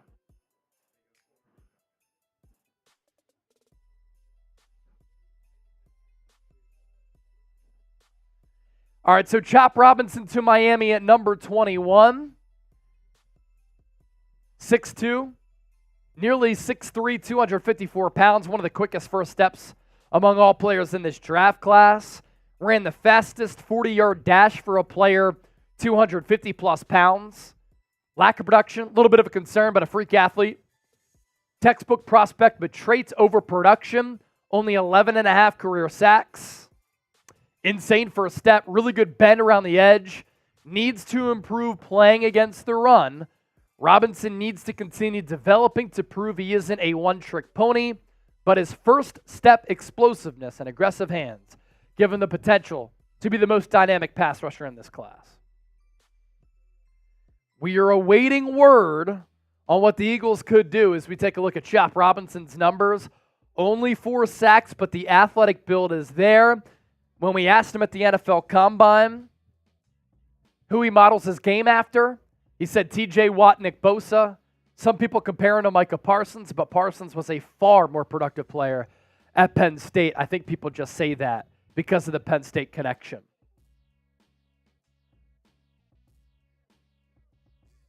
Elijah with the $10 Venmo, Anthony and Rob. So the Venmo race is up to $60. Winner comes away with $30.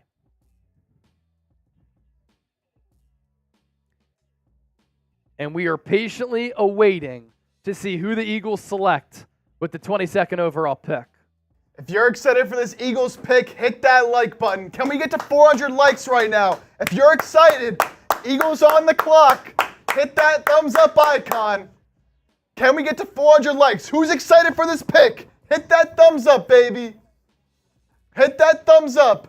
Eagles are on the clock. Almost 500 people watching live on Eagles now. We've got 865 people hanging out on the 49ers Report.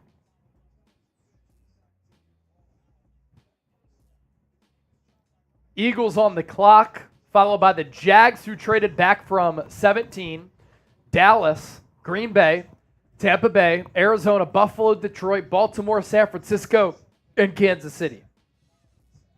Let's go, baby. Keep spamming that thumbs up if you're excited. We've been waiting months for this. We've been waiting a long time. Can we get to 400 likes before the pick? We're already up to 350. How many can we get before the pick? We are moments away from finding out this Eagles first-round pick.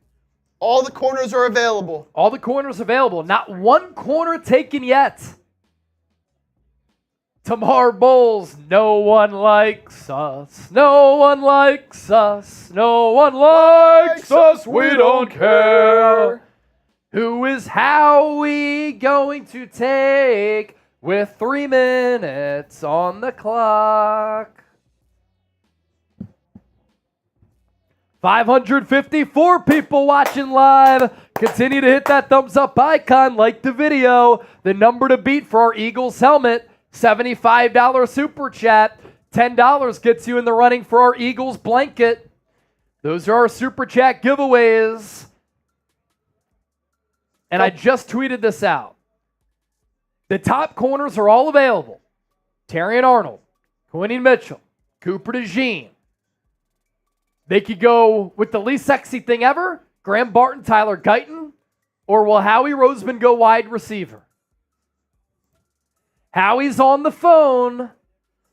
Now, Philadelphia, of note, did sign A.J. Brown to a contract extension tonight, $32 million per year. Extended Devontae Smith. Robert Smith, $5 super chat. Hope the Niners go with Kool-Aid. Go Niners. Go Chat Sports. Robert, thanks for watching. Thanks for supporting. We appreciate it. He's a first-time super chatter, by the way. So let's ring the draft bell for Robert. Ryan, you think if the Niners were to trade B.A. or Debo for a higher first-round pick, first-round 10th pick for B.A. or Debo is what I read. That passed already. Exactly. So I think the odds and the chances go down a little bit.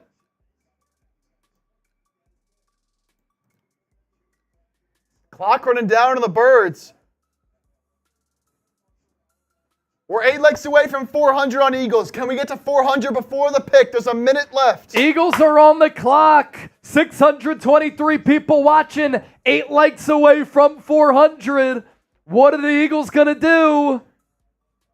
They're keeping it a secret because nobody's reported it before the draft pick comes in on the broadcast here.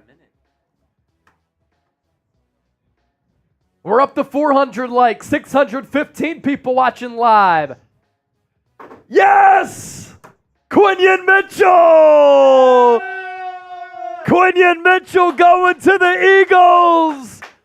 First quarterback drafted by the Birds since 2002. Finally, the Eagles go with the corner, and it's the best corner in this draft class. Yeah, let me tweet this out.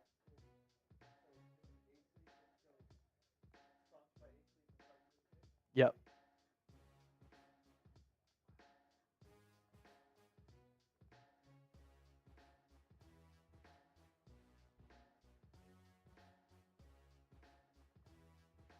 Didn't even have to trade up for Quinton Mitchell. Wow, if you like that selection, hit that thumbs up right now, baby. That's a dub. That's a dub. Hit that thumbs up if you like the selection. Eagles Ace says, let's go!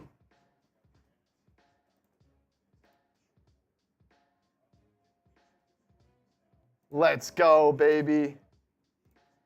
That's huge. Quinton Mitchell to the Eagles. This guy's a dog.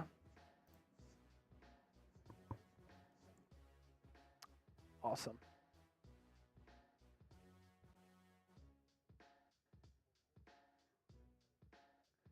Eagles fans really going to like the player here.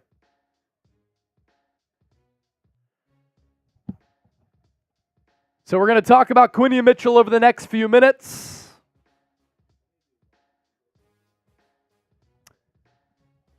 You can just go 8 sleep.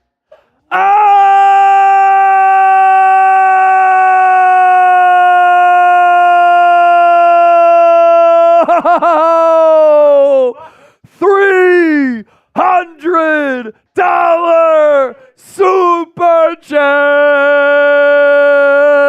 E-A-G-L-E-S Eagles. Eagles ace with the Canadian currency here. Romeo $300 super chat. Got him, Howie. Got him, Howie. Get him, Howie. And he did. Quinion Mitchell to the Philadelphia Eagles. Niners pick coming up at 31. Don't you dare go anywhere. And let's talk about Quinion Mitchell to the Philadelphia Eagles right now. Live on Eagles Now. A great selection for this Philadelphia Eagles front office. And we're going to break it down in the best detail that any YouTube channel has to offer in covering the birds on a daily basis. Wow. Can't believe how he actually did it. And he didn't have to trade up in order to take Quinion Mitchell. Let's do it. Howie Roseman did it. For the first time since 2002, the Philadelphia Eagles have taken a cornerback in the first round of the NFL draft, and they didn't even have to trade up to get Quinion Mitchell, the number one cornerback on my board. You're watching Philadelphia Eagles Now. Our draft coverage is sponsored by 8 Sleep. Get $200 off the pod cover at 8sleep.com/chatsports. Use the code chatsports. What a move for Howie Roseman. And I felt as though Philadelphia needed to address the cornerback spot. And with how the board fell, with 5 quarterbacks going in the first round, with the first 13, 14 picks all being offensive players, all these great defensive players started to slide down the draft board. And that was great news for Philadelphia. And I had said in the lead up to the draft that if 5 quarterbacks go inside the top 15, that's going to allow Philadelphia to be in a really prime position to get a player who they really covet without having to trade up. Now, I thought that Quinion Mitchell, because he's the top corner on my board, was going to go before Terrion Arnold. So I had in my final mock draft Philadelphia moving up to take Terrion Arnold. But Quinion Mitchell was the first cornerback taken in this draft with the 22nd overall pick. One of the big surprises because Michael Penix went 8 to the Atlanta Falcons, Bo Nix at number 12 to the Denver Broncos, J.J. McCarthy went number 10 to the Minnesota Vikings, causing all of these really premium defensive assets to slide down the draft board. And there was so much chatter about Philadelphia working the phones. Howie Roseman wanted to move up in order to take a cornerback. He was able to stay put at 22. He didn't have to move number 50, number 53, or any future draft capital to get a dog, a cornerback who fulfills a massive need, who's the number one corner on my board, who has excellent ball skills. Really good size at 6 feet, 195 pounds. He is a speedy corner who in the pre-draft process clocked a 4.33 40-yard dash. He fared well in both man and zone coverage. Some people have concerns that while playing in the MAC conference at Toledo, he didn't play a lot of press. But then he went down to Mobile, Alabama, and at the Senior Bowl, he fared really well in those spots. He could be a little bit stiff coming in and out of his breaks, but the speed is certainly there, being able to clock the 4.33 40-yard dash. What excites me about this player is that you needed to draft the cornerback now and for the future. Darius Slay is 33. James Bradbury is 31, and he might be cooked. Yes, you have Keely Ringo, and you have Eli Ricks, who are young players. But when you want to talk about value here, this is a great value play for Philadelphia. They didn't have to matriculate up the draft board and sacrifice draft capital to get a player who they clearly like. And in today's pass-happy NFL, in which, as we saw tonight, teams are valuing offense over defense, you need to be able to have a pass rush, but secondarily to that, you need to be able to have upper echelon cornerback play. And Quinion Mitchell's going to be able to give that to you. And as far as the ball skills go, 19 pass breakups in 2023, 25 pass breakups in 2022, 6 combined interceptions over the last 2 years. And as I've said, I think that he's a plug-and-play player, and that's why in one of my mock drafts, I had him going to the Eagles because I think it's a great scheme fit, and I like the dog mentality as far as the cultural fit and the city fit. He's twitchy, he's tough, Reminds a lot of people of Jair Alexander. This is a home run hit for Howie Roseman here. I'm giving this pick an A. I want to hear from you down in the comment section. What are you grading this pick? A, B, C, D, or F? Sound off night one of the NFL draft with what you think of this draft selection for the Eagles here. More scouting analysis and some thoughts on him. The Senior Bowl tape was very impressive. He was able to guard a variety of wide receivers, whether they be X wideouts or boundary wideouts. The speed allowed him to really maintain the speed and the feet-by-feet comparisons with some of those other wideouts. He's a composed and fluid athlete, solid size. He reached 23.58 miles per hour in practice. He asked his coaches to be coached hard. So that's really what the Eagles are about as far as the cultural influence that they tried to bring in players as far as their organization goes. And you look at the numbers in 2023, he had a Pro Football Focus coverage grade of 91.6 to go along with those 19 pass breakups, 1 pick, had the 41 tackles, a productive special teams player, 444 career snaps, both on punt return and punt coverage units. So that can allow him to be an impact player right away defensively. But if you want him to play special teams, he can do that. Blocked a punt in 2023. He's reserved by nature, described as humble and reliable by his teammates, but when he gets on the field, he's just a different type of animal. The athletic Stain Brugler with the scouting profile on Quinion Mitchell, balance in size, speed athlete who stays in phase up and down the field, does not panic, makes plays on the football at a high rate. His tape and traits show an NFL-ready starter with a bright future. He had him as the number 11 overall player in his draft class. And again, Philadelphia gets him with the 22nd overall pick. As I mentioned off the rip, our draft coverage is sponsored by 8 Sleep. The pod cover will improve your sleep by automatically adjusting your bed's temperature based on your individual needs. The cover can be added to any bed like a fitted sheet, and it allows you and your partner to cool or warm your side of the bed as low as 55 degrees and up to 110 degrees. In addition to keeping you at the perfect temperature all night, the pod also tracks your sleep and health metrics. On average, pod users see their sleep quality improve by 32% after just 1 month on the pod. No better way to improve your day-to-day life better than sleep. Easiest way to do that, 8 Sleep Pod 3. Start the new year right, invest in the rest that you deserve, and kickstart your day fully charged. Go to 8sleep.com/chatsports. Get $200 off plus free shipping on the pod cover by 8 Sleep. It's the intelligent sleep system that you've been looking for. The device goes right next to your bed. You power everything right from the power of your own phone. And if you're trying to get intimate with your significant other, you'll be comfortable and recharged in order to do that. We'll put all of this information down below in the comment section and in the description of this video. 8 Sleep making our Quinion Mitchell to the Eagles video possible, and we appreciate them for all of the support, as I mentioned. So going back to Quinion Mitchell here, and you talk about the resume here, I think the balance is important to have at the cornerback spot. The pedal, the footwork, the speed, it's a rare blend of that. He's been a big-time playmaker. He did face several talented opponents. He did allow an 8-yard touchdown on Marvin Harrison Jr. in the 2022 Ohio State game. The concerns, he didn't go up against a gauntlet of high-level receivers at the MAC. Was an outside corner. Minimal experience lining up on the inside. Only 4.7% of his defensive snaps came in the slot.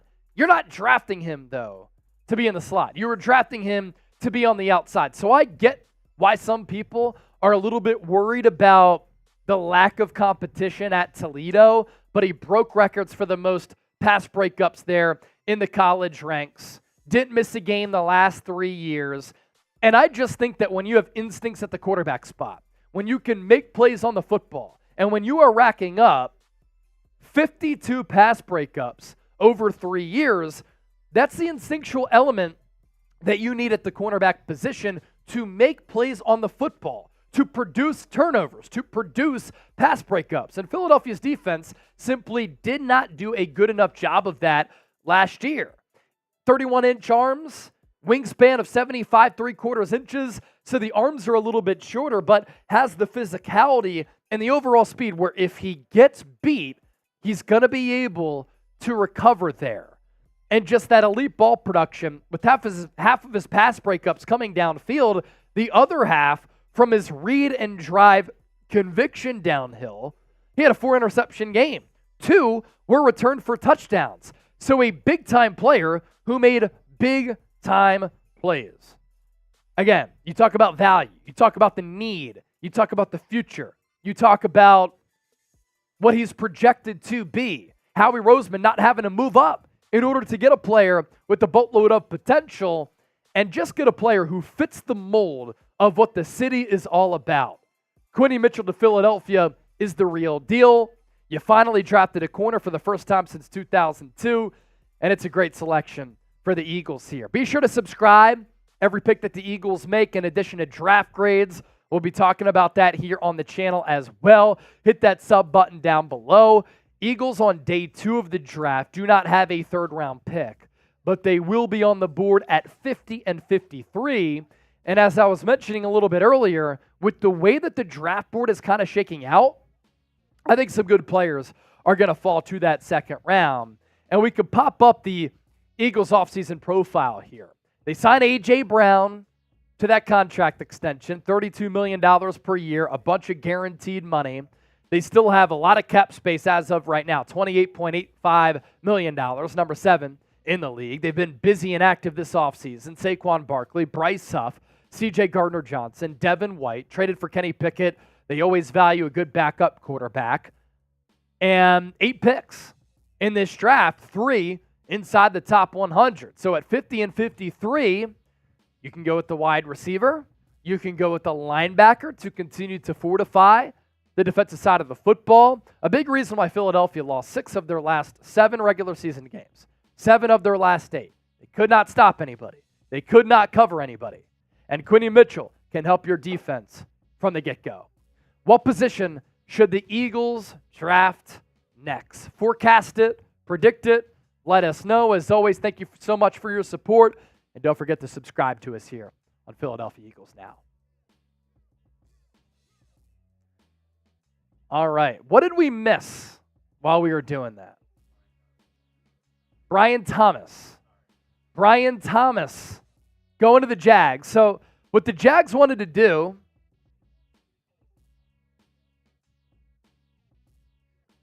was trade out of 17. They looked up to trading up for a wide receiver.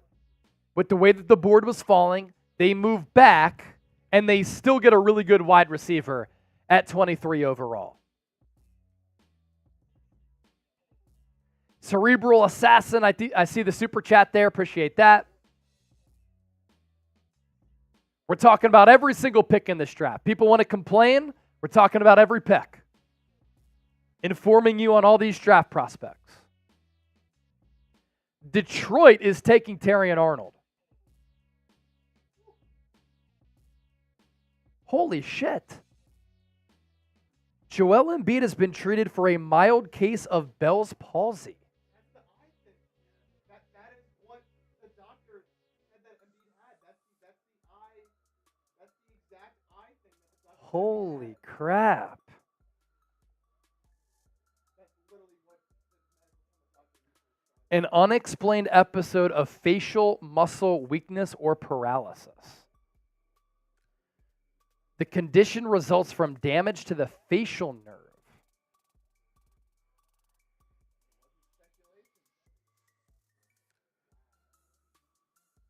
Usually resolves on its own within 6 months. My stepdad had that at one point, and is like half of his face kind of went numb.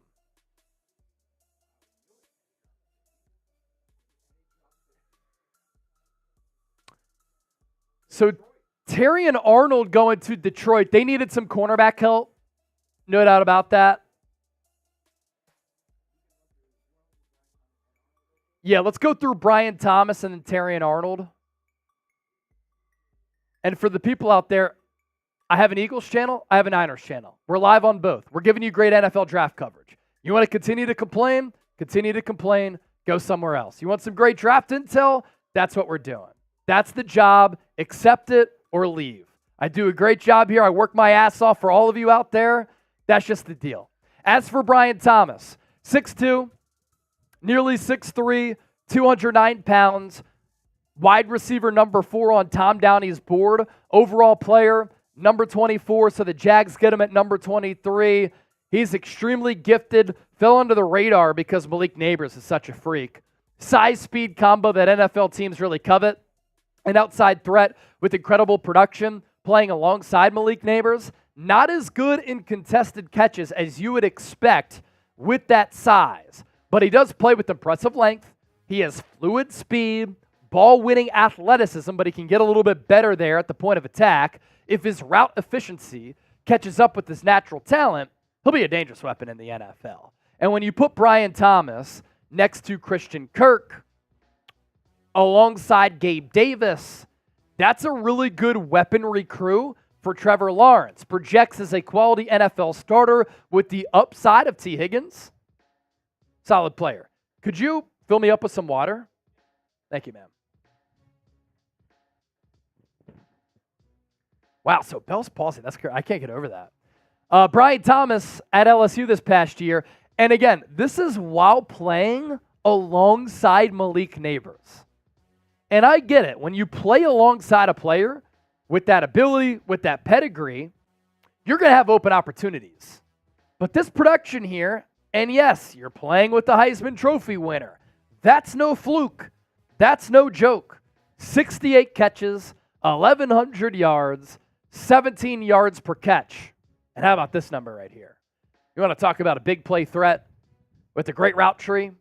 17 touchdowns. It almost makes you think, how is LSU not better with Jane Daniels, Malik Nabers, and Brian Thomas? 3 picks inside the top 23. Why was that? Their defense stunk. As for Terrion Arnold, no quarterbacks taken until 22 overall. Terrion Arnold goes number 24. So 2 cornerbacks taken in 3 selections here. Again, I had Quinion Mitchell, my number 1 corner. Terrion Arnold, my number 2 corner. Kind of tied with Kool-Aid McKinstry. I really like Kool-Aid McKinstry. I think he could be an option for the Niners at 31. Only a sophomore. 21 years old. 5'11", 189.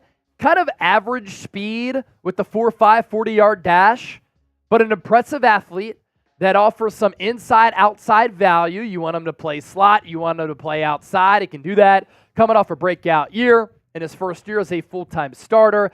Still a little bit raw in his processing ability, but that's because he's a young player.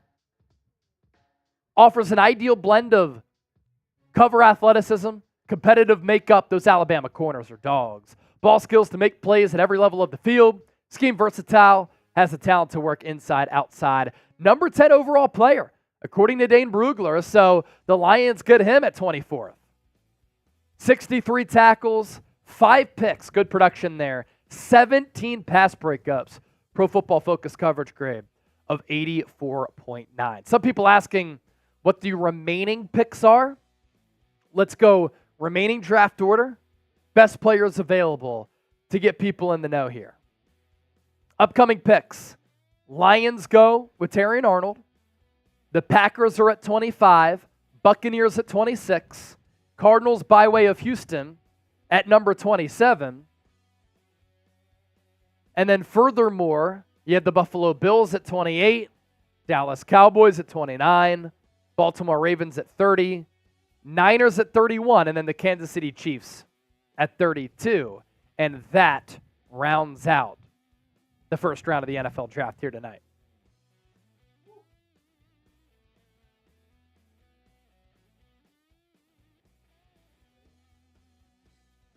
Crazy the Eagles didn't have to trade up to get Quinion Mitchell. Can't believe it. $865 on Eagles now, $526 on the 49ers report. The Super Chat MVP, number to beat for the helmet, $100.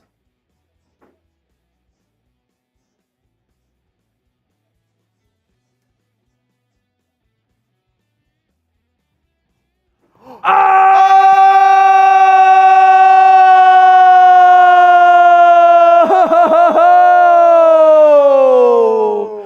$300 super chat. San Francisco Anthony. That's the leader in the clubhouse for the Niners helmet right there. Will the Niners draft a running back or a cornerback or offensive line help? Not a running back, man. I think it's cornerback, offensive line, or wide receiver.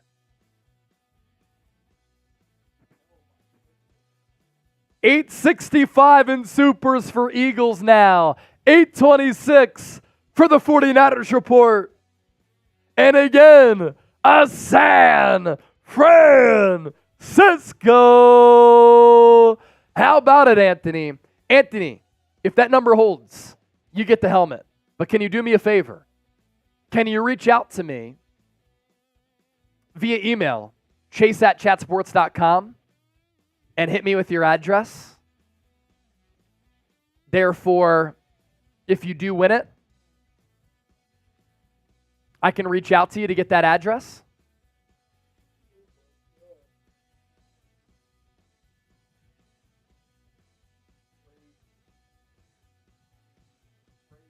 I love what Joker said. Dallas is a dumpster fire. Did they trade back? Okay, so they traded back with the Lions. Dallas always trades back.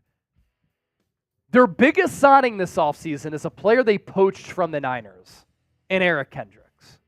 So the trade here, Cowboys, Lions, where the Lions get the 24th pick. It was and then Dallas moved back to the original spot for Detroit. Oh, here we go. All right, so the Lions get 24 and a 7th. The Cowboys get a first-round pick, 29, and then a third-round pick, 73rd. I actually don't hate that value. They probably really think they're going to get a player that they like at number 29 overall. All right, we're at 865 on Eagles now, 826 on the Niners report. Which channel is going to get to 1,000 first? And whichever channel gets to 1,000 first, beer boot for that channel. Green Bay Packers pick is in. And this is a player who the Niners may have coveted. Jordan Morgan, offensive guard, offensive tackle, out of Arizona. Some injury issues for him, some ankle issues, a torn ACL a few years ago. The positional versatility is good. Held up well against some really good edge rushers in the Pac-12. Good size at 6'5", 311. Certainly an athletic player with solid power and aggressiveness in the run game. More zone reps and success compared to gap schemes, but good in both. Has power and pass protection. Morgan struggles to anchor mid-slide versus power, but he's balanced as a mover who's well-schooled and physical in all phases. He can survive a tackle at the NFL level, but his skill set projects much better inside at guard. The Packers are a smart drafting organization, though. Overall Pro Football Focus grade, 83.5. Pass blocking grade, 87.3. Run blocking grade, 77. 787 snaps for him.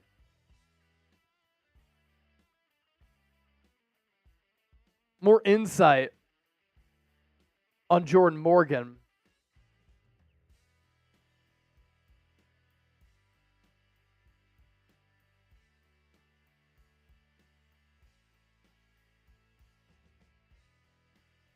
A lot of experience playing at the tackle spot.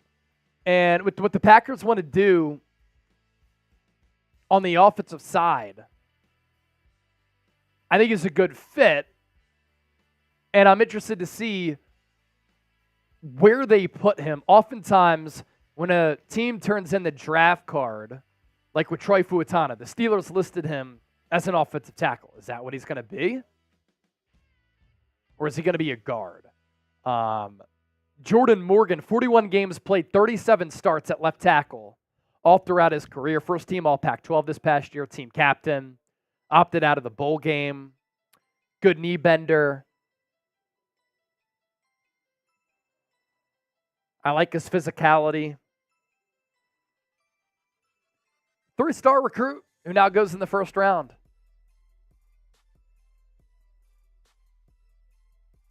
Couple super chats to catch up on here.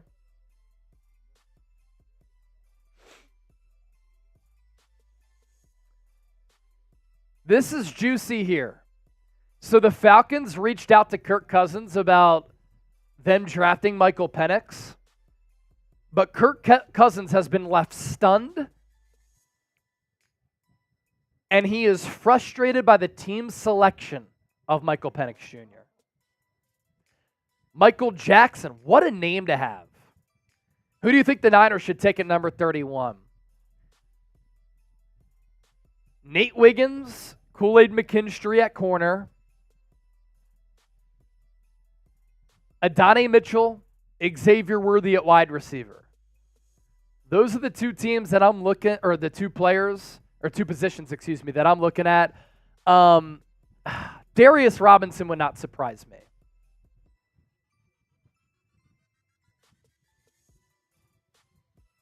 And you think about offensive tackle now, I think that you can get a really good one in the second round. Roger Rosengarten.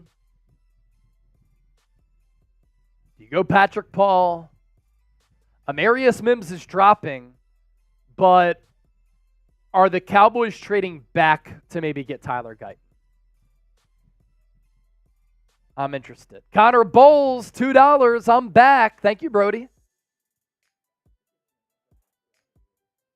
Robert Smith, $5. We did get to this one. Hope the Niners go Kool-Aid. Go Niners. Go Chat Sports. Thank you, bro. I would love Kool-Aid McKinstry to the Niners. Ryan, $5. You think if the Niners were to trade up or trade BA or Debo for a higher first-round pick,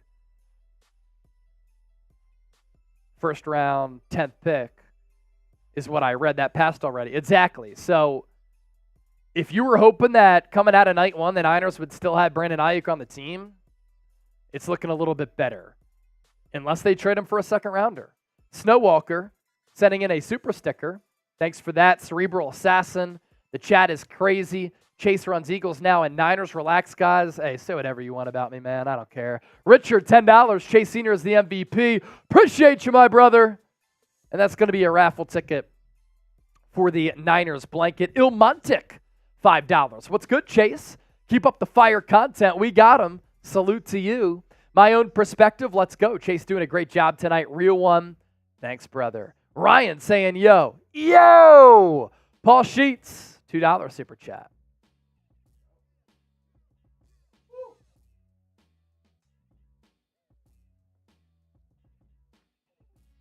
Yeah, our super chat battle real close now. 867 on Eagles, 833 on Niners. Got some massive, massive donations.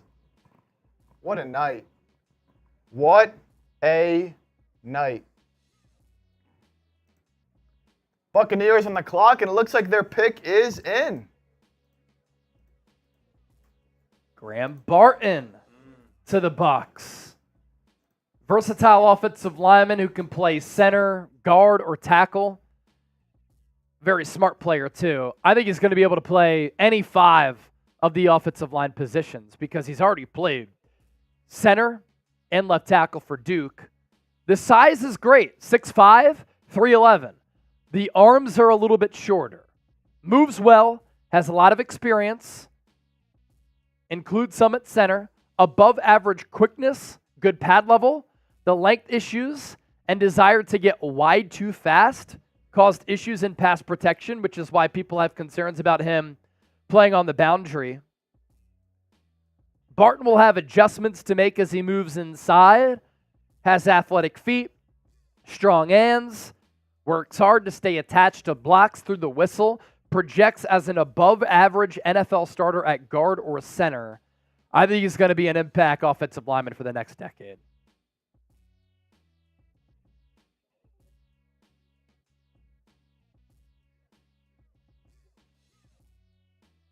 So we're getting closer and closer to the Niners pick here. Darius Robinson going to be off the board for San Francisco. He's going to the Arizona Cardinals with the 27th pick. Oh, wow.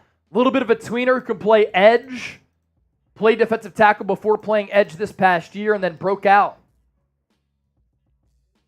So Darius Robinson at 27 to Arizona with the Bills on the clock at number 28. So these picks starting to happen a little bit faster.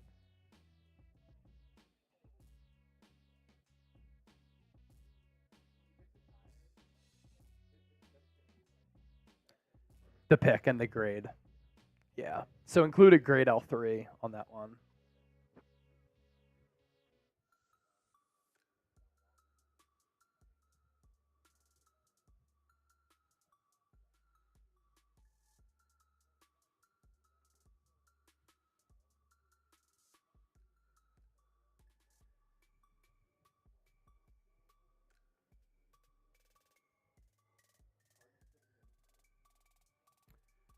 So Graham Barton to the Bucks at 26. Then Arizona goes Darius Robinson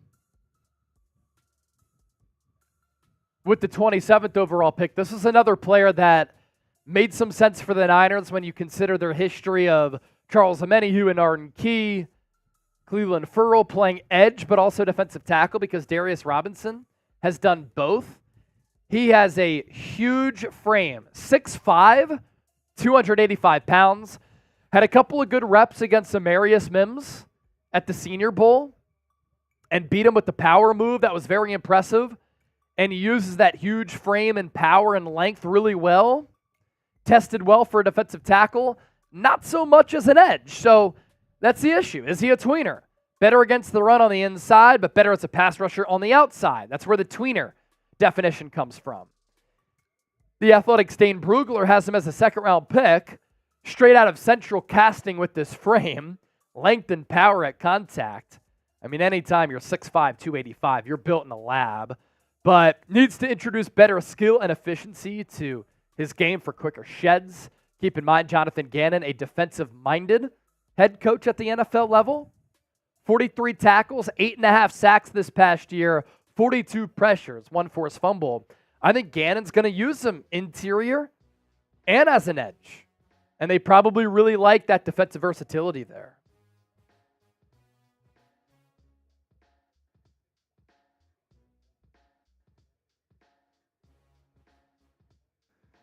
So now Buffalo on the clock. We'll have Dallas after they traded back, then Baltimore, then the Niners on the clock, and then Kansas City will close us out here tonight for the first round. We can take a look real quick at the best available players remaining now after Darius Robinson was picked by the Cardinals. Still some good players. Johnny Newton, Jackson Powers-Johnson, Nate Wiggins still available, as is Kool-Aid McKinstry, as is Cooper DeJean, so some corner options if that's where the Niners want to go.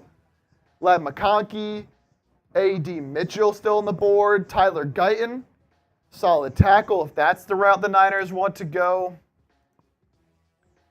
Looking a little more down the board, Kingsley Suamataia. We talked about this on Niners a lot as a player that San Francisco could be interested in, possible route for them.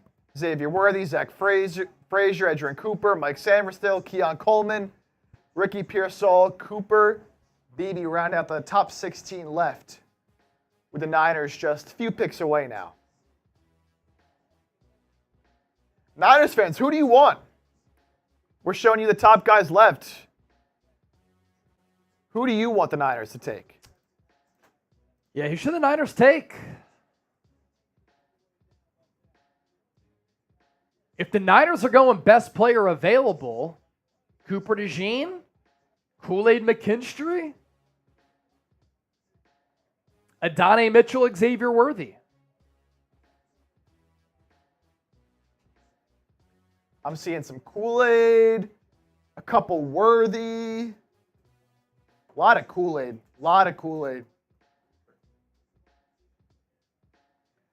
Guyton, Newton, DeJean, or trade down. I think one of those three will be there. I mean, you're only 3 picks away. So unless Buffalo, Dallas, Baltimore goes Guyton, Newton, DeJean, then you should be all right there. Nathan says, pick 80 Mitchell, trade Debo, and sign BA. You're not going to, I don't know what you trade Debo for at this point. What's up with Mims? Mims went 18th overall to the Bengals, Mike Concho. So Mims is gone. 18th overall to Cincinnati. Seen a couple Nate Wiggins. That's my dog right there, Nate Wiggins.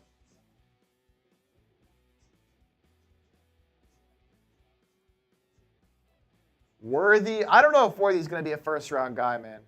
Yeah, ESPN just now announcing the Cards pick. Yeah, they're a little bit behind. We're not. We're way ahead of the game. We're way ahead of the game. All right, we have 962 people watching live right now on the Niners Report. Let's get the audience up to more than 1,000 people watching. Hit that thumbs up icon, like the video. There's about 250 people who have not liked the video is what I'm seeing right now. So please smash that thumbs up icon. Like the video as we close in on the Niners selection here. We have $835 in Super Chats, $872 on Eagles now. The first channel to 1,000 is getting a beer boot. The numbers to beat for our helmets here, $300 in Super Chats, but you'll still be in the running to win a blanket. We're giving away that blanket tonight. So if you want it, you got to get in tonight. And the Niners pick is closing in. We're 9 people away from 1,000 people watching live on the 49ers Report. Now we're 1 people away from 1,000 people watching live on the Niners Report. And I'm giving a beer cheers out if we can get there. Continue to like the video. Type SF in the chat if you're pumped up to see who the Niners take here. We provided you with analysis for every single selection so far of this first round. More than 1,000 people watching. You're watching the 49ers Report. Please make sure you hit that sub button as we are closing in on 132,000 subscribers. We are officially 15 people away from that number. Hit that sub button right now. As for what has happened so far, we have a trade. Trade alert. The Buffalo Bills are trading with the Kansas City Chiefs. I guarantee you the Chiefs are trading up for a wide receiver here. It's going to be Adonai Mitchell or it's going to be Xavier Worthy for Kansas City. I am so sure of that.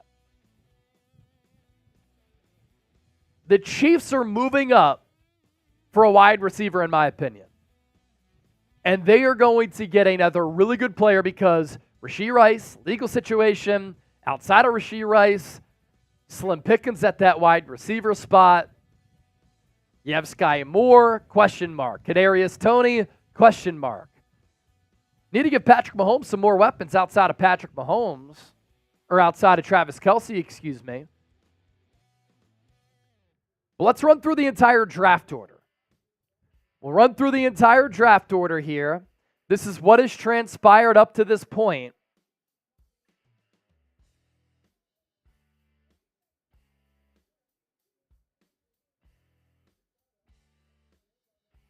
Fuck me.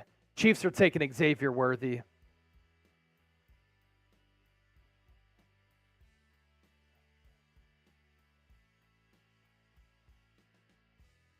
Of course.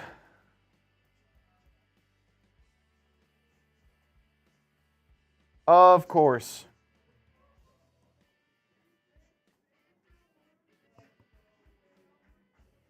Of course.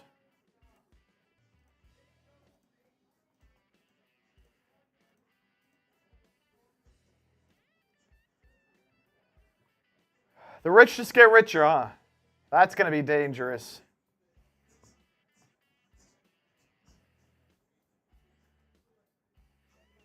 That is going to be dangerous. That speed. Wow. The Chiefs are all in, man. It makes me sick. The Kansas City Chiefs are drafting Xavier Worthy, 4.21 40-yard dash speed, return ability, great route runner, explosive athlete, deep ball tracker, and this is going to be a problem for the NFL. Set the NFL Combine record with the 4.21 40-yard dash. Impressive burst. Tracks the ball extremely well. He is such an underrated route runner. He's a little bit stronger than what people give him credit for being a $165. Sometimes he can struggle with contested catches because he is a little bit light. And while he doesn't have ideal size, toughness, or play strength, he has dynamic speed, playmaking instincts, ability to win with his routes, and he's going to be a great return man. And now the Chiefs have Hollywood Brown and Xavier Worthy for Patrick Mahomes. The production in his 3 years at Texas was great. 75 catches, 1,000 yards last year. 5 touchdowns, 13.5 yards per catch. The Chiefs just became even more difficult to stop, and I don't get this move for Buffalo. Buffalo trades with the team that they're competing against in the AFC, that they cannot get over the hump against with Kansas City. They just made the Chiefs better.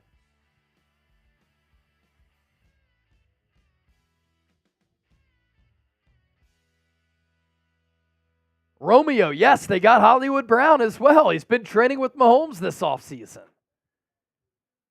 This makes me sick.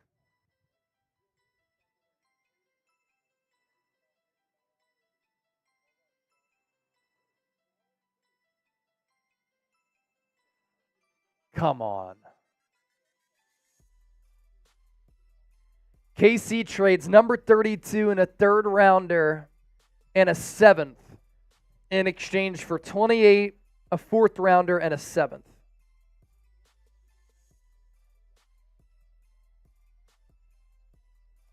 .421 speed for Patrick Mahomes. Oh, man. And you know what? I think Buffalo might get Adonai Mitchell. Adonai Mitchell is in play for Dallas. Adonai Mitchell is in play for Baltimore.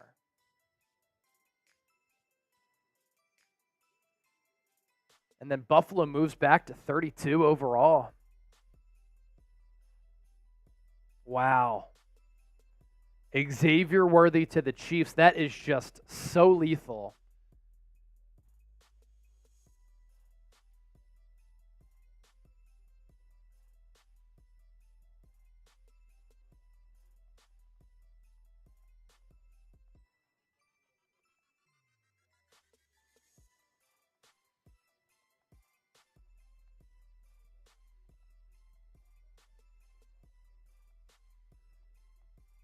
Oh, man. And they got Hollywood Brown for nothing.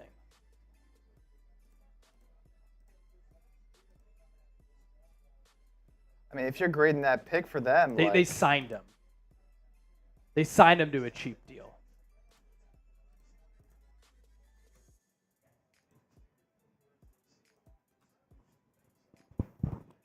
wow, And I think that Mahomes is finally going to be able to bring the best out of Hollywood Brown.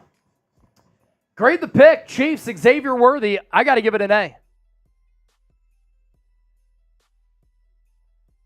Got to give it an A.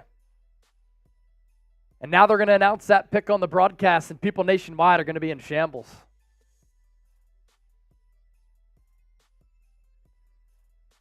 Gosh, that Chiefs offense just became more difficult to stop, and that's a direct competitor in the way of winning a Super Bowl championship. Is that right there? Cowboys predictably take Tyler Guyton at number 29. And that was the most sure thing ever. They traded back because they knew that they could get Tyler Guyton at 29.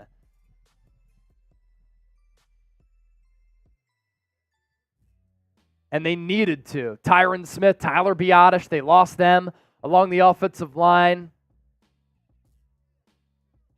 Guyton played at Oklahoma and TCU, all within the region of the Dallas Cowboys.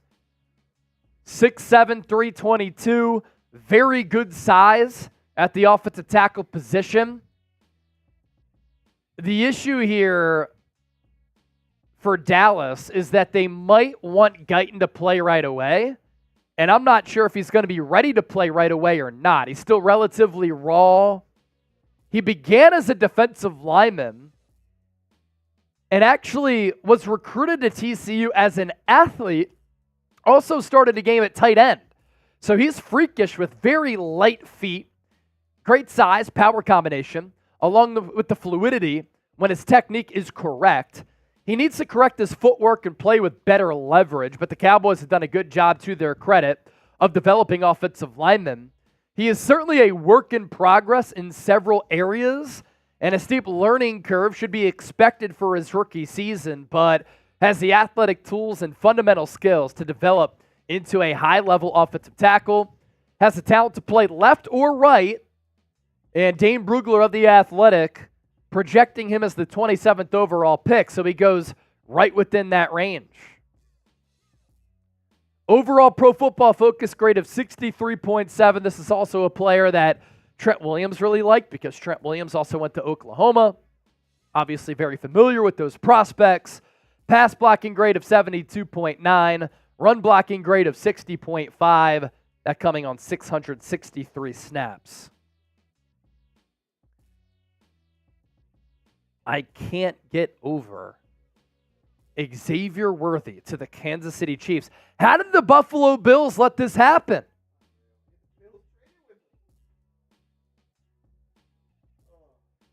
Ivy Carter said Buffalo on the marijuana. Buffalo, stay off the weed.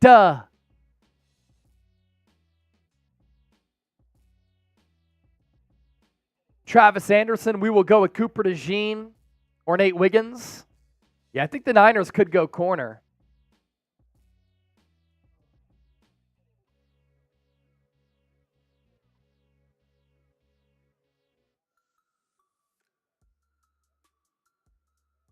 So the Niners now just one pick away. Ravens are on the clock, and then the Niners are up.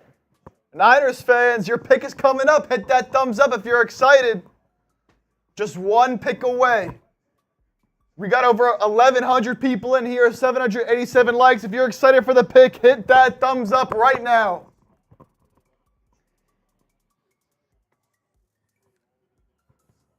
I think San Francisco is going to go corner here.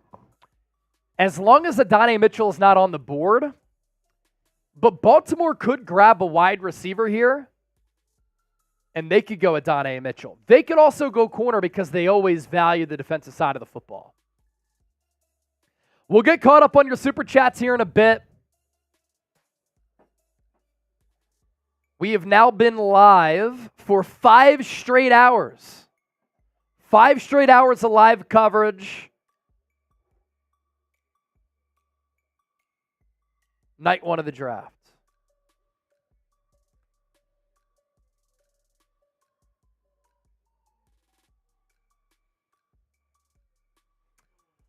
Hold on. How did we go down to 554 in Super Chats on Niners? Are you seeing that on your end?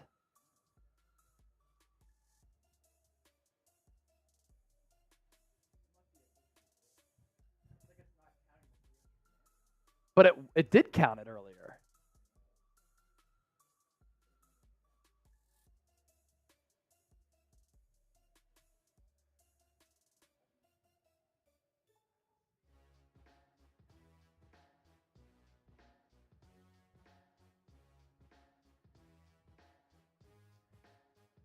So, Anthony, that $300 super chat didn't register.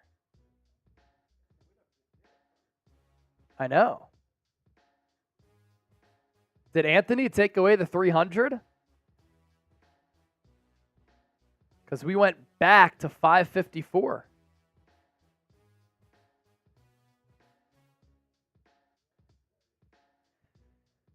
So what the Baltimore Ravens do goes a long way in determining, obviously, what the Niners are going to do because they might really like Adonai Mitchell. They could go corner. I think you could still get a good offensive tackle in the second round. I really do. Is Anthony still watching?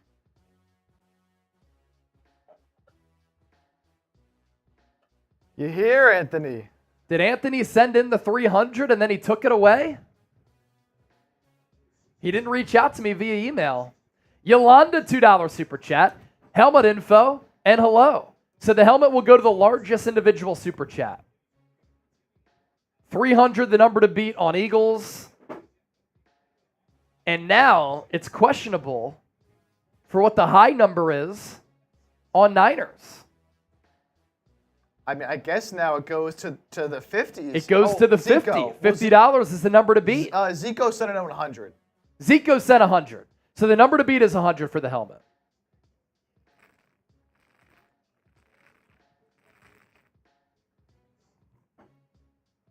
Ryan, chances the Niners draft a legacy player? Not tonight. Drafting a legacy player is not going to happen tonight. Joey says, who we getting? Well, the Ravens pick is in. So we will see. This Ravens is a are going Nate Wiggins.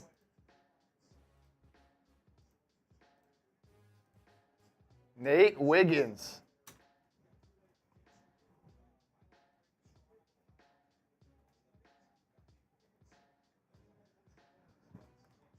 My dog from Clemson, Nate Wiggins, going right before the Niners.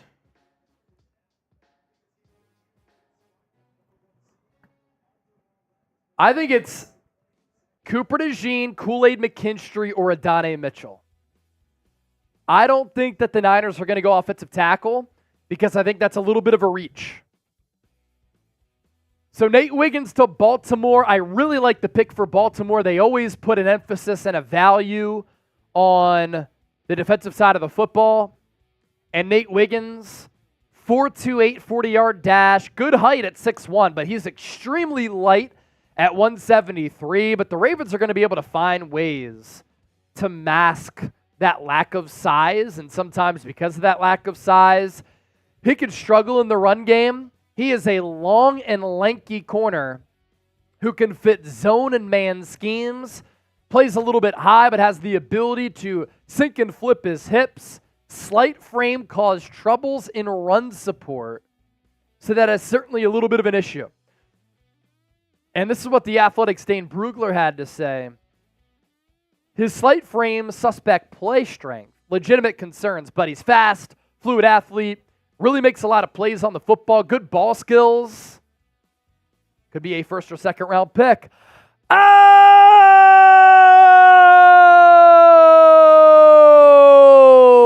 So the 300 gets taken away, and David Blanco, a $200 super chat. Want that Niners helmet?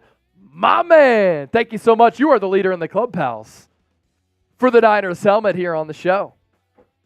All right, so what are the Niners going to do? Niners are on the clock. Hit that thumbs up if you're ready. The pick momentarily will be in. Hit that thumbs up, Niners fans, if you're excited for this draft pick. Who's it gonna be? Who's it gonna be? I'm seeing some Jackson Powers Johnson, Jerzon Newton, Kool-Aid McKinstry. Johnny Newton is a sneaky name. Johnny Newton is a sneaky name.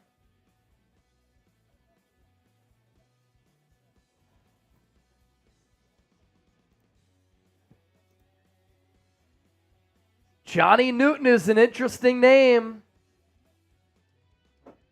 The Niners like that type of defensive tackle who's a little bit undersized but has really good speed. So you have Kool-Aid McKinstry, really good lockdown corner on the outside. good ball skills, swagger, confidence, plug-and-play guy from the jump.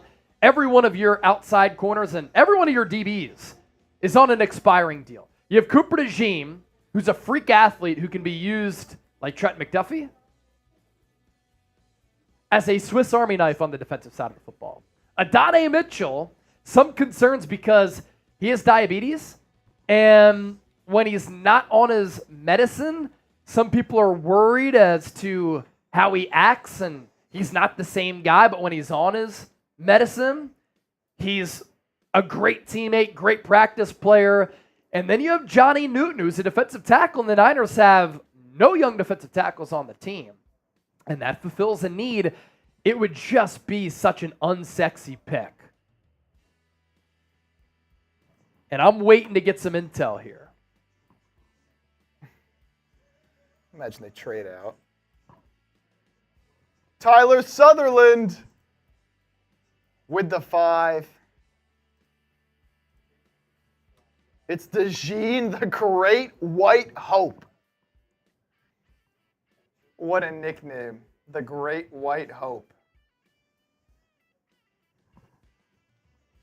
We're going to have the pick for y'all the second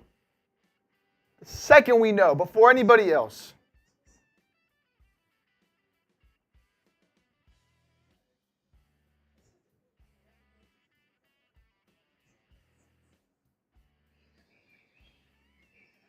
Cooper DeJean. There it is. Cooper DeJean to the Niners. Cooper DeJean to the Niners.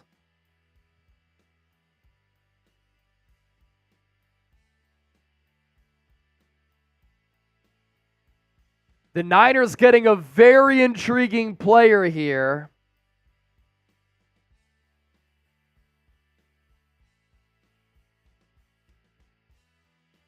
In Cooper DeJean, the all-around defensive back out of Iowa who has return ability.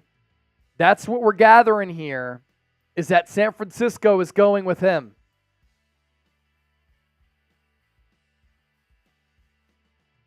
Oh, Mike Silver said that was premature. Wait. Oh, wait. Whoa. Mike Silver said that was premature. I'm sorry. Drama. What's going on? Mike Silver. No. What? Ricky Pearsall to the Niners. What? The slot wide receiver out of Florida. Ricky Pearsall to San Francisco. They go wide receiver at 31 overall.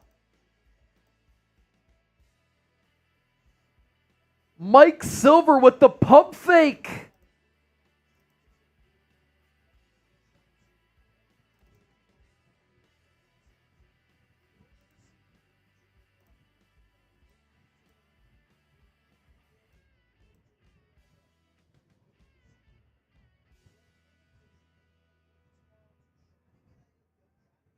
What is going on? Now, Ian Rappaport is saying that because the Niners are taking Pearsall, that could signal that the Niners move on from Brandon Ayuk.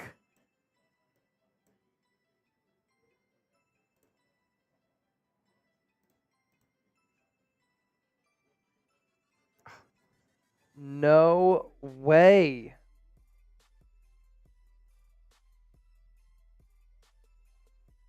The 49ers are taking Florida wide receiver Ricky Pearsall.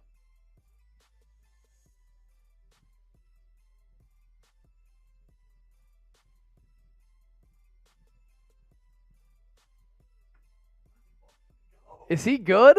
He's fucking awesome. Florida fan Coop said Ricky Pearsall's awesome, but I don't know if this means that they're moving on from Ayuk.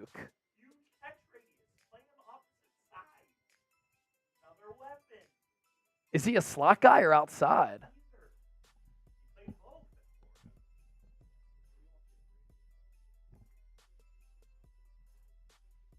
We got to figure out what the Niners are talking about here.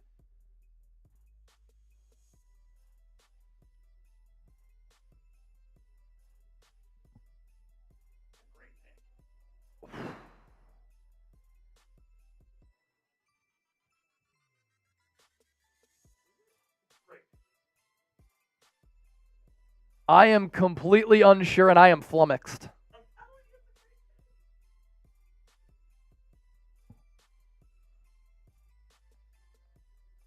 Wow.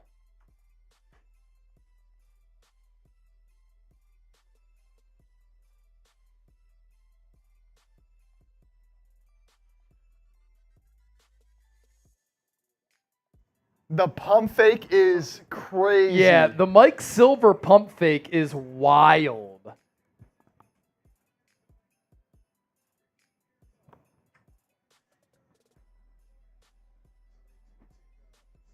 Wow.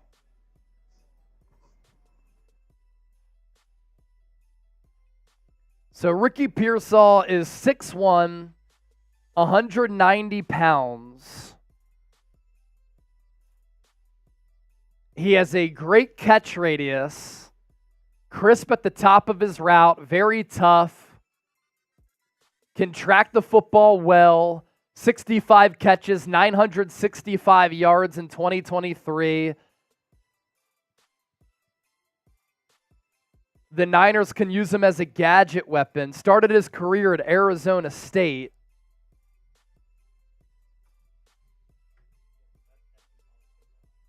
Yeah, the catch down the seam was filthy. Competes with excellent play and time speed. He didn't blow past corners vertically on tape.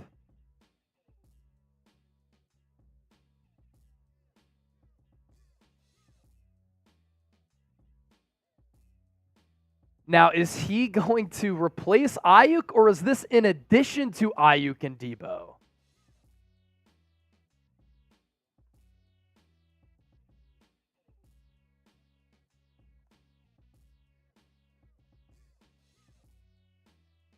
I'm shocked by this, dude.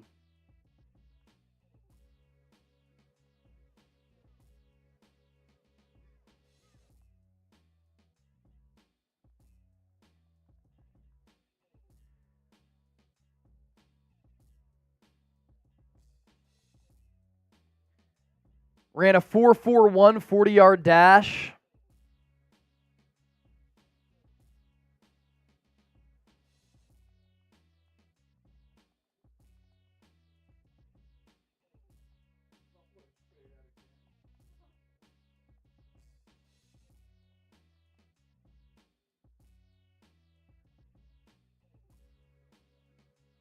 Dad played in the NFL.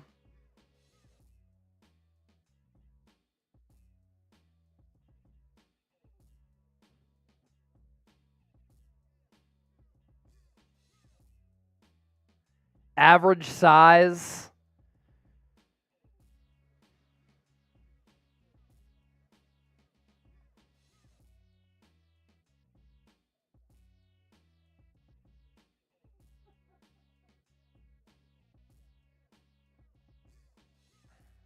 Niner fans, how are we feeling?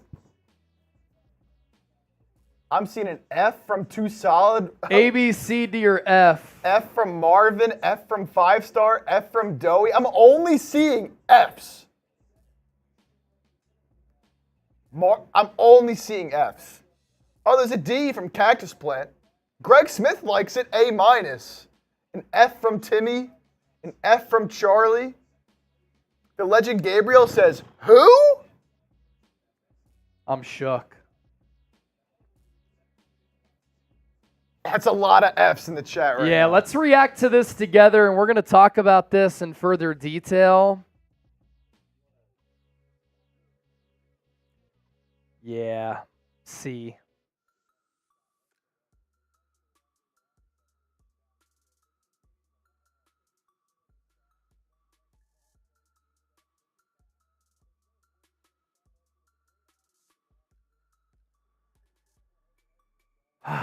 Man, I don't really get it.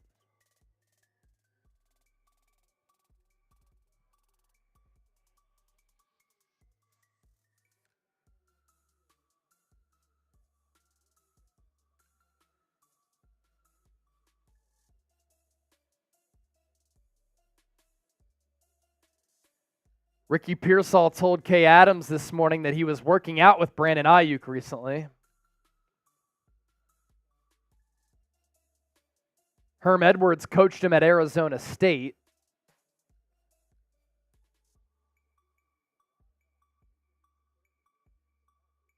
John Lynch is close with Herm Edwards. Pearsall played with Ayuk in 2019.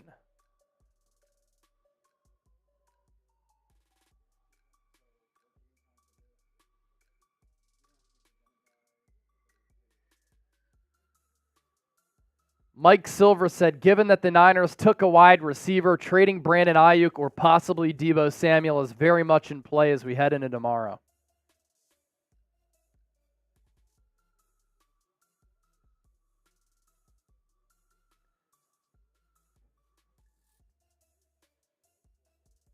If this is the Ayuk replacement plan, it's just not good.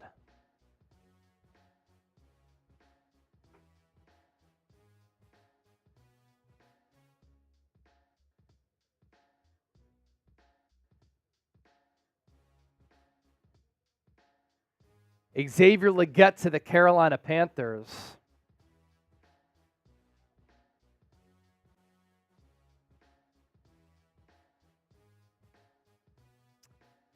All right, let's react to the Ricky Pearsall pick for the 49ers here. I can't believe it. He returned punts. He didn't muff any. That's cool. All right. Cool. Ricky Pearsall to the Niners. We're going to go in depth for the next 10 to 15 minutes, and we can react to all of this together right here on the show. So let's do it. A stunner on night one of the 2024 NFL Draft for the San Francisco 49ers with the 31st overall pick. I got to be honest, I'm very surprised by this, and this pick came out of the blue. It came out of nowhere. The 49ers are drafting Florida wide receiver Ricky Pearsall. Now, I was getting some indications that the Niners could go wide receiver with the 31st overall pick. I just did not expect it to be this player right here.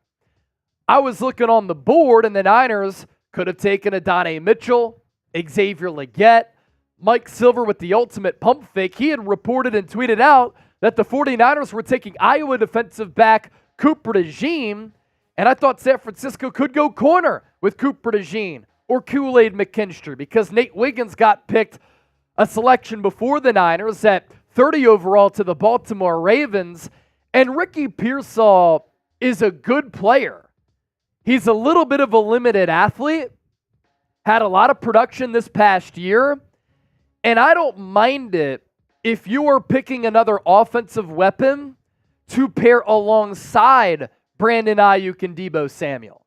But if this is your Brandon Ayuk or Deebo Samuel replacement plan, then I have a huge issue with it.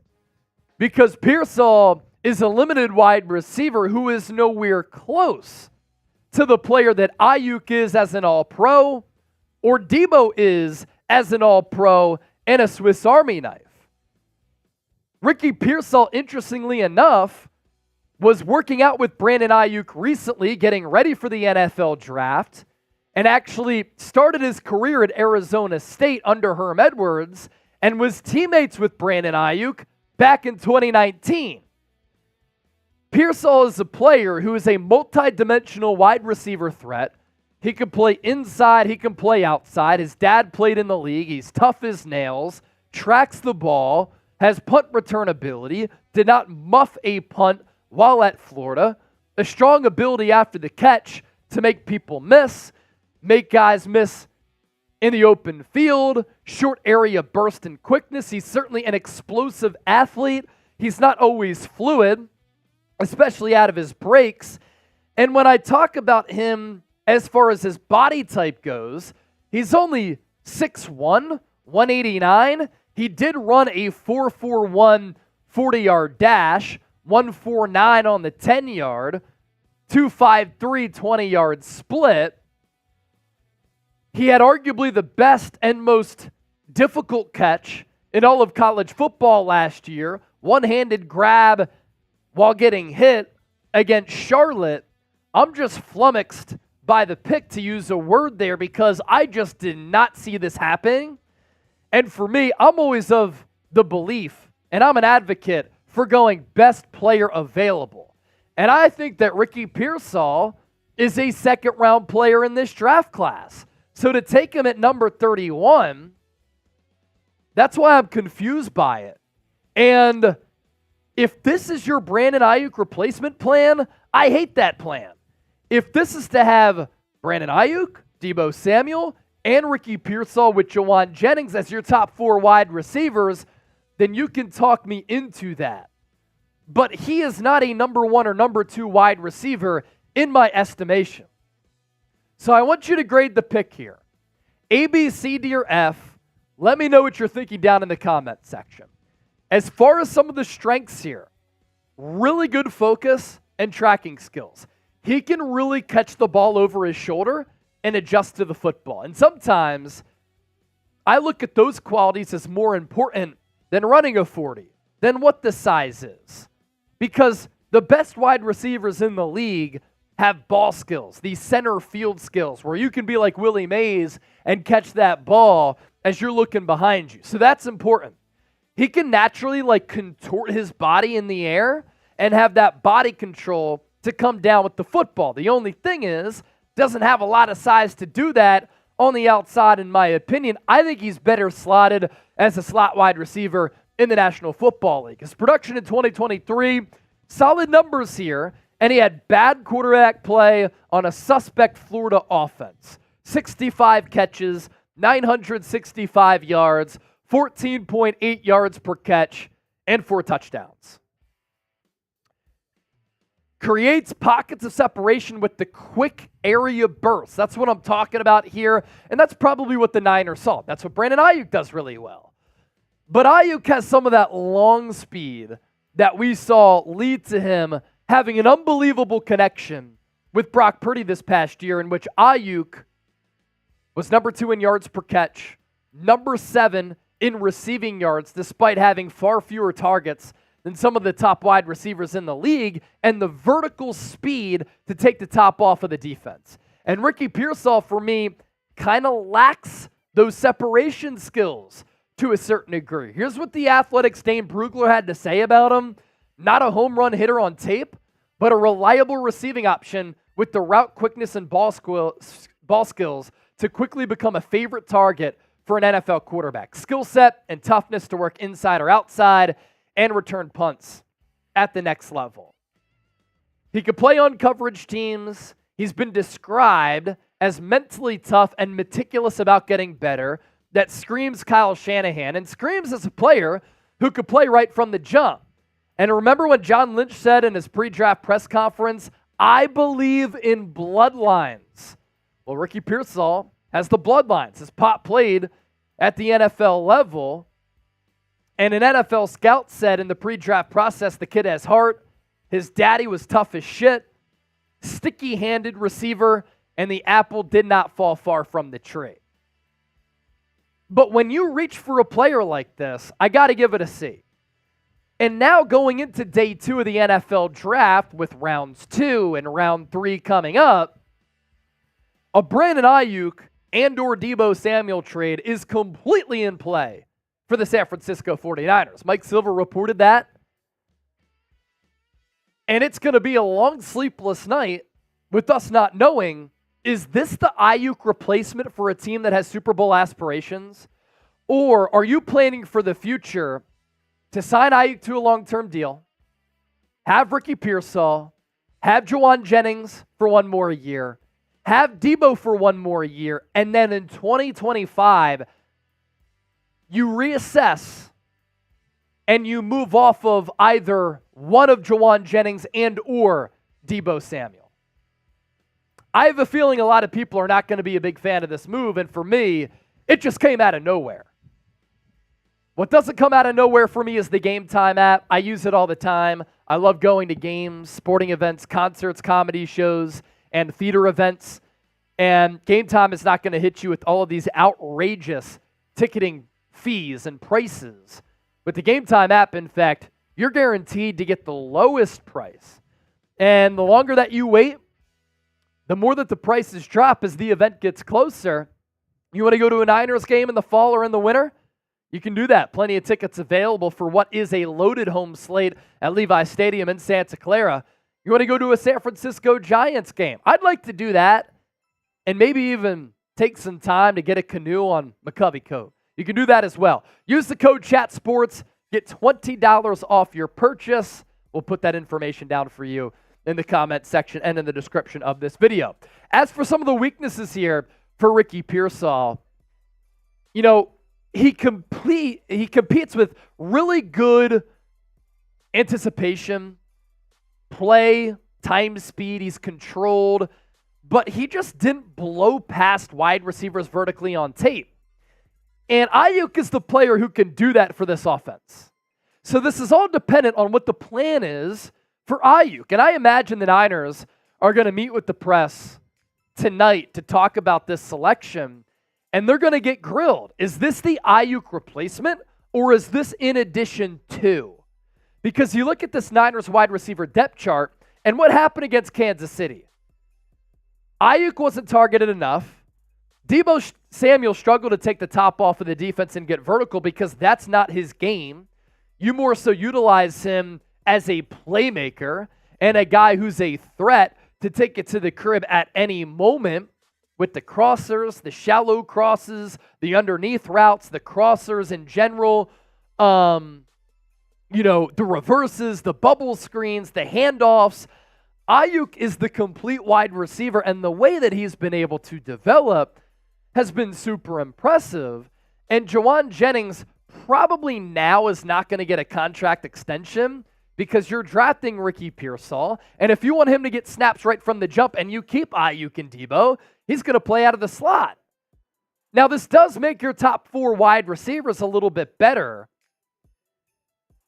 But Pearsall, I have concerns about the size because has a little bit of a thin-framed body type with just ordinary length. Limited growth potential. He's not going to add a lot on his frame. He can be pushed off and disrupted coming out of his routes or trying to get off at the line of scrimmage because he's a little bit smaller. He might struggle against press coverage. What did Kansas City do in the Super Bowl? They played press against Deebo, against Ayuk. And Ayuk and Deebo struggled to win against press. And then the Niners just in general did not target Ayuk enough, who was the one wide receiver who could create separation, who's the good route runner. He dropped L'Jarius Sneed to his knees on that goal line play or approaching the goal line at the end of the Super Bowl when Chris Jones came breaking through when Spencer Burford missed his assignment. And Deebo is the one who gets jammed at the line. And now you're bringing in a player in Ricky Pearsall who, if you get rid of Ayuk, also struggles with his release against press coverage when getting jammed, who's a little bit of a limited athlete here. That's why I'm trying to make sense of this pick, and I just don't get it because I had a second-round grade on him. I had him going 45, and you get him at 31. I just don't. I'm confused. I was speechless after the pick. Now, some people in the comment section saying, Ronnie Bell, Jawan Jennings, they're probably gone. I wonder what the roles are going to be. You know who's gone? Danny Gray. See ya.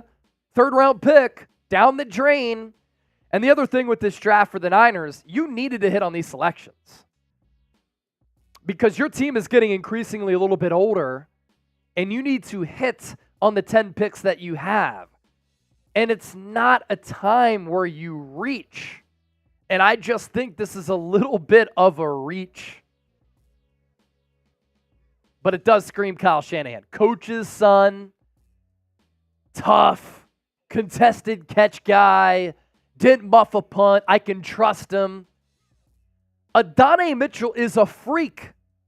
He's 6'2", 4.3 40-yard dash.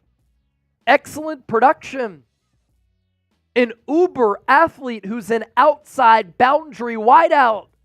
And to me, I think Ricky Pearsall is a slot wide receiver. So the remaining draft needs, you still need a corner. You still need an offensive lineman at center, guard, offensive tackle, safety, defensive tackle, edge, all still issues. And what I would have done, I think that you could have gotten a really good corner in round 1, offensive tackle round 2, and then you could still get a really good wide receiver in round 3. So what position should the Niners draft next? Offensive line still a huge issue. Corner still an issue because every corner on the roster is on an expiring deal. Let me know down in the comments section. Thanks for watching. Can't wait to see the comments section here. People are in shambles. And I'm going to put up a poll here.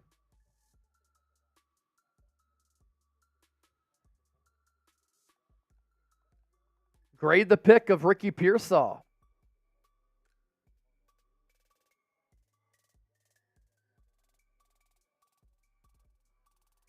I don't see how you can give it. You gave it a C. I don't think it can be any higher than. I think C is the ceiling. It's just an average pick for me. I mean, not only did you pick a position that honestly you probably had bigger needs, but the guy you took at that position was simply not the best player left in that position. Yeah, I didn't think he was the best wideout.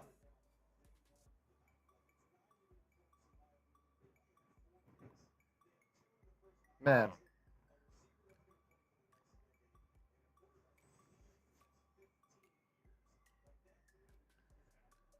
And you can see it right now. DNF is leading with 50% of the votes.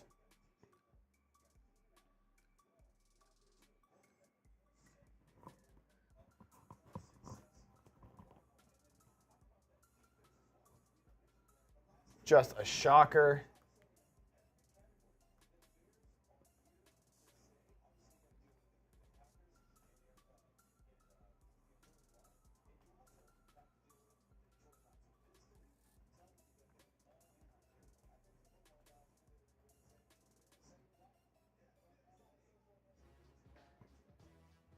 Man.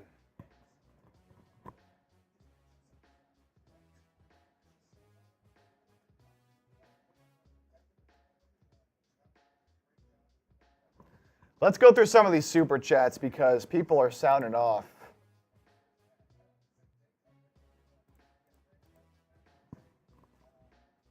Oh, man.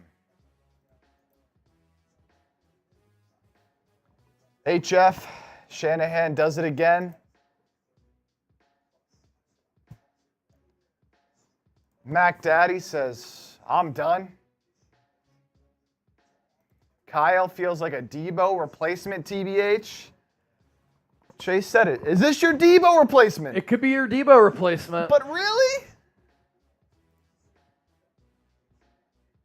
Same sentiment from Cameron. They said he's a Swiss Army knife. Wouldn't he be a Debo replacement? He's just not. Like, that's your answer?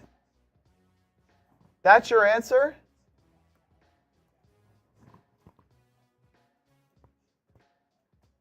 Nick Liddon, been a while. I'm going to chug one 49er pride at the end of the day. Bang, bang, Niner gang. Still going to support. Still going to show out, but tough pick. Tough pick.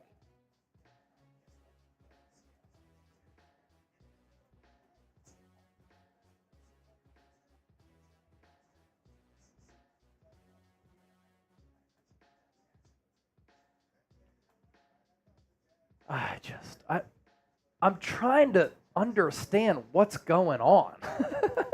All right, let's run through your super chats here. What was that last one that you just popped up there? I'll pop it back up. Okay, Nick Linton.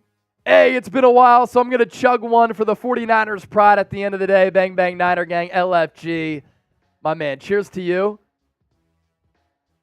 Z Rokic. Hopefully I pronounced that right. I feel like this has Kyle's handprints on it.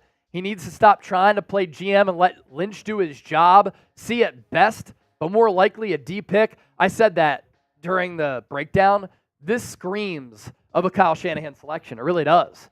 Beast Mode Gaming, $2. What is that? Thoughts? I just explained it all, and hopefully you saw it, but I'm flummoxed, I'm confused, and I just don't get it. Onis, do you think that we'll trade up in round 2 to draft an offensive lineman and cornerback? You're currently at 63. You have 10 picks, well now 9. You can package picks to move up for an offensive tackle or a corner. I do think that. Cooper DeJean being a second-round pick is surprising, too. Dusty Turtle, it's official, the NFL is rigged. How about the Kansas City Chiefs are just smarter and better than everybody else? How about that? Paul Sheets, $5. Embiid can't blink his left eye. Love the Eagles pick. Yeah, he has a mild case of Bell's palsy. How about that? That's crazy. He still dropped 50 against the Knicks tonight. Kayla Thompson, $10. Woosha. It's Howie season. Thank you for that. 50 Shades of Trey, $2. Could we trade up to get DeJean to play safety? I think it's a little bit too far of a trade up, to be honest with you. Chad Talley Jr., Philly fan, fly Eagles fly, but still here because, well, I'm a real one. Love you. Salute. Love you too. Thank you for that. Dennis Designs, $10. Wow. You guys are still at it. We've been live for almost 6 hours at this point, my brother. Chad Talley, no response, bub. Just did. Had to catch up on the Supras there, my guy. Night Shift Garage. We appreciate you guys. Cooper Cup 2.0. Debo Samuel should start packing. Is he a Cooper Cup type of player? Maybe he is.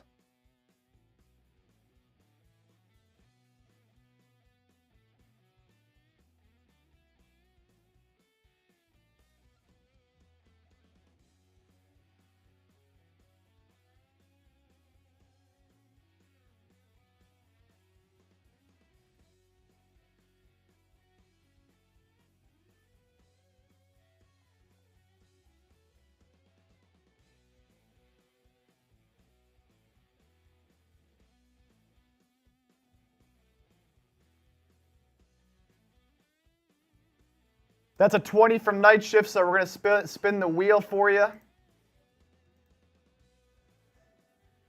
Man. Crazy, crazy, crazy.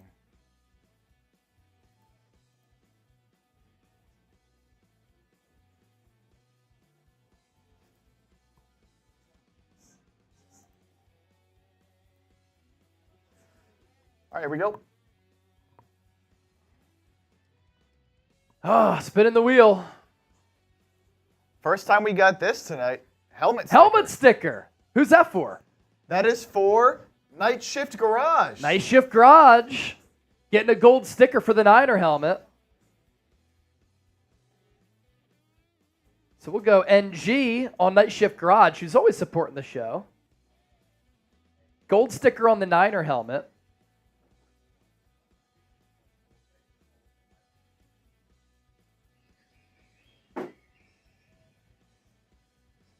So we're at 906 in Supers on Eagles now. 826 on the Niners report. Can we get both streams to 1,000? Both streams to 1,000 is really what we're shooting for here. We're 94 away on Eagles now. We're 826 on the Niners report. If we get, whatever stream gets to 1,000, I have this boot waiting for me. So the number to beat to win our Niners helmet is $200. The number to beat for our Eagles helmet is $300. Millie315, thank you, brother, for being here for the whole thing. Let's take a look at the Super Chat menu real quick. Let's do that.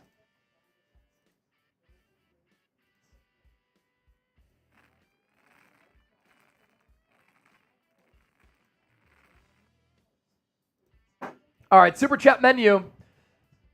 First time Super Chatter, ringing the draft bell. $10, you get a raffle ticket. $20, we'll spin the wheel. $50, make a drink. Let's do this. 50% off on the Super Chat menu over the next 2 minutes. So 5 gets you a raffle ticket for the Super Bowl blanket. 10, you spin the roulette wheel. $25 we drink. 2 minutes on the clock. Let's do it. Let's do it. Hey, I'm going to make a deal as well. I'm going to run to the bathroom. Every Super Chat we get that is $5 or more, I'm going to take a drink for every single one. I'll take a sip of my beer for every single one. If we get a 100, I'll shotgun.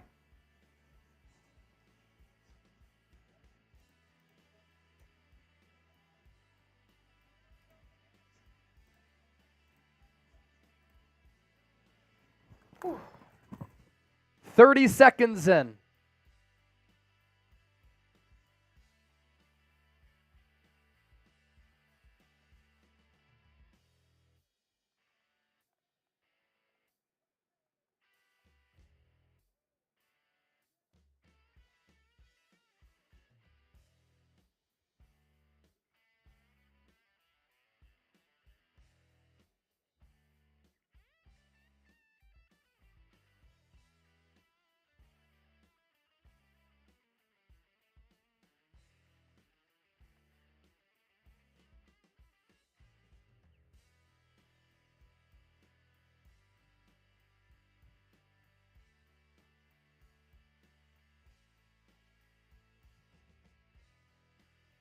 Oh no, Stone Cold Fire, Robert Smith.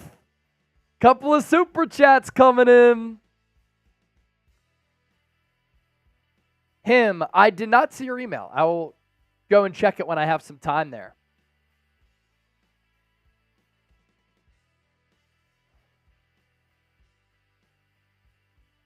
All right, I'm going to take a look at my Twitter mentions to see if anybody can explain this Ricky Pearsall selection to me like I'm dumb.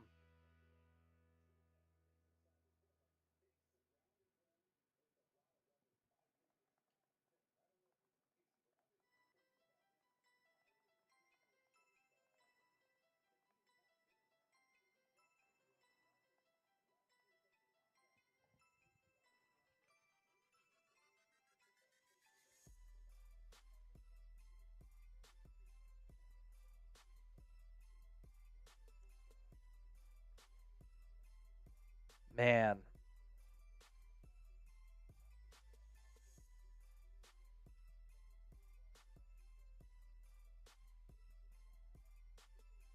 All right, Connor Rogers likes it. He said that is one hell of a pick by the Niners, even though many are probably surprised by it.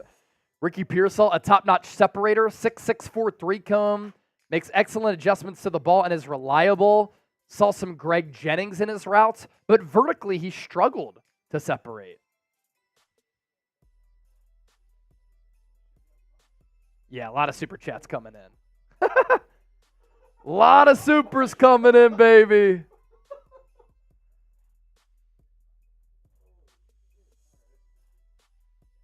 All right, so some people like it. Success by route. On a go 9, he struggled. On a comeback, he struggled. Everything else was pretty good.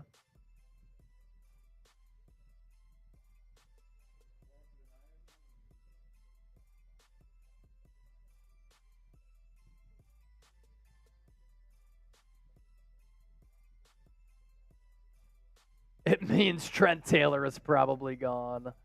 That's pretty funny.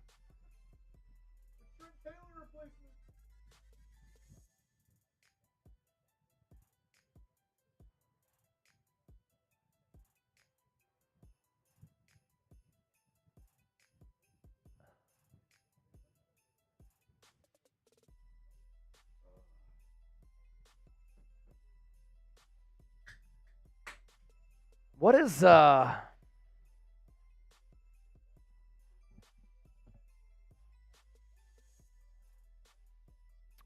Shanahan on Ricky Pearsall? There's nothing he can't do.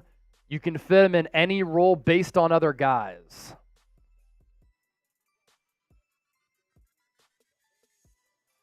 I mean, it just reeks. No, what did he say? Interesting.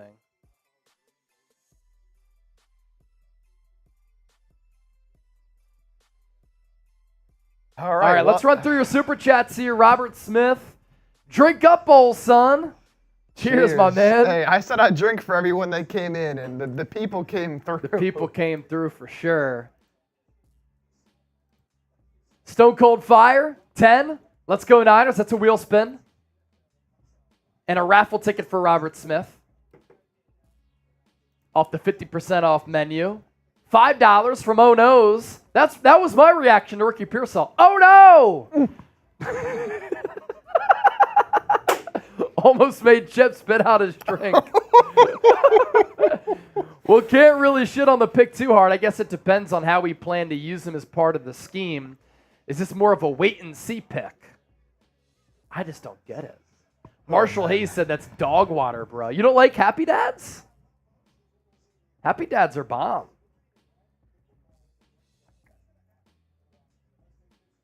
Dog water. Or you call him the pick dog water, because that could be it too. Either one, I guess, to him. All right, so Robert Smith gets a ticket. Romeo said, yo, Chase, you know what time it is. Stone Uh-oh. Cold. What time is it, Romeo? Who's in the lead on Romeo? Is Romeo in the lead on Eagles for the? Romeo is in the lead on yeah, Eagles yeah. for 300. The leader on Niners is 200 because somebody took away their $300. Which is crazy. You know, we're 100 away from 1,000 on Eagles. If we get it, I'm shocked. We're 94 away from 1,000 on Eagles until I do this boot. I want to do this boot. Or can the Niners get there first? We're 154 away on Niners. Some people are asking who the best players left available are heading into day 2. So we can take a look. There are some really good There are some really good players available day 2. And again, because all the quarterbacks went off the board in round 1, the board is favorable here. Johnny Newton, Jackson Powers-Johnson, Kool-Aid McKinstry, Ladd McConkey, Cooper DeJean, Adonai Mitchell, Kingsley Suamataia, Zach Frazier, Edgerrin Cooper, Mike Sainristil, Keon Coleman, Cooper Beebe, Roman Wilson, Troy Franklin, Braylon Trice, Braden Fisk. Some solid players right there.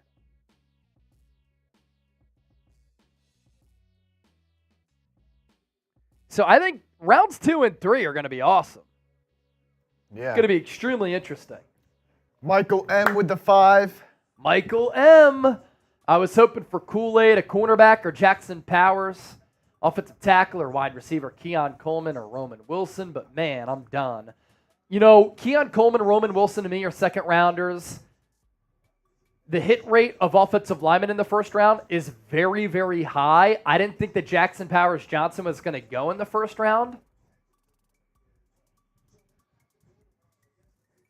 I like Kool-Aid. I like Cooper DeJean. I think you need to get better at corner, but John Lynch, Kyle Shanahan have never gone corner in the first round. Michael M. I was hoping for Kool-Aid. Oh, that was the same one. Can I be honest here with the Niners? Like, another reason I don't like the pick, you could have just gone with the guy who's been the Deebo Samuel clone this whole draft process, Malachi Corley in round 2, who I think honestly could be a better player than Ricky Pearsall. Yeah. And you could have gotten a Kool-Aid or a Cooper DeJean or somebody else, like, whatever. It happened. So weird, bro. Greg Smith, Roger Rosengarten is still available. Guy that we talked about for the Niners and the Eagles. Uh-oh, the Lakers are in trouble? Oh, no. What's the Lakers score? They're down 101-89 with 4 minutes left to go. Yikes. They're gonna cooked. go down 3-0. They're going to get swept again. Yeah. That's what happens. If you can't win that game too. No. I mean, surprise Philly won. Not surprised, but that's just there's such an emphasis on that game too. Romeo, what are you saying, man? You're saying you know what time it is. What time is it? What time is it?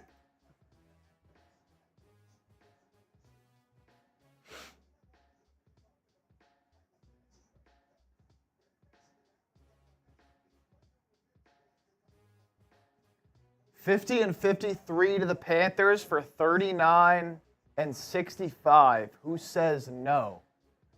So you give up 50 and 53. You move up 11 spots.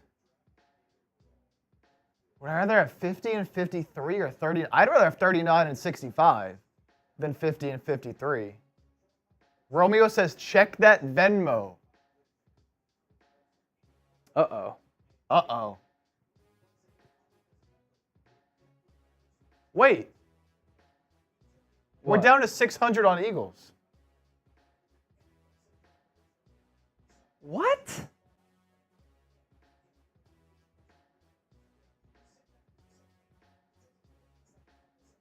What is going on?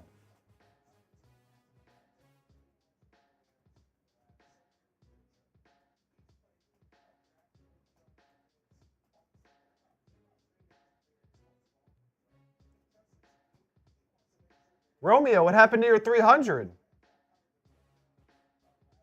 I'm not seeing it anymore.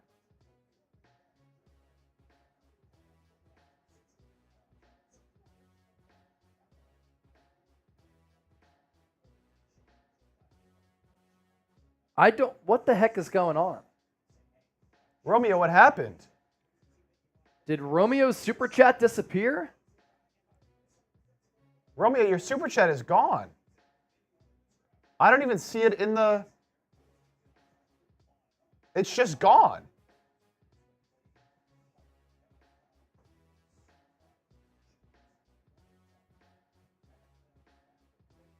And now that's making me think that the other guy on Niners didn't take it away. It just disappeared. You still see it? I don't think it's nothing you did, Romeo. It's nothing you did. It's just not like... I got Romeo's Venmo. Everyone's saying I still see it in the chat, but when I look in the list, I don't see it. Maybe it's just a visual bug?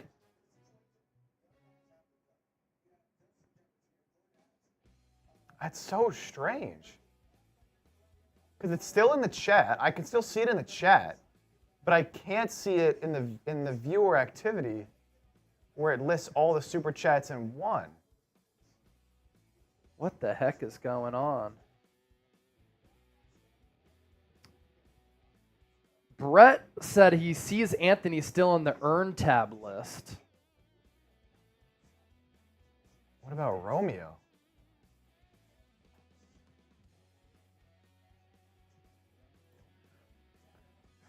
I mean, do you think it would have anything to do with how long we've been live for? Maybe.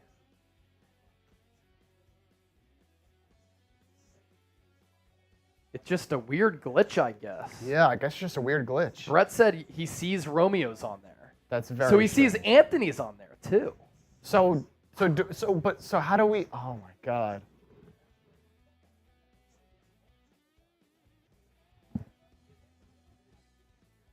I'm looking at my phone right now. A porn star, no joke, responded to one of my commentaries about Diana Rossini's report about the Niners trying to trade up. And she said, this bug-eye motherfucker continues to make shit up for clicks. Not one thing he's said has ever come true. You would think with his eyes like that he could see facts. A porn star just called me a bug-eye motherfucker. Oh my God. Wait, do we ever see what Romeo sent in on Venmo? Yeah, $350 from Romeo on Venmo. Oh, Yeah. Romeo! Oh! Romeo! Romeo! Romeo!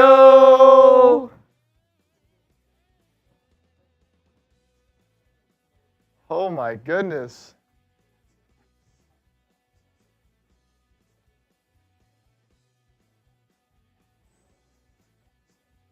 What is wrong with the porn star, dude? That's unbelievable. I don't know.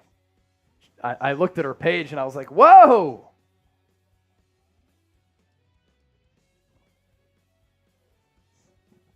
Millie says Romeo's balling out of control. I'm balling out of control. Keep on receiving the scholarships. That's Romeo right now. Romeo. Hey, so something weird is happening.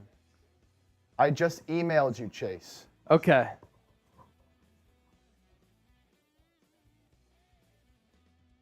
Let me check my email there, Romeo.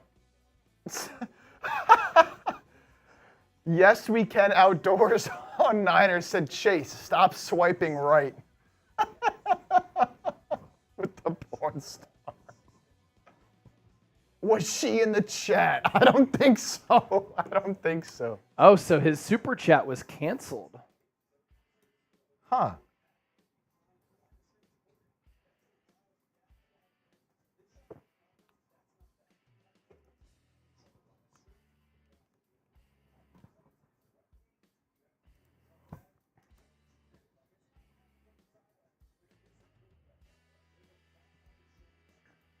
Agent Spo, how are we the only team in the league to get worse and have more questions to solve after the draft? I wouldn't quite go that far. I mean, there's certainly a lot of other teams that are not quite improving. Niners are still in a good position, just certainly a questionable pick. I mean, the Falcons just took Michael Penix, so.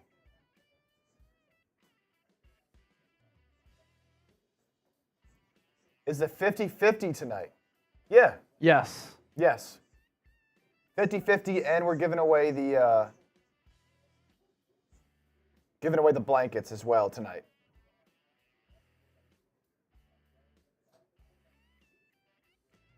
Romeo says Google is fixing it. Yeah, so something must have happened with YouTube.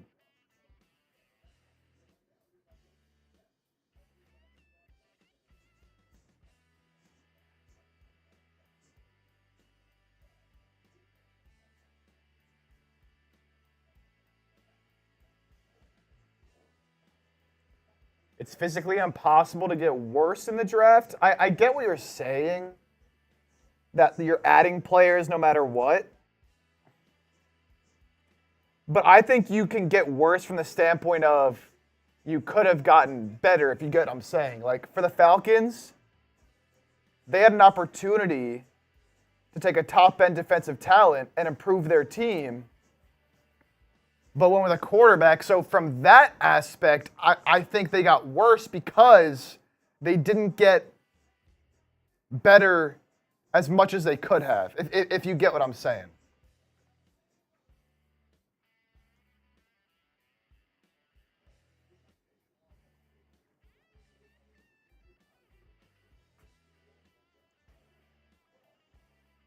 Yeah, Romeo, no, it's not. Remember J.J. Arcega-Whiteside. So, oh, J.J. Arcega-Whiteside, he stunk. That's a good point. Jalen Reagor. Andre Dillard. Certainly is possible. All right, John Lynch on Brandon Ayuk. After drafting Ricky Pearsall. The thing I'm excited about right now with BA is there's a lot of positive talk. We're having a lot of good discussions towards trying to get something done, and we're excited to continue on that. Could Debo be on the move, or is that just GM talk? Yeah, could Debo be on the move? Brent Smith, why was Jackson Powers Johnson not a first-round pick? Simply because he's a center. He's a center. Yeah, teams don't often draft centers in the first round. The value there, you can get centers a little bit later.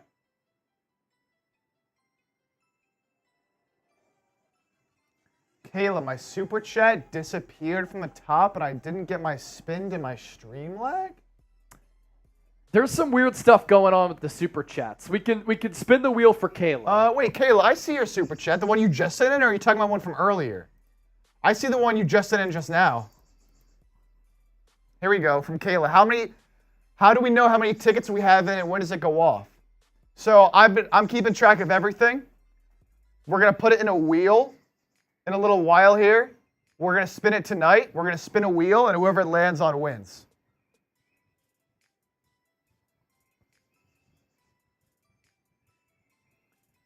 So that's another ticket for you, Kayla. I think you have a few.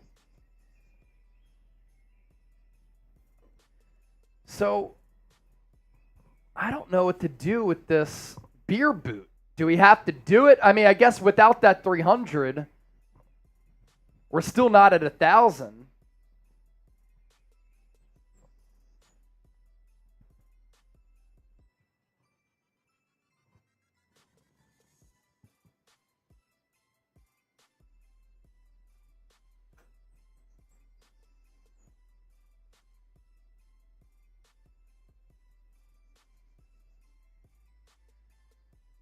I don't really know what to do. Let's do this. Let's do our Venmo 50-50 now. Okay. Let's go last call on the Venmo 50-50. Last call for the Venmo 50-50. Right now, the pot 10, 20, 30, 40, 50, 60. Winner comes away with 30. Winner comes away with 30. Last call, though. We can up the pot a little bit. $10 buy-in. At Chase_Senior. Scan the QR code. It's on Venmo. For the international audience, I know that a lot of international people don't have Venmo. So this is for our domestic audience here. At Chase_Senior.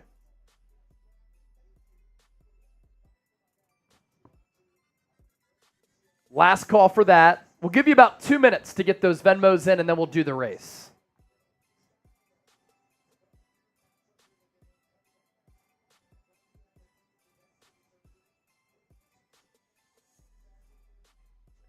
Mike with the $10 Venmo. We're up to 70. Javier, $10 Venmo. We're up to 80. Keeps growing. Keeps growing. Glenn, we're up to 90. Okay. Who else? Winner comes away with 45.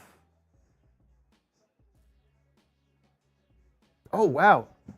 Embiid started suffering the Bell's palsy in the play-in against Miami. Really? It was before Interesting. game 1. I wonder why it happened. He said he wanted to keep it private to avoid distractions for the team. I feel like it just caused more distractions. Yeah. Because he didn't say what it was. Who else? Anybody else?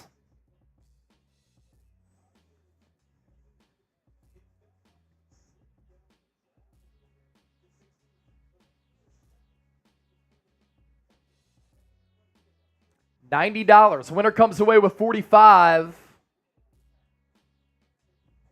Last call, last call. Oh, wow. There's this video from the Falcons draft room of the Falcons GM Terry Fontenot talking to the owner, Atlanta's owner Arthur Blank, and you can see the Falcons GM like trying to like explain to the owner, Really? like why, like look at this. He's like, you can see like he's like, looks like he's trying to explain. It's the like we pick. just gave Kirk Cousins $100 million in guaranteed money. It looks like he's like trying to explain the pick. I just don't get it. 8th overall pick. That is a valuable pick there.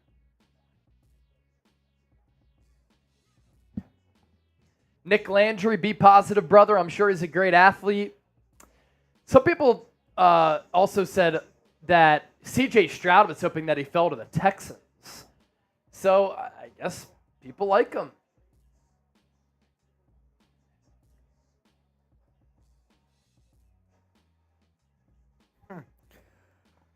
Micah Parsons was very upset at the Eagles pick. Yeah, I did see that. Micah Parsons was pissed that Quinion Mitchell fell to the Eagles.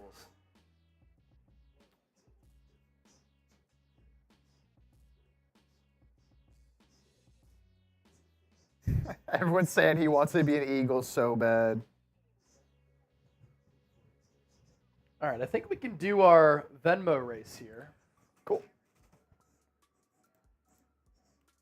So Elijah's is for the helmet, so everybody else. Just trying to do regular duck race or? Yeah.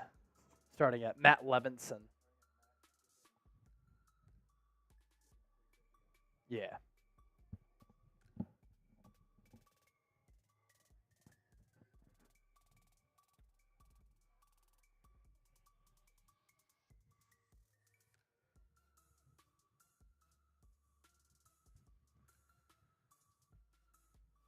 And we'll go last call on Super Chats as well.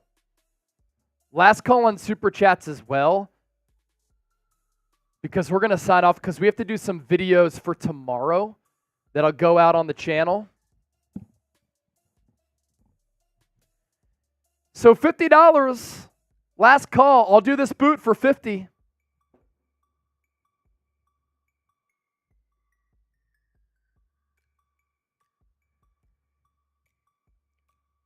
Romeo, that's up to you, man. If you want to resend the 300, you can.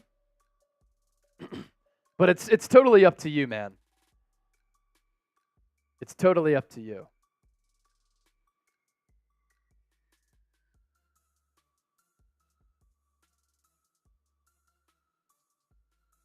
You send it in, I'm doing the boot.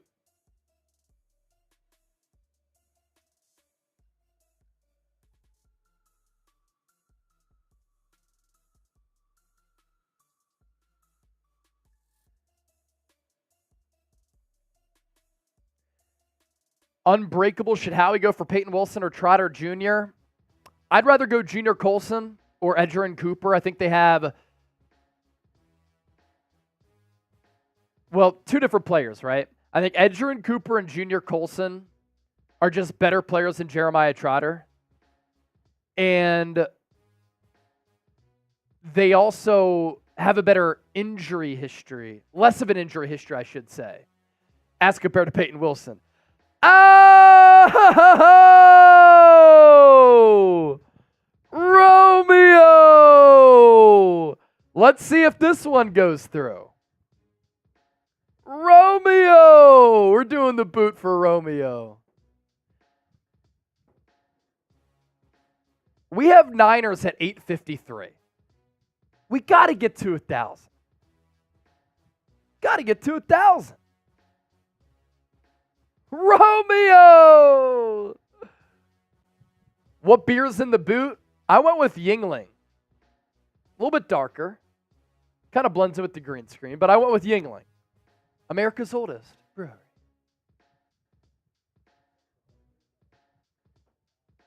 Yeah, Romeo, that's a good point.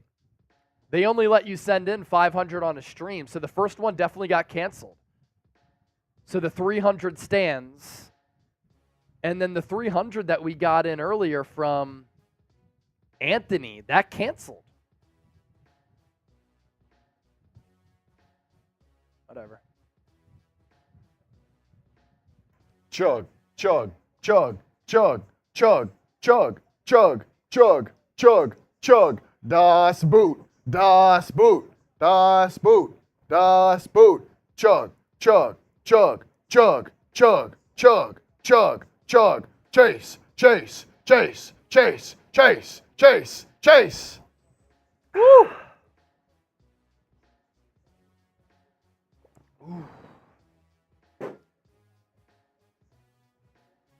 Woo! Let's go.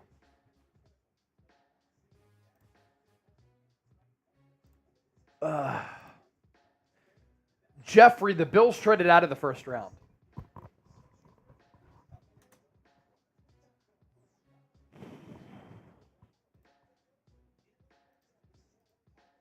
All right. 50-50 set. We got what, 9 names? 1, 2. Winner gets 45, right? Yep, 9 names. Yep, $90. All right. Man, that goes right to your head.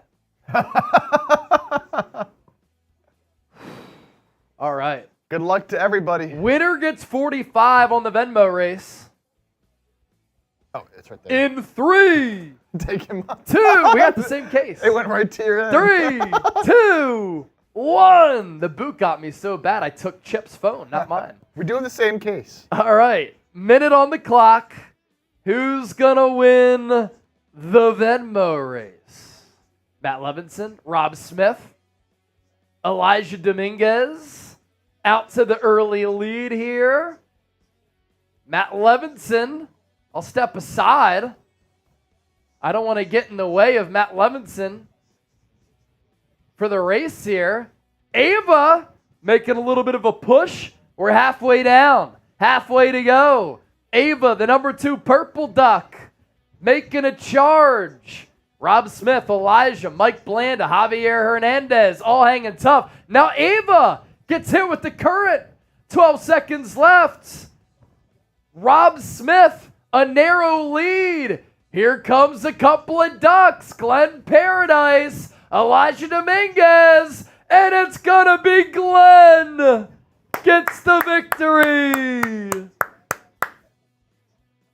Yes, sir. Glenn Paradise.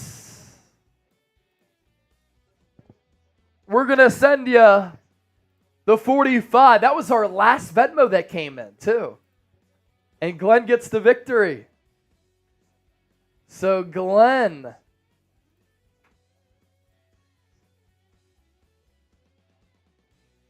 Winner, winner. Chicken dinner. Yes, sir. Glenn, I just sent that to you.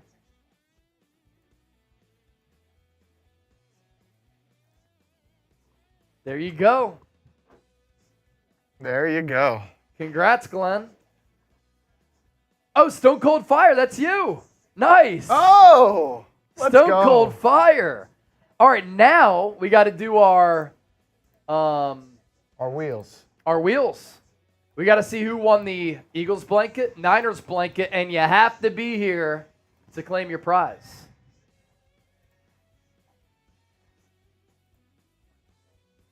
Angela, I am going to sleep like a baby. We're going to do it all over again tomorrow, except we got 2 rounds, not just 1. All right, so we'll do the Niners first. Yep.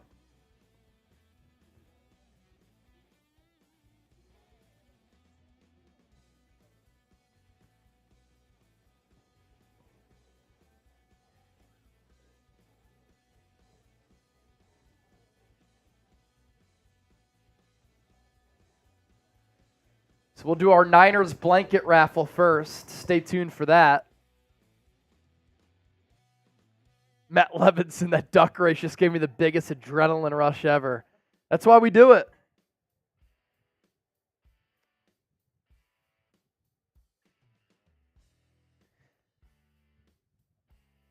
How about this? Even Ricky Pearsall was shocked that the Niners took him.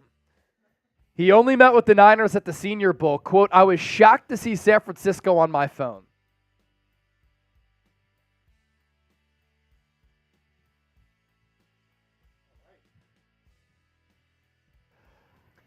All right, right. names here. Who wins the Niners blanket? This is it right here. You got the 5 Super Bowl logos on this mug.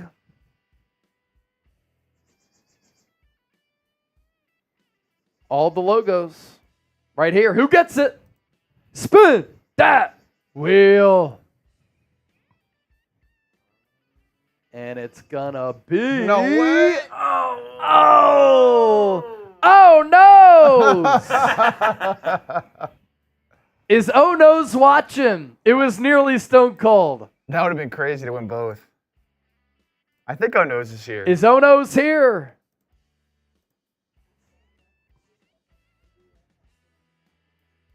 Oh No's! Are you here? Is Oh No's here?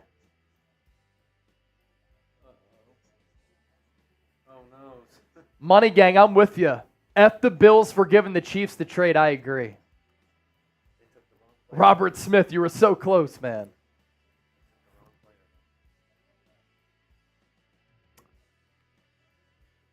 Is Oh No's here?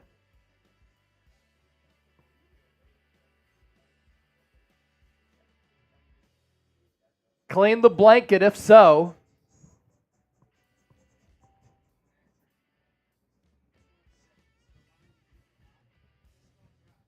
And Glenn, the Venmo should have gone through. I just saw it go through.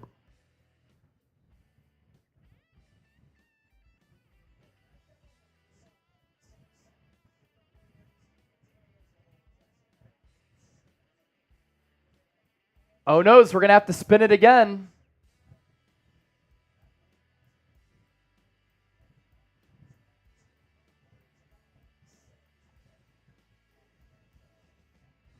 Yeah, I don't know.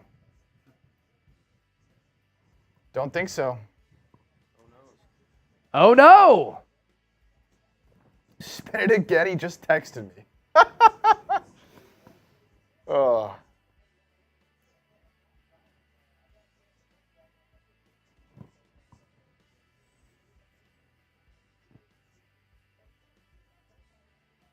All right. Yeah, I don't think he's here.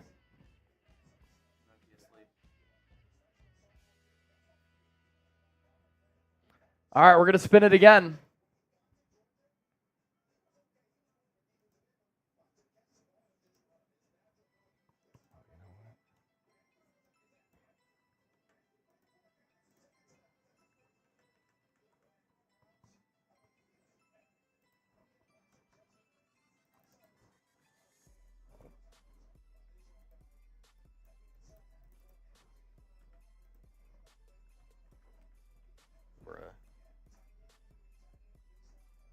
Oh, wait, did Stone Cold just win it? Or did it reset? No. I almost forgot to give some of these people the amount of entries they deserved. Oh, okay. We're adding some? Yeah, everyone who had 5, I just had ×5 next to their name Oh, okay. instead of actually having 5.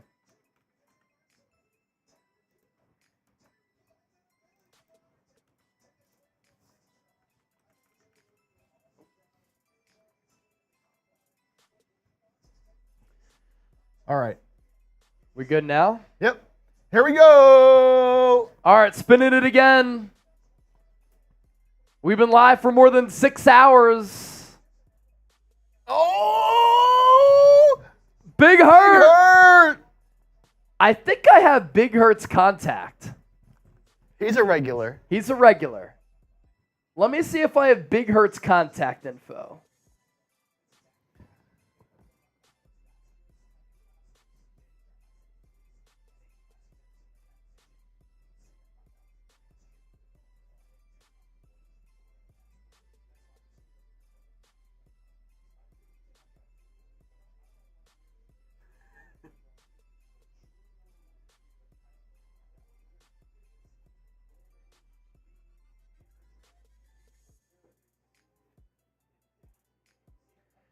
Let me see if I got Big Hurt's Instagram. I think I have Big Hurt's Instagram.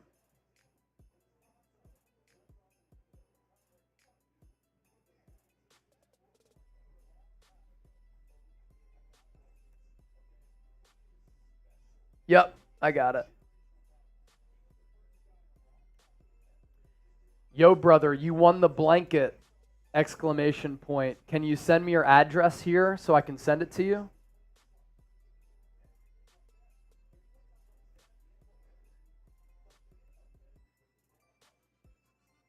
All right, Big Hurt.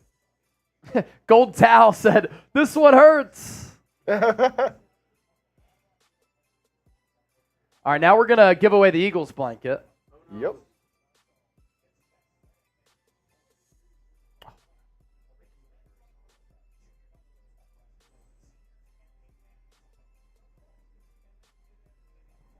All right, message Big Hurt.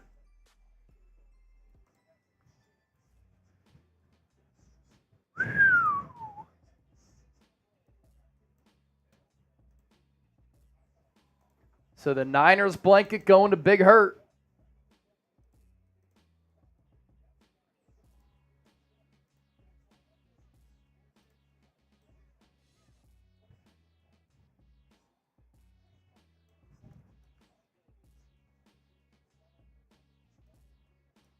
Oh, man.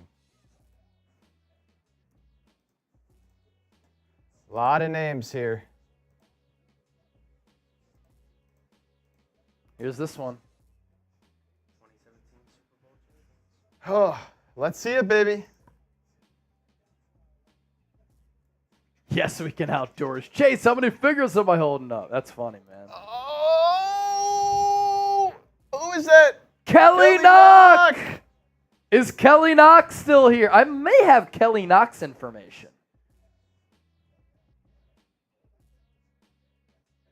Kelly Knock. I haven't seen Kelly Knock in a while. Let me see. She always sends in super thanks.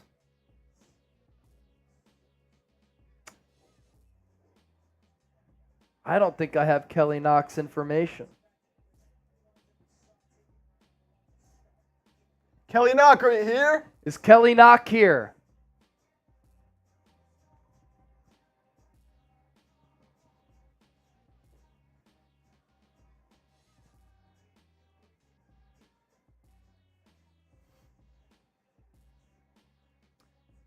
Kayla, I just saw your 2 Venmos. I can send you the Venmos back because we already did the Venmo race. Kelly Knock. Angela G.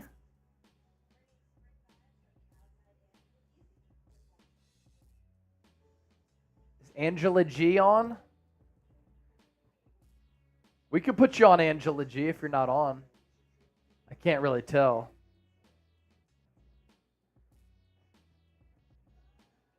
Angela G, we appreciate, let me see. Did Angela G send in a 10? Angela G sent in a 2. Oh, she sent in a 2. That's why. Yeah. It was for 10 or more, and then we did the 50% off runs. So some people got on for 5. No 5. I don't.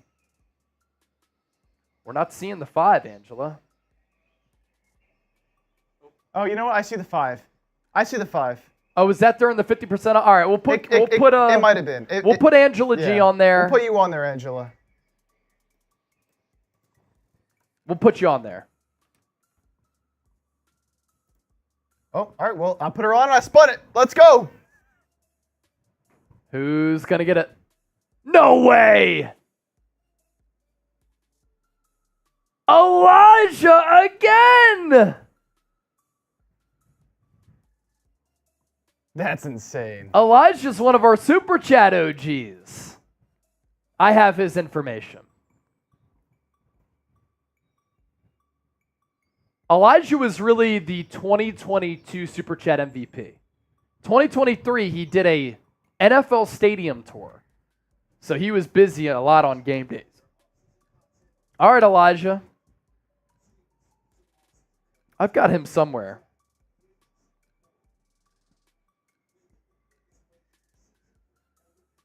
Where is he?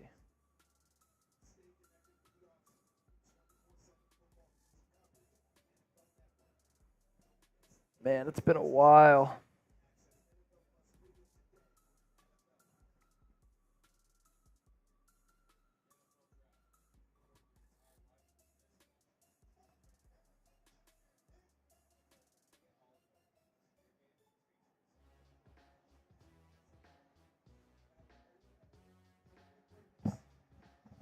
Oh, man, Elijah's so far back.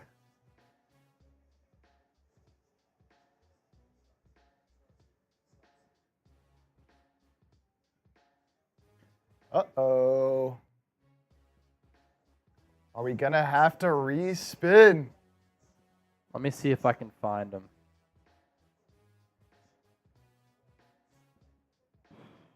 Don't go anywhere just yet.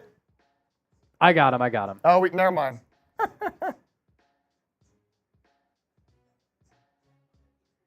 Yo, brother, you won the Eagles blanket. Do you still have the same address? Question mark. All right. So Big Hurt, Niners blanket. Elijah, Eagles blanket. Romeo with the helmets.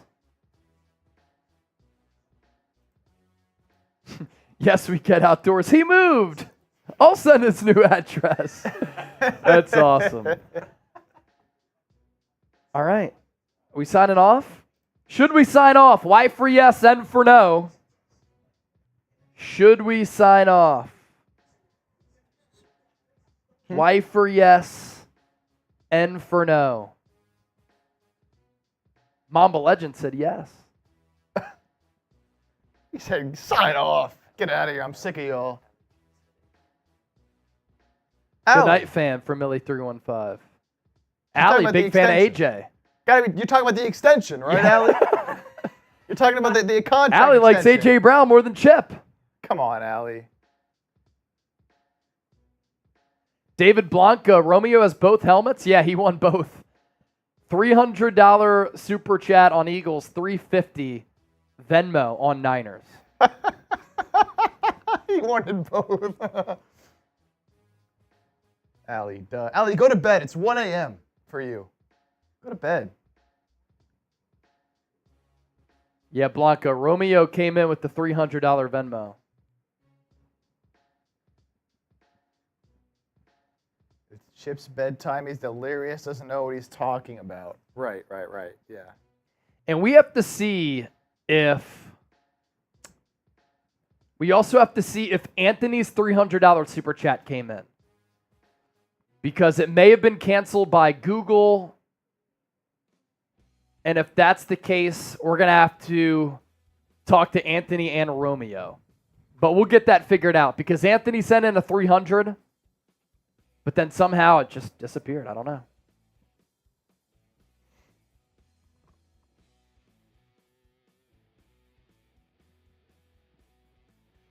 Kayla, can I just get raffles for the Venmo? We can count it to tomorrow's, I guess, if you didn't already send it back. Oh, Kayla, I didn't send it back yet. Do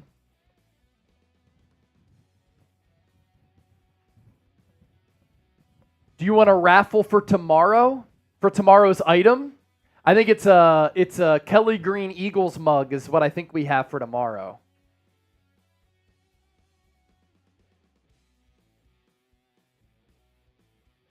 Oh, Romeo, yeah, you did send in the $350 Venmo. That's right. Not the $300. Yeah, and I think Anthony's super chat went back to him. David Blanco, enjoyed the draft with you all. David Blanco, thank you so much for the support. Hope to see you tomorrow. I hope everybody comes and hangs out with us tomorrow. Night one of the draft in the books, live for 6.5 hours. And we're about to sign off. What a night. It was a lot of fun. Talked about all 32 selections, in-depth profiles on all these prospects with some great scouting analysis here. So we will see you tomorrow. What time does the draft start tomorrow? NFL draft start time, round 2. Time to start, 7. So we'll probably be live 6 Eastern, 3 Pacific, maybe a little bit earlier. We'll see.